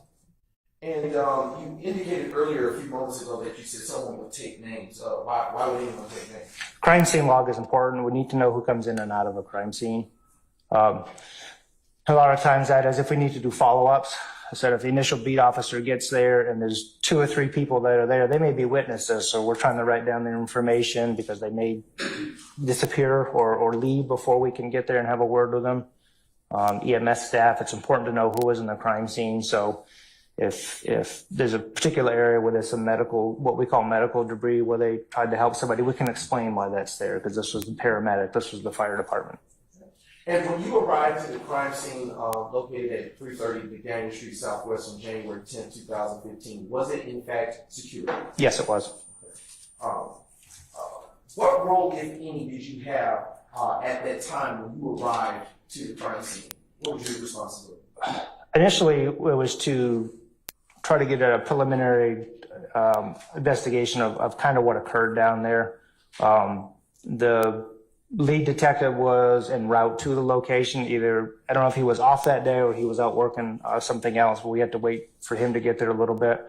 And as a primary role, as the responding investigator, you just want to gather as much information as you can, come up with a plan on what you want to do next. Who do we need to assign tasks to? Crime scene processing, witness canvases, somebody looking for video information, and then the lead detective, if somebody needs to go to the hospital, and so on and so forth. So that was kind of my initial role, was trying to figure out who was going to do what until the lead detective would get on scene.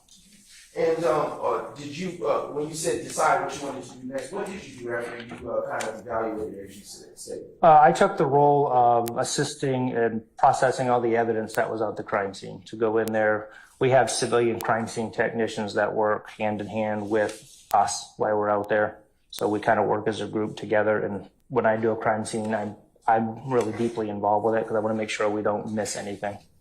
How were you alerted that there was a call out for shooting at 330 McDaniel Street Southwest at night on that day? If I had to guess, over the radio, we have handout radios. They'll raise a homicide unit over our detective dispatch channel. we were notified to go out there. And when you say raised on the radio, what is it? The beat officer will get on on a radio channel, and they'll request a homicide unit, and they'll explain what they have, and then they'll request us out to the location. Okay. Earlier, you also stated moments ago that usually when you're doing the crime scene investigation portion as the investigator, that there's a civilian crime scene tech officer with you. Was one accompanying you on the evening of January 10, 2015? Yes. And do you recall that person's name? Crime scene technician Stewart.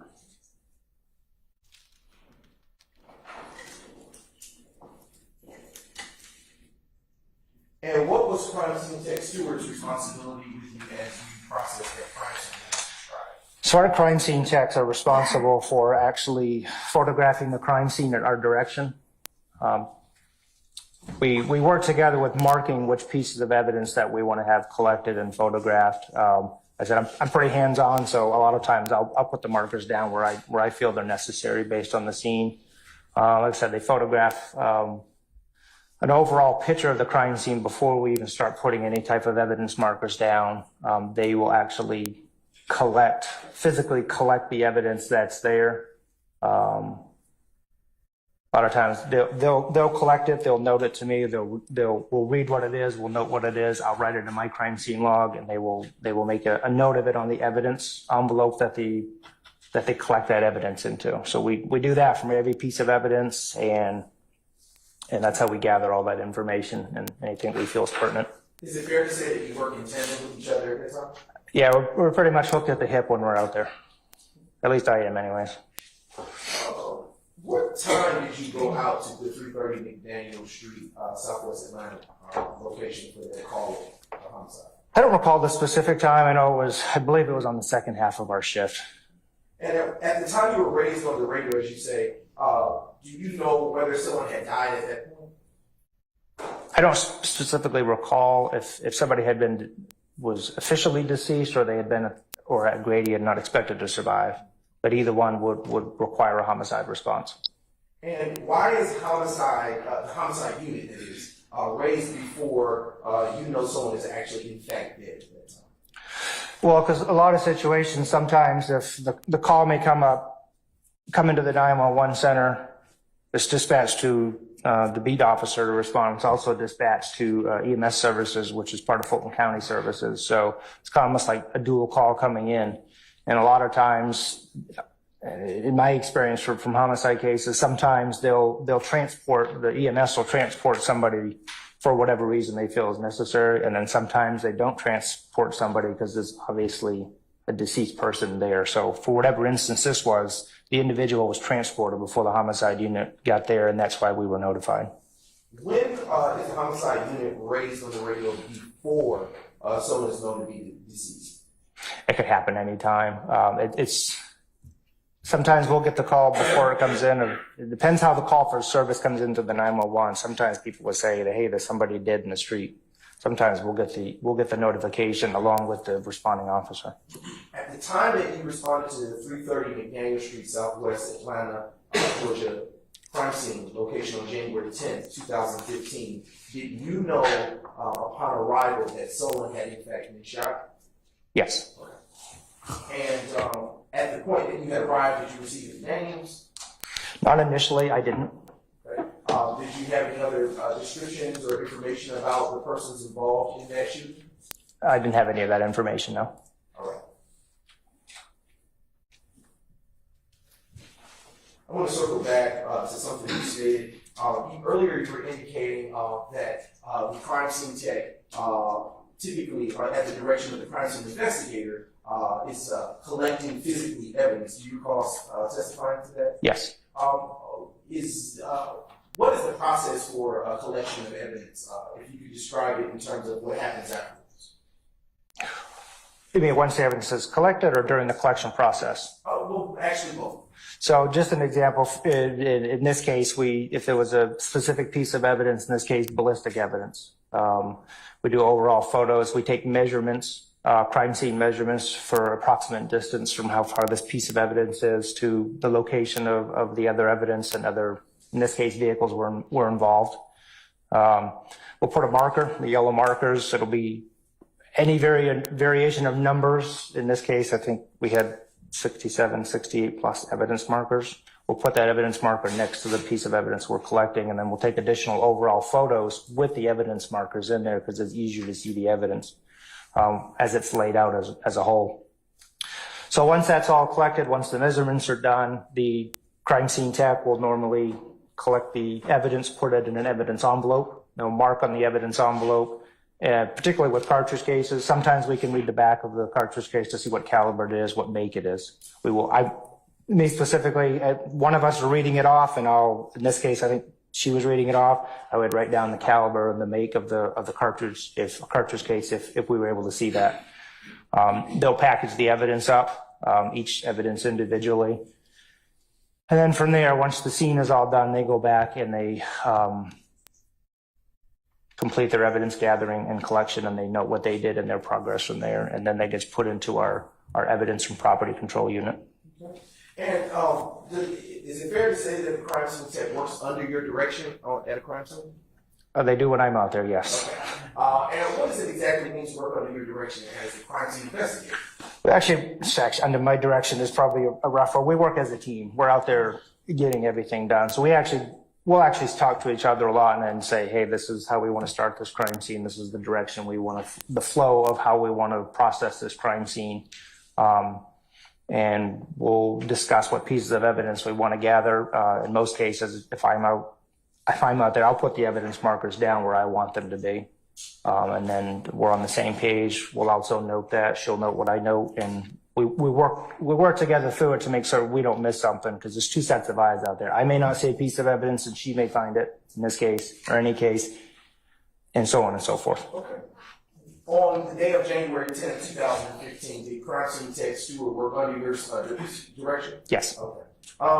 Earlier you stated, you talked about the flow of the crime scene. What did you mean when you stated that? Well, you kind of want to be somewhat organized. You just don't want to go out there and throw a bunch of markers down and hope you catch everything. You got one chance to get it, one chance only. So you got to get everything that you could possibly find on a crime scene, because once you release the crime scene, it's going to be hard to say that this piece of evidence came from this area if it isn't collected that night. So you got to be methodical. You got to take your time and try not to overlook anything. You said release the crime scene. What do you mean by that? When a crime scene is done, in this case, that we have a street blocked off. So once we feel everything is processed, photographs are collected. In this case, I think there was some vehicles involved that they're properly taken care of. Once we feel we've gathered all the evidence, we open the street back up for pedestrian flow, for traffic flow, for people to go on their lives, I guess. For the crime scene that you visited at 330 McDaniel Street on January 10th, 2015, about how long did it take to process that crime scene? I know I worked late that night into the morning. Could have been upwards of 3 to 4 hours, maybe. And as you begin to process the crime scene, as you have explained so far, how do you pick where to start? Sometimes it's difficult when there's a lot of physical evidence to pick up. You're either going to start at, in this case, we're between Peter Street and Northside Drive on McDaniel Street. We have a decision to make of not necessarily where it began or where it ended, but this is, we just decided that the bulk of the evidence was in the parking lot or right out in front of the barber shop. So we decided, and there wasn't much beyond that. So we decided to start at Northside and McDaniel and work our way east towards Peter Street, which is where the barber shop was. Not a whole lot happened beyond the barber shop. So we figured one of two things. It either started at this end or it ended on that end. And when you say the bulk of the evidence was at the barber shop, what do you mean? Most of the evidence we collected in the vehicles we involved was almost right in front of the barber shop on McDaniel Street. What type of evidence did you collect in front of the barber shop? A lot of ballistic evidence, which is anywhere from a cartridge case, which is a fired bullet that ejects out of the weapon, bullet fragments on the ground. I believe we collected some cell phones, some keys. Is the cartridge case the same as the shell case? Yes, that's cartridge case. The shell case is kind of the everybody knows term. All right. And earlier you indicated that when you arrived to a crime scene, photo of this type, photos are typically taken. were photos taken in this particular, at this particular premise? Yes. All right. I am now showing defense counsel what has been previously marked as State's Exhibits 5 Yankee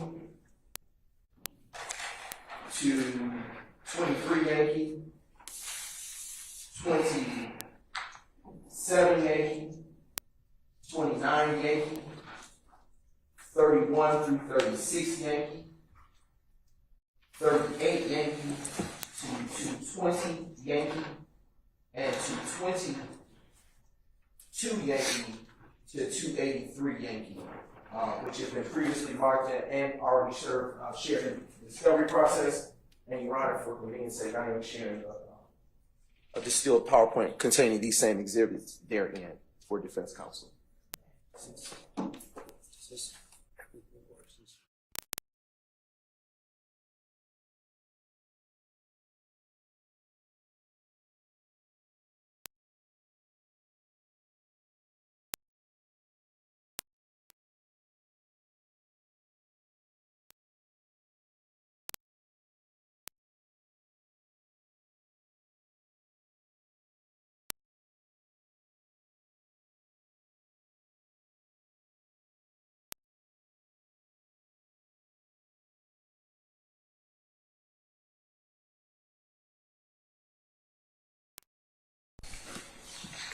The only exclusions to those numbers were those admitted already through prior witness, just to the record.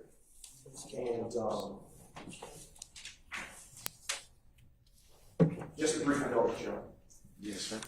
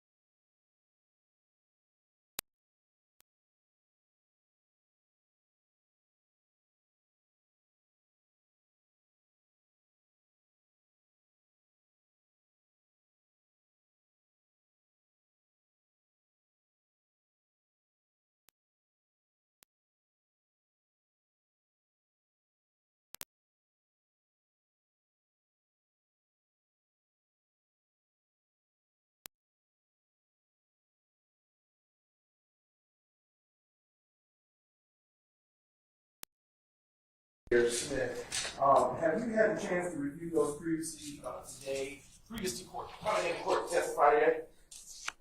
Yes. All of them. As I see my name on them. Yes, and do they accurately depict the crime scene as it was on January 10th, 2015 at the area around or about 330 McDaniel Street Southwest, Atlanta, Georgia? Just trying to go through a few of them.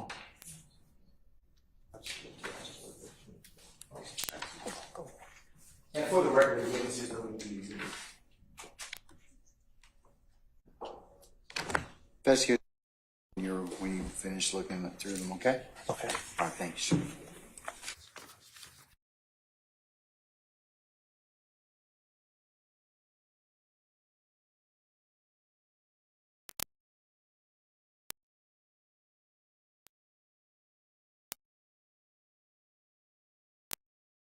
That's all right. It is a little, as you can tell.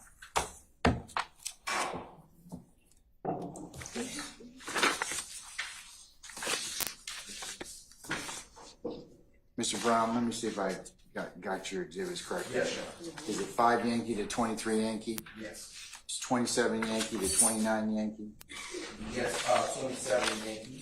To 20 to 29 Yankee? Well, 28 Yankees already admitted, so 27 and 29. 31 Yankee to 36 Yankee? Yes, Your Honor. 38 Yankee to 220 Yankee? Yes.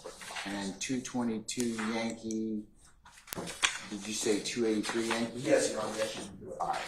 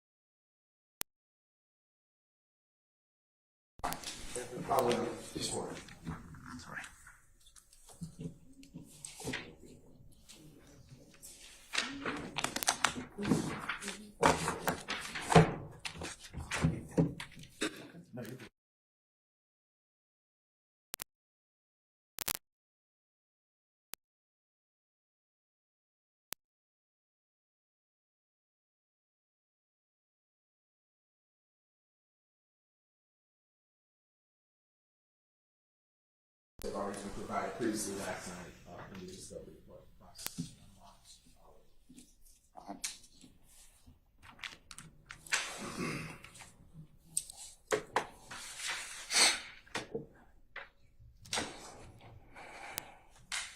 What was the next one?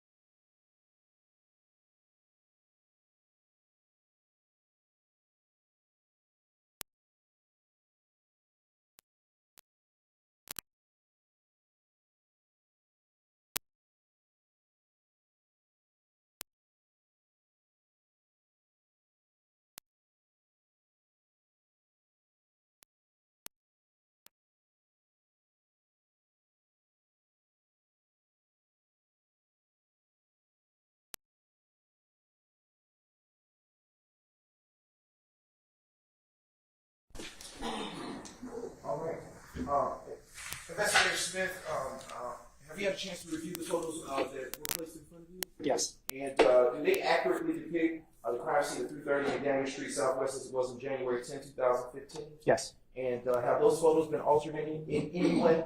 Not that I see. And Your Honor, now the state now moves to admit state's exhibits 5 Yankee to 23 Yankee, 27 Yankee, 29 Yankee, 31 Yankee through 36 Yankee, 38 Yankee to 220 Yankee, 222 Yankee to 283 Yankee into evidence at this time, and subject to your rule, request permission to publish.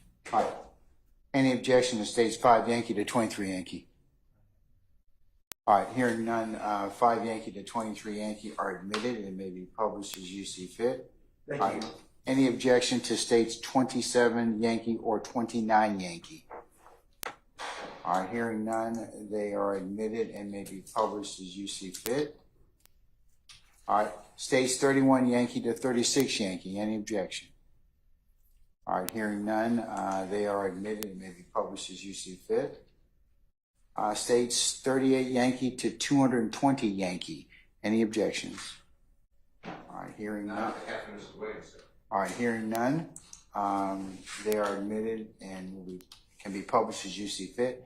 And then how about states 222 Yankee to 283 Yankee? All right, hearing no objection. All right, thank you, Mr. Steele. I'm hearing no objection.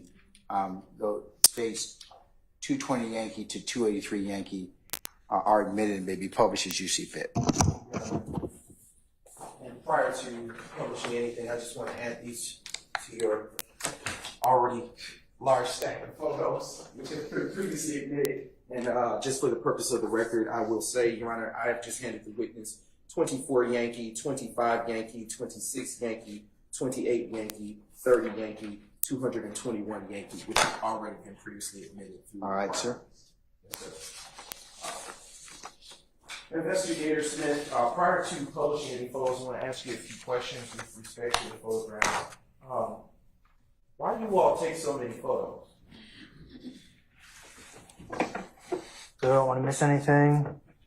You don't want to just take one photo and hope it's going to be the perfect photo that you're looking for. It may be blurry.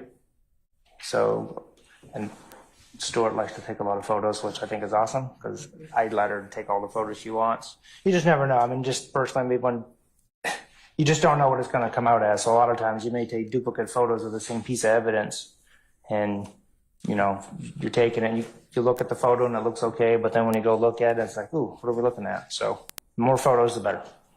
I am now working with what has been previously marked in these, as states exhibits, 284 Yankee and 285 Yankee.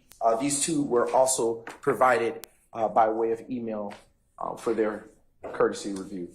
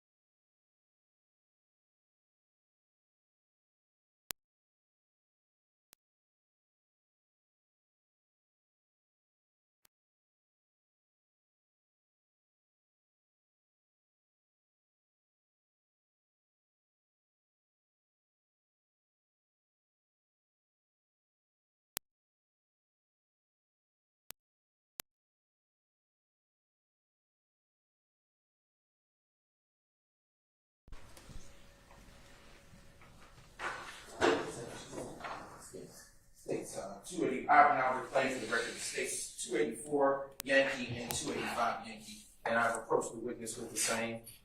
And starting with states 284 Yankee, I'll ask you a few questions about that. What is state 284 Yankee? That is my crime scene diagram and, I guess, ledger. Did you did you create that for this particular case? Yes. And why would you have done that? I do that for all my crime scenes I process. Just so, depends on the situation. Like this one, this is a very, very large, lot of evidence to collect. Some crime scenes, maybe not as much. So I just wanted to be organized so I can recall what I'm looking at, what each piece of evidence is, so I don't have to guess. This is accurate. And do you see your name or anything on there? Yes. Yes. Where is that? It's at the bottom, my signature and my name. And is that diagram in the same or substantially same condition as it was when we authored it on January 13, 2015? It was. Your Honor, at this time, statement on the addition of states 284 Yankee into evidence. Any objection to states 284 Yankee? All right, hearing none, it's admitted. Turning your attention now to states 285 Yankee. What is in front of you?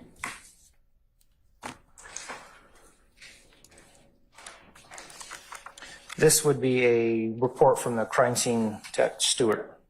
And what is the crime scene record? Every time a crime scene technician goes out to process a crime scene, or anytime they're called, then they get called for anything in our city, from a burglary to a robbery to a theft, serious injury accidents. Unfortunately, one patrol car runs into another. They come out for that.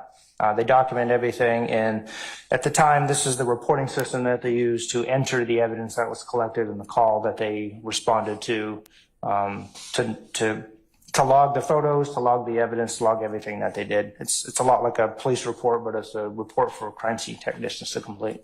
And was the crime scene record, well, let me ask this question. Are crime scene records kept for every set of photos taken at the direction of a crime scene investigator such as yourself? They should be, yes. And are crime scene records kept in the normal course of business for APD for crime scene what we've described so far? Yes. And are crime scene records made at or near the time that crime scene photos are taken, as in this particular case? Yes. And are you familiar with the means by which crime scene records are kept at APD? Well, there's two systems, the old system, which is this one, and then we have a newer system. So they're kept electronically in this case. Okay. How are they kept in the old system? Well, they're all electronically. It's just a different program that we're using. We've changed reporting systems on how evidence gets put in. This was an old system compared to the new system.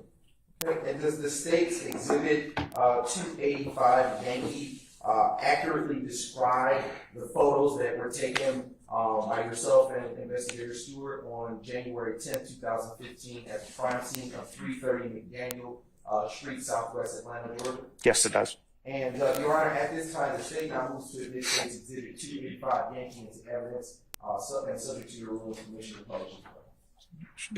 Any objection to states 285 Yankee? Yes, Your Honor. Basis. Hearsay, there's a narrative report included in 285 see from it, a please. non-testifying witness, and I don't believe that should be admitted. I believe it's the third to the last page. I'm sorry, it's the what? Third to the last page. Okay, all right. Can you give me a second? Let me look at it first.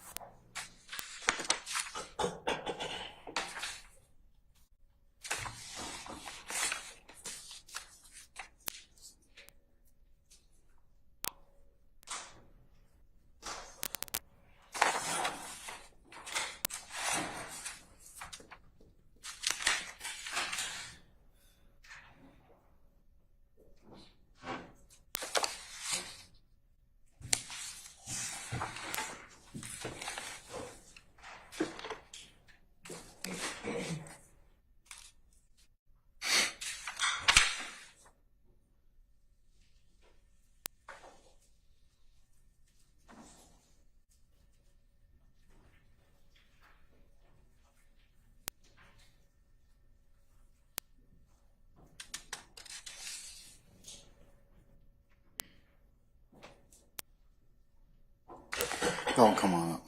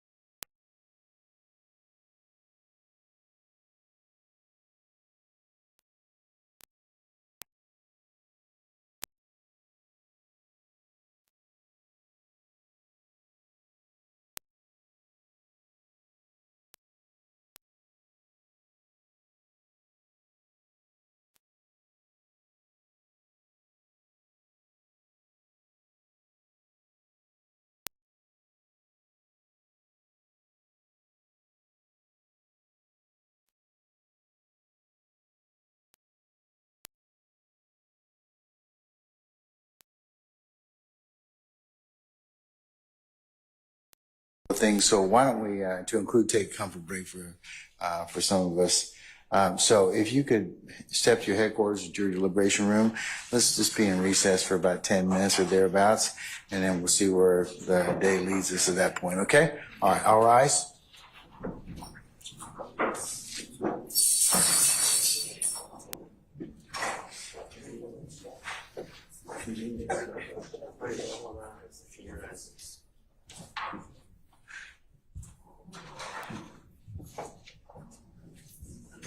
Now that I'm going to get some step back. So.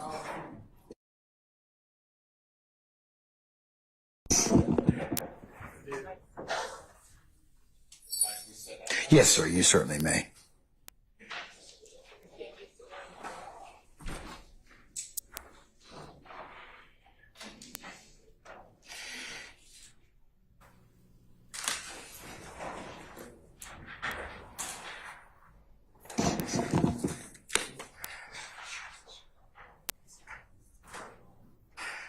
Counsels, why don't we do this? And your clients may do this as well. They can go ahead and take comfort. Mr. Williams, you can go ahead and use the restroom.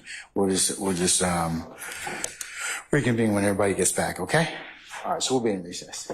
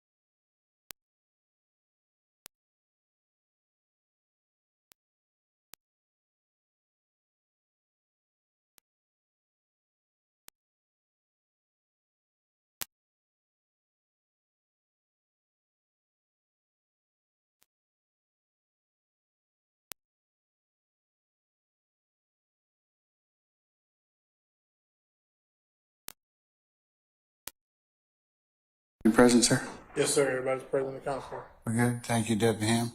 All right, councils, since it is almost 4:45, and my rough math would indicate that you were going to attempt to discuss some almost 200 exhibits with our current witness, it might be an appropriate time for us to transition and pick up where we left off on Tuesday.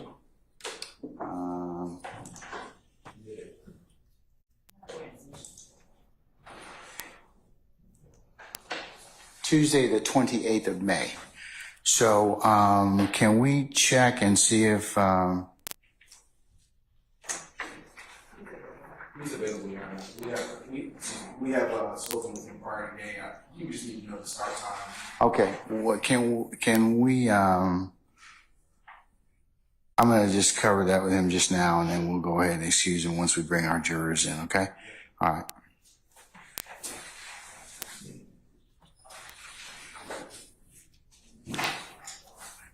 Investigator Smith, come on.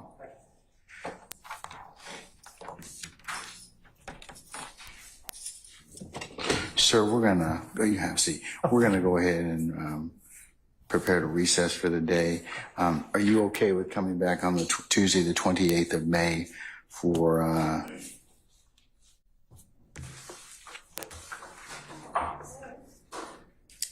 need to be here by 9:30. Does that work for you? I can, as long as I'm done that day, because I am on a flight the next day. So I can What time is your flight the next day? It's at 5, but I got errands to do in the morning. Understand. Okay. All right. But I certainly can do the 28th. All right. Okay. All right. State, you good with that? Yes, Your Honor. Okay. All right. And when you should something arise, and you need to be called back again, when would you be available other than that? Like you said, you're leaving on Wednesday, the 29th. Correct. When are you coming back? I'll be back in town on June 12th, but not officially back to work until June 17th. Okay. All right.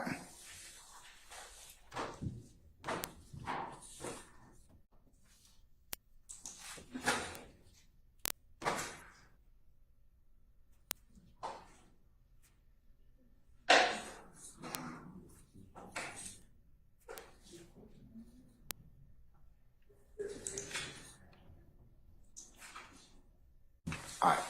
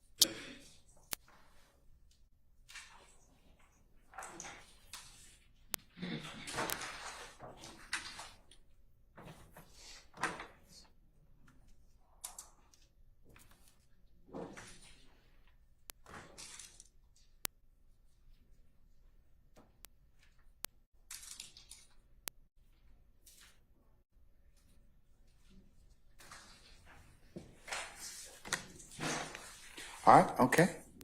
All right, sir. Thank you for letting us know. All right, Sergeant Ingram, can you go ahead and summon our jurors, please?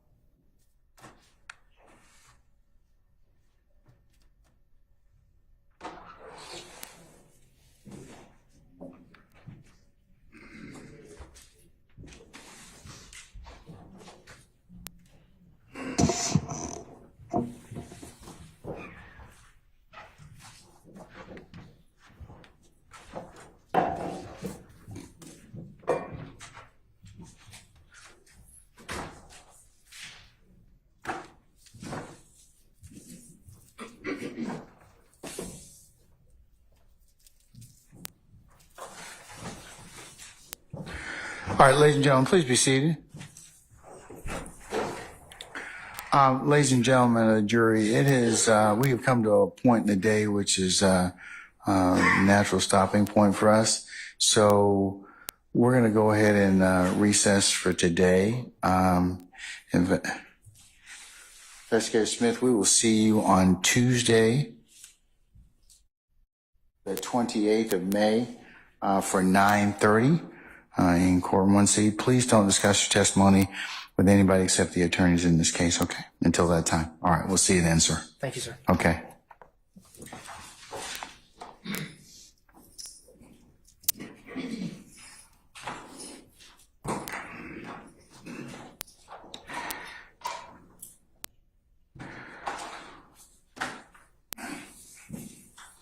All right, ladies and gentlemen, before I excuse you for the remainder of the week, for administrative days as well as for Monday, which is Memorial Day,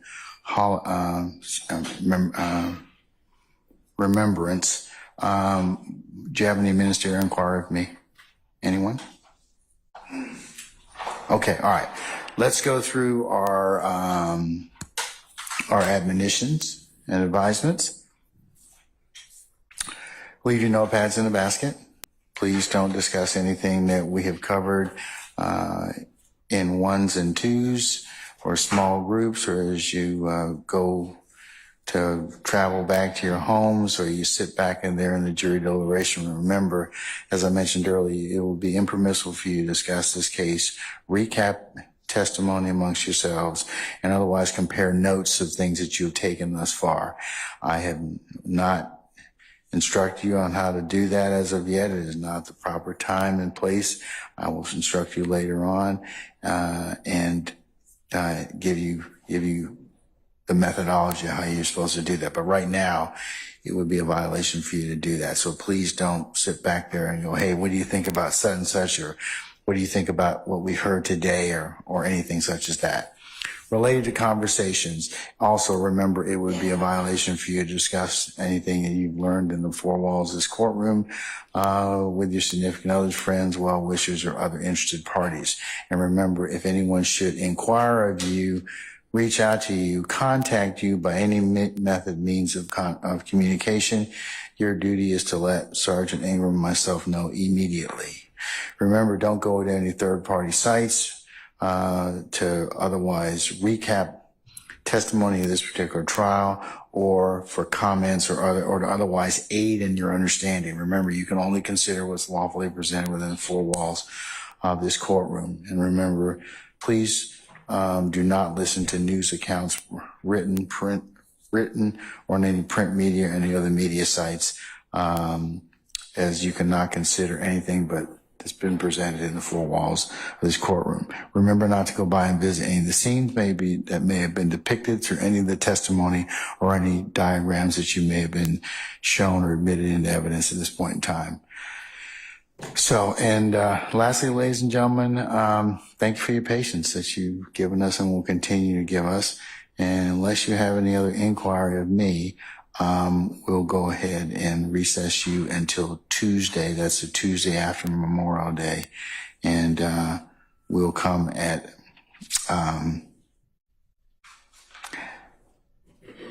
for a 9:30. If you all could be here by 9:30 for an anticipated 10 o'clock start time. And Tuesday will be a fairly lengthy workday. At least we'll go until 5 or thereabouts. Okay? All right. Any questions of me? Okay. Unless you have anything, then we will see you all on Tuesday, and we'll talk then. All right? All rise.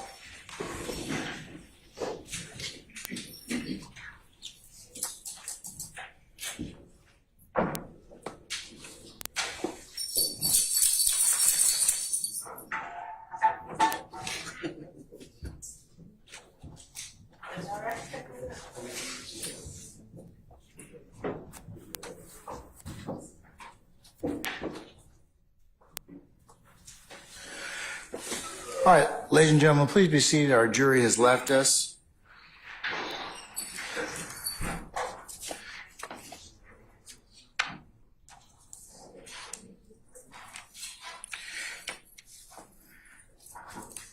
All right, Mr. Brown, is it likely, given what your witness has told, your witness, that is Investigator Smith, do you believe you'll be able to complete your examination of him?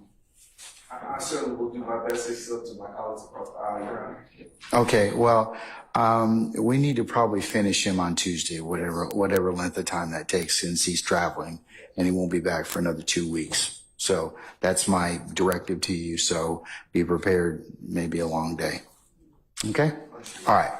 Let's go back to States 285 Yankee. I have taken a look at, and Mr. Sharp, you pointed out to my attention the third last page. It's a multiple page document. The last third page in that particular series, it has a narrative. It appears that the narrative was in fact authored by Investigator Smith. State, I'm inclined to exclude it just for the purposes of this particular report. However, what is in the narrative, he can certainly testify to throughout his testimony and the photographs. I'm sure that you're probably going to show the jury. Yes, so most of the stuff in here with a predicate can be discussed. And to be sure, would it be admissible excluding that particular page that you just referenced? That's the only thing that Mr. Shard has objected to as of yet. I still haven't heard from Mr. Steele yet, but Mr. Shard, is that your objection as to the third last page? It is, Your Honor. That was my original objection. My colleagues. Okay, I'm going to take yours right now, Okay. and I'm going to go to another examiner in just a second. I will direct the state to remove this particular page from this exhibit. Do you have any other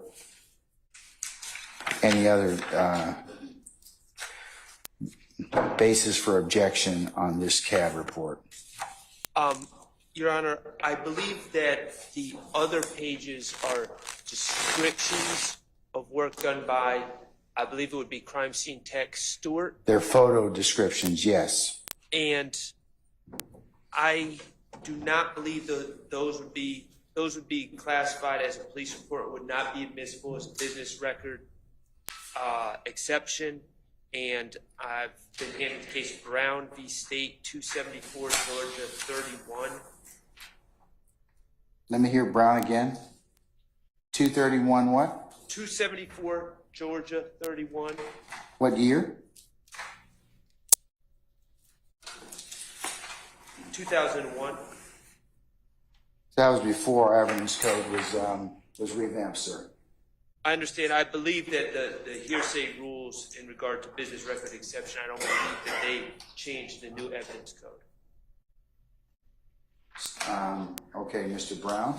Your Honor, you have heard from, so far from Investigator Smith, who has testified extensively about the work that he did in tandem and directing Investigator Stewart to do side by side, to use his exact words. He testified that the information contained in that crime scene record references the photos that were taken that he has testified about. So it coincides. It will, because of that, aid his testimony, help the jury understand it more fully and completely. He was present for all of the evidence that she logged. It's in the ordinary course of business to create such a record for crime scenes. He said they are made in every crime scene of this type, and it always happens. He's familiar with how such processes work and how they function, especially in this particular case. And he stated it was routinely done. And to the cases that specifically speak to why this should be admissible, Quick v. States is a quick reference point for the court. That site being 360 Georgia App 525, most on point, Penn site 528, which speaks about investigators being able to reference other things that aided in helping them to make conclusions and results in their investigation. And he can accurately describe the things that are contained therein that crime scene record.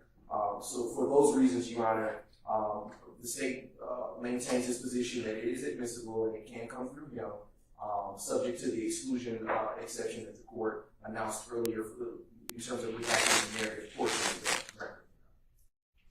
In Your Honor. Can you give me a second, sir? Yes, Your Honor. And to add to that, Your Honor, I want to just make sure that I'm sorry.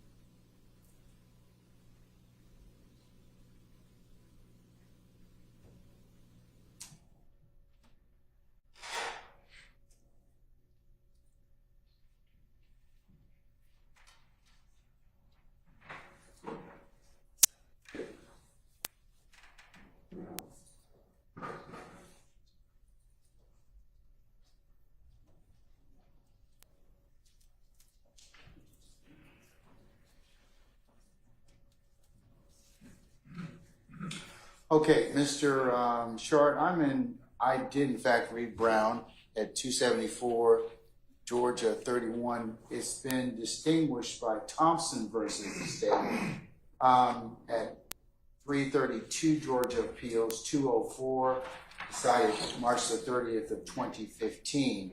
And it says in pertinent part, Thompson contends the trial court committed reversible error in admitting the loss prevention report under business records exception to the hearsay rule, OCGA 24-8-8036, because the trial jury in this case was conducted in April of 2013.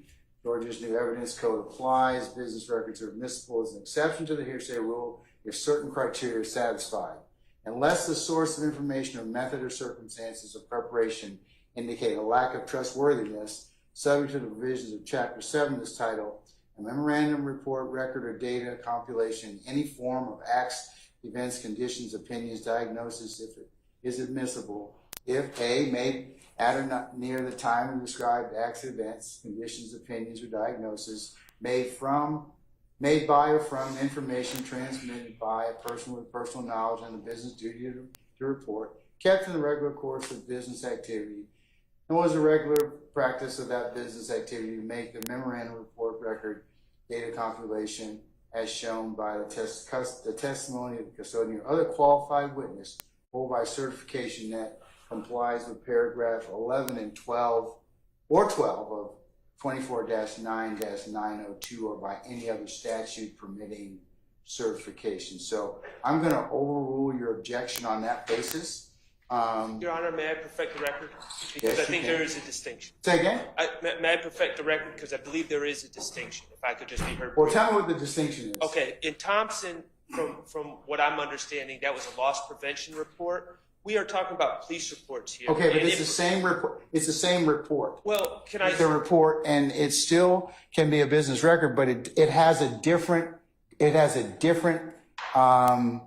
issue as to what can be actually testified to in the report. Your Honor, if I just may, I think these words bring the difference to light. In Brown v. State, on page 36, they cite to the Court of Appeals opinion, the dissent, which they're agreeing with. And they say, were we to conclude... The dissent? Not the majority opinion? You talk about the dissent? Well, the dissent, because the Court of Appeals found the other way, and the Supreme Court of Georgia is finding the way of the dissent in this Brown case. And they say, were we to conclude that the police report narrative in this case were admissible, serious public policy implications would result. As noted in the dissent to the majority of the Court of Appeals in this case, if the majority is correct on this point, a major alteration in the administration of our system of criminal prosecutions may result. Because almost all prosecutions are based on incidents in which there are witness statements are taken, and those, along with the police officer statements, are made part of some police agency's reporting system, it is reasonable to expect that in the future, it might be the rare case in which the witnesses actually come to court and testify. So what they're saying in Brown is if we just let in police reports under the business record exception, we don't even need live witnesses anymore for trials. Why would you? You can just put in the reports as business record exceptions, as an exception to the hearsay rule, and we would do away with all the necessities of a criminal trial, including live witnesses. And that's all I'm saying with crime scene tech Stewart is, sure, the state can bring in these photos and the documentation, but crime scene tech Stewart should be providing the live testimony for that, not some police report that was created in the Brown case. And I just think it's another or witnesses. It can be the crime scene tech and or the detective that did, in this particular circumstance, who authorized all the photos to be taken at his direction. Right, but we're just admitting a document. He's going to testify to it, I assume. Is that correct? Yeah, so he's going to give live testimony about those particular entries into that report. So then I would say we don't need a document. I mean, and you would say it's probably cumulative, right? Yes. I mean, okay, I'm still going to overrule your objection, okay? All right, Mr. Harvey. Yes, sir. I just want to follow up on that, Judge. If you look at 8036, I know you've made your ruling, but let's look at the rules.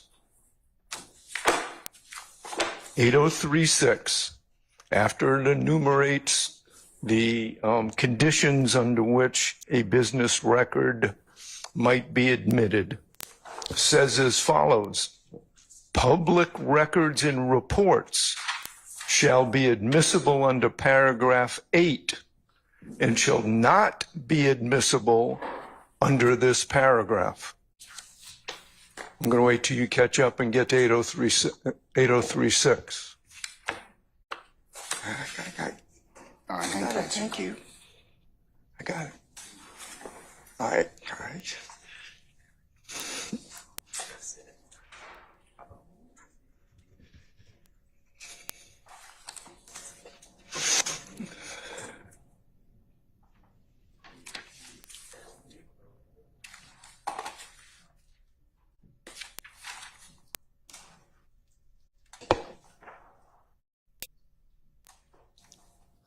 You with me? Not yet. Okay. Not yet, sir. Not yet. Hold on.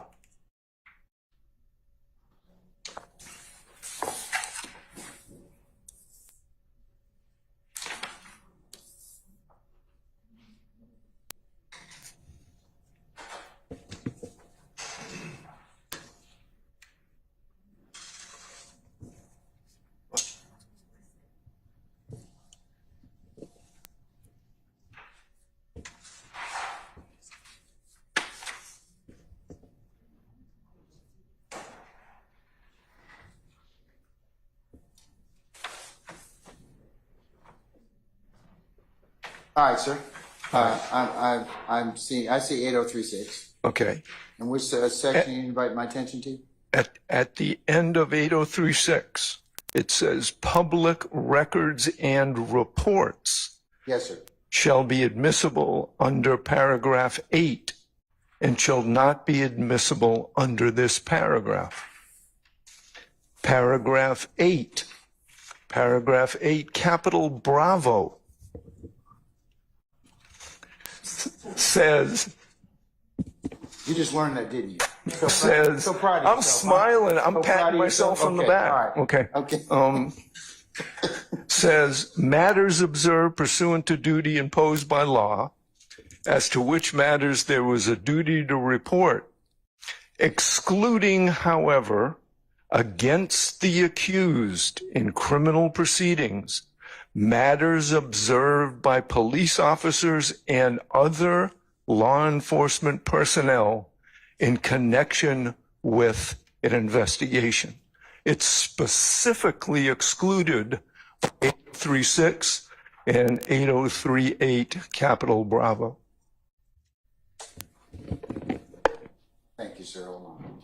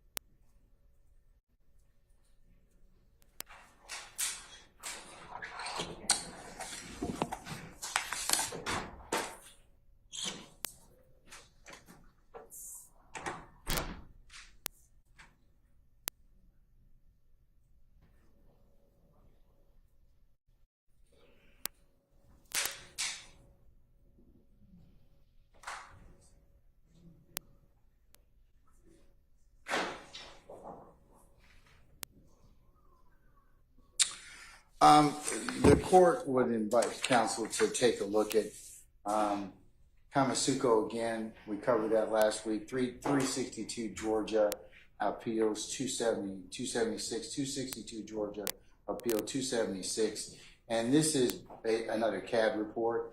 And for that reason, our coverage of that case, I will exclude the narrative section of this particular CAD report and otherwise admit State's 285 Yankee over objection. All right. Anything else? Mr. Steele, did you rise as well? Did you want to be heard on this issue? I wanted to just ask the court to weigh in on 24-8-8038. So you've done that already? Yes, sir. Mr. Harvey? Yes, sir. That is 8B. Also, Your Honor, we're going to discuss whether this goes back to the jury at a later time. Is that fair to say? That's correct, sir. Okay, yes. thank you. Yes, sir. Okay. All right. I'm going to give you all this back. State, you can redact that consistent with the court's instructions.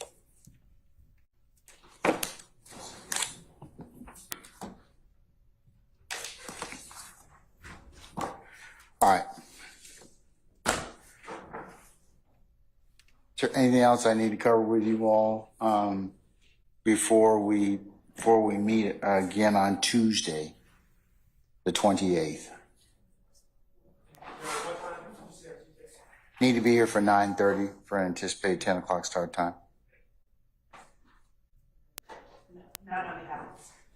Mr. Steele? Yes, sir. The thing is, what I emailed this morning, Your Honor, the state has Mr. Williams' like criminal history and driving history. I just want to alert the court that that's an exhibit, and I have objected to it on our email.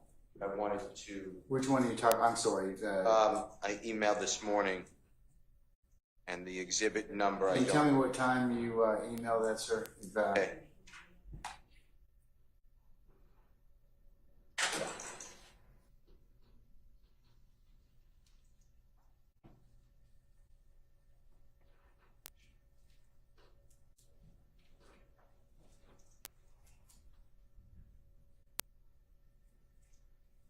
Your Honor, at 6:26 this morning, I addressed it to this honor. I said, "Good day to all." Then I skipped 2 lines. I said, "Your Honor."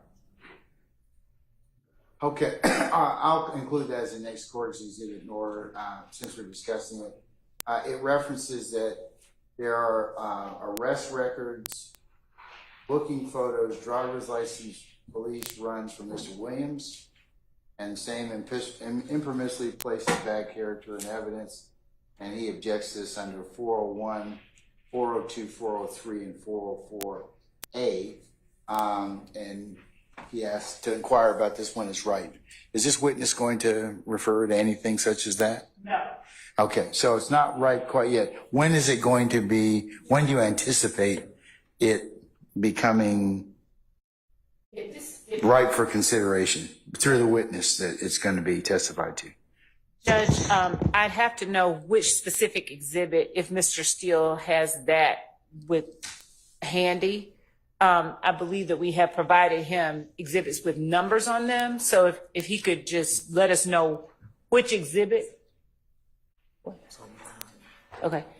Or even the number of the slide on the PowerPoint that we've provided to him so that we could know exactly because generally speaking, we don't intend to get into, we wouldn't introduce anyone's criminal history. That's wrong. So anything else that he's objecting to, we'd need to know with more specificity what he's objecting to, since we have at least provided him a way to identify it for the record. Okay. Mr. Steele, can you? Okay, yeah, all right, okay.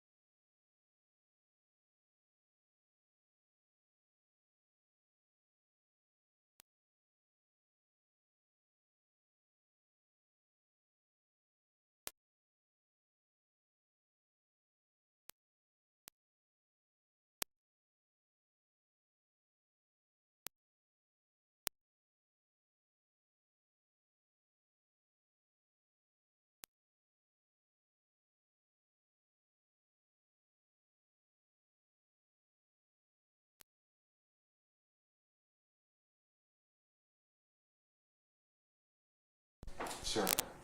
And if I'm incorrect, I'm sure the state will correct me.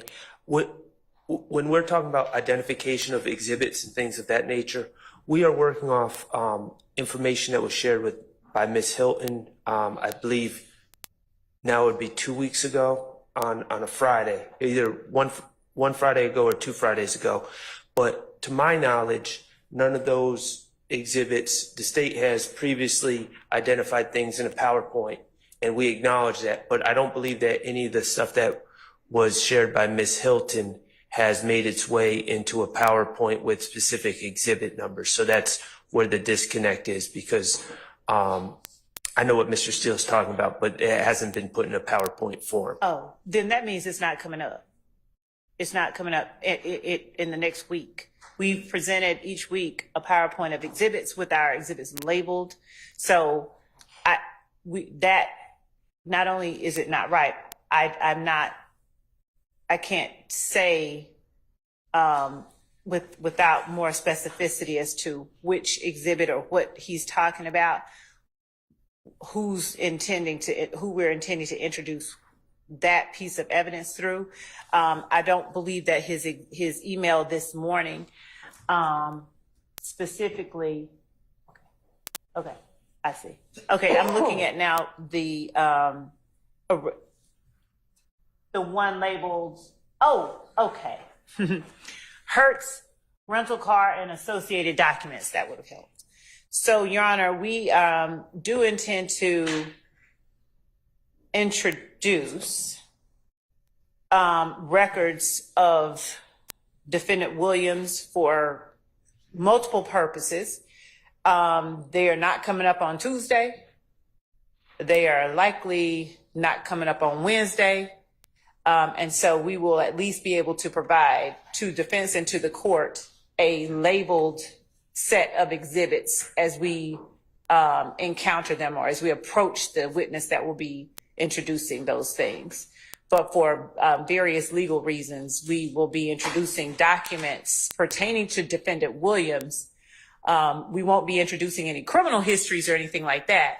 And I believe that we can probably speak more cohesively on any objections to these as we provide them to the defense in a labeled exhibit form. Okay. So that we can address it for the record and not just sort of with the descriptions given in the email sent this morning at 6 o'clock. Can we do this the day prior or Yes. At the conclusion of the day? If you just let me know so we can take a little bit of time to discuss that. If it's coming the next day, I can absolutely this jury a little earlier. If you just let me know that, okay? Absolutely. All right. So, Mr. Steele, we'll just stay this issue for the time being until the state raises that, okay? Thank you, sir. All right. Okay, anybody else? Okay. Then unless y'all have anything else, I'll see you all on Tuesday the 28th for 9:30, and we'll go ahead and continue with our witness. All right? Okay, we're in recess.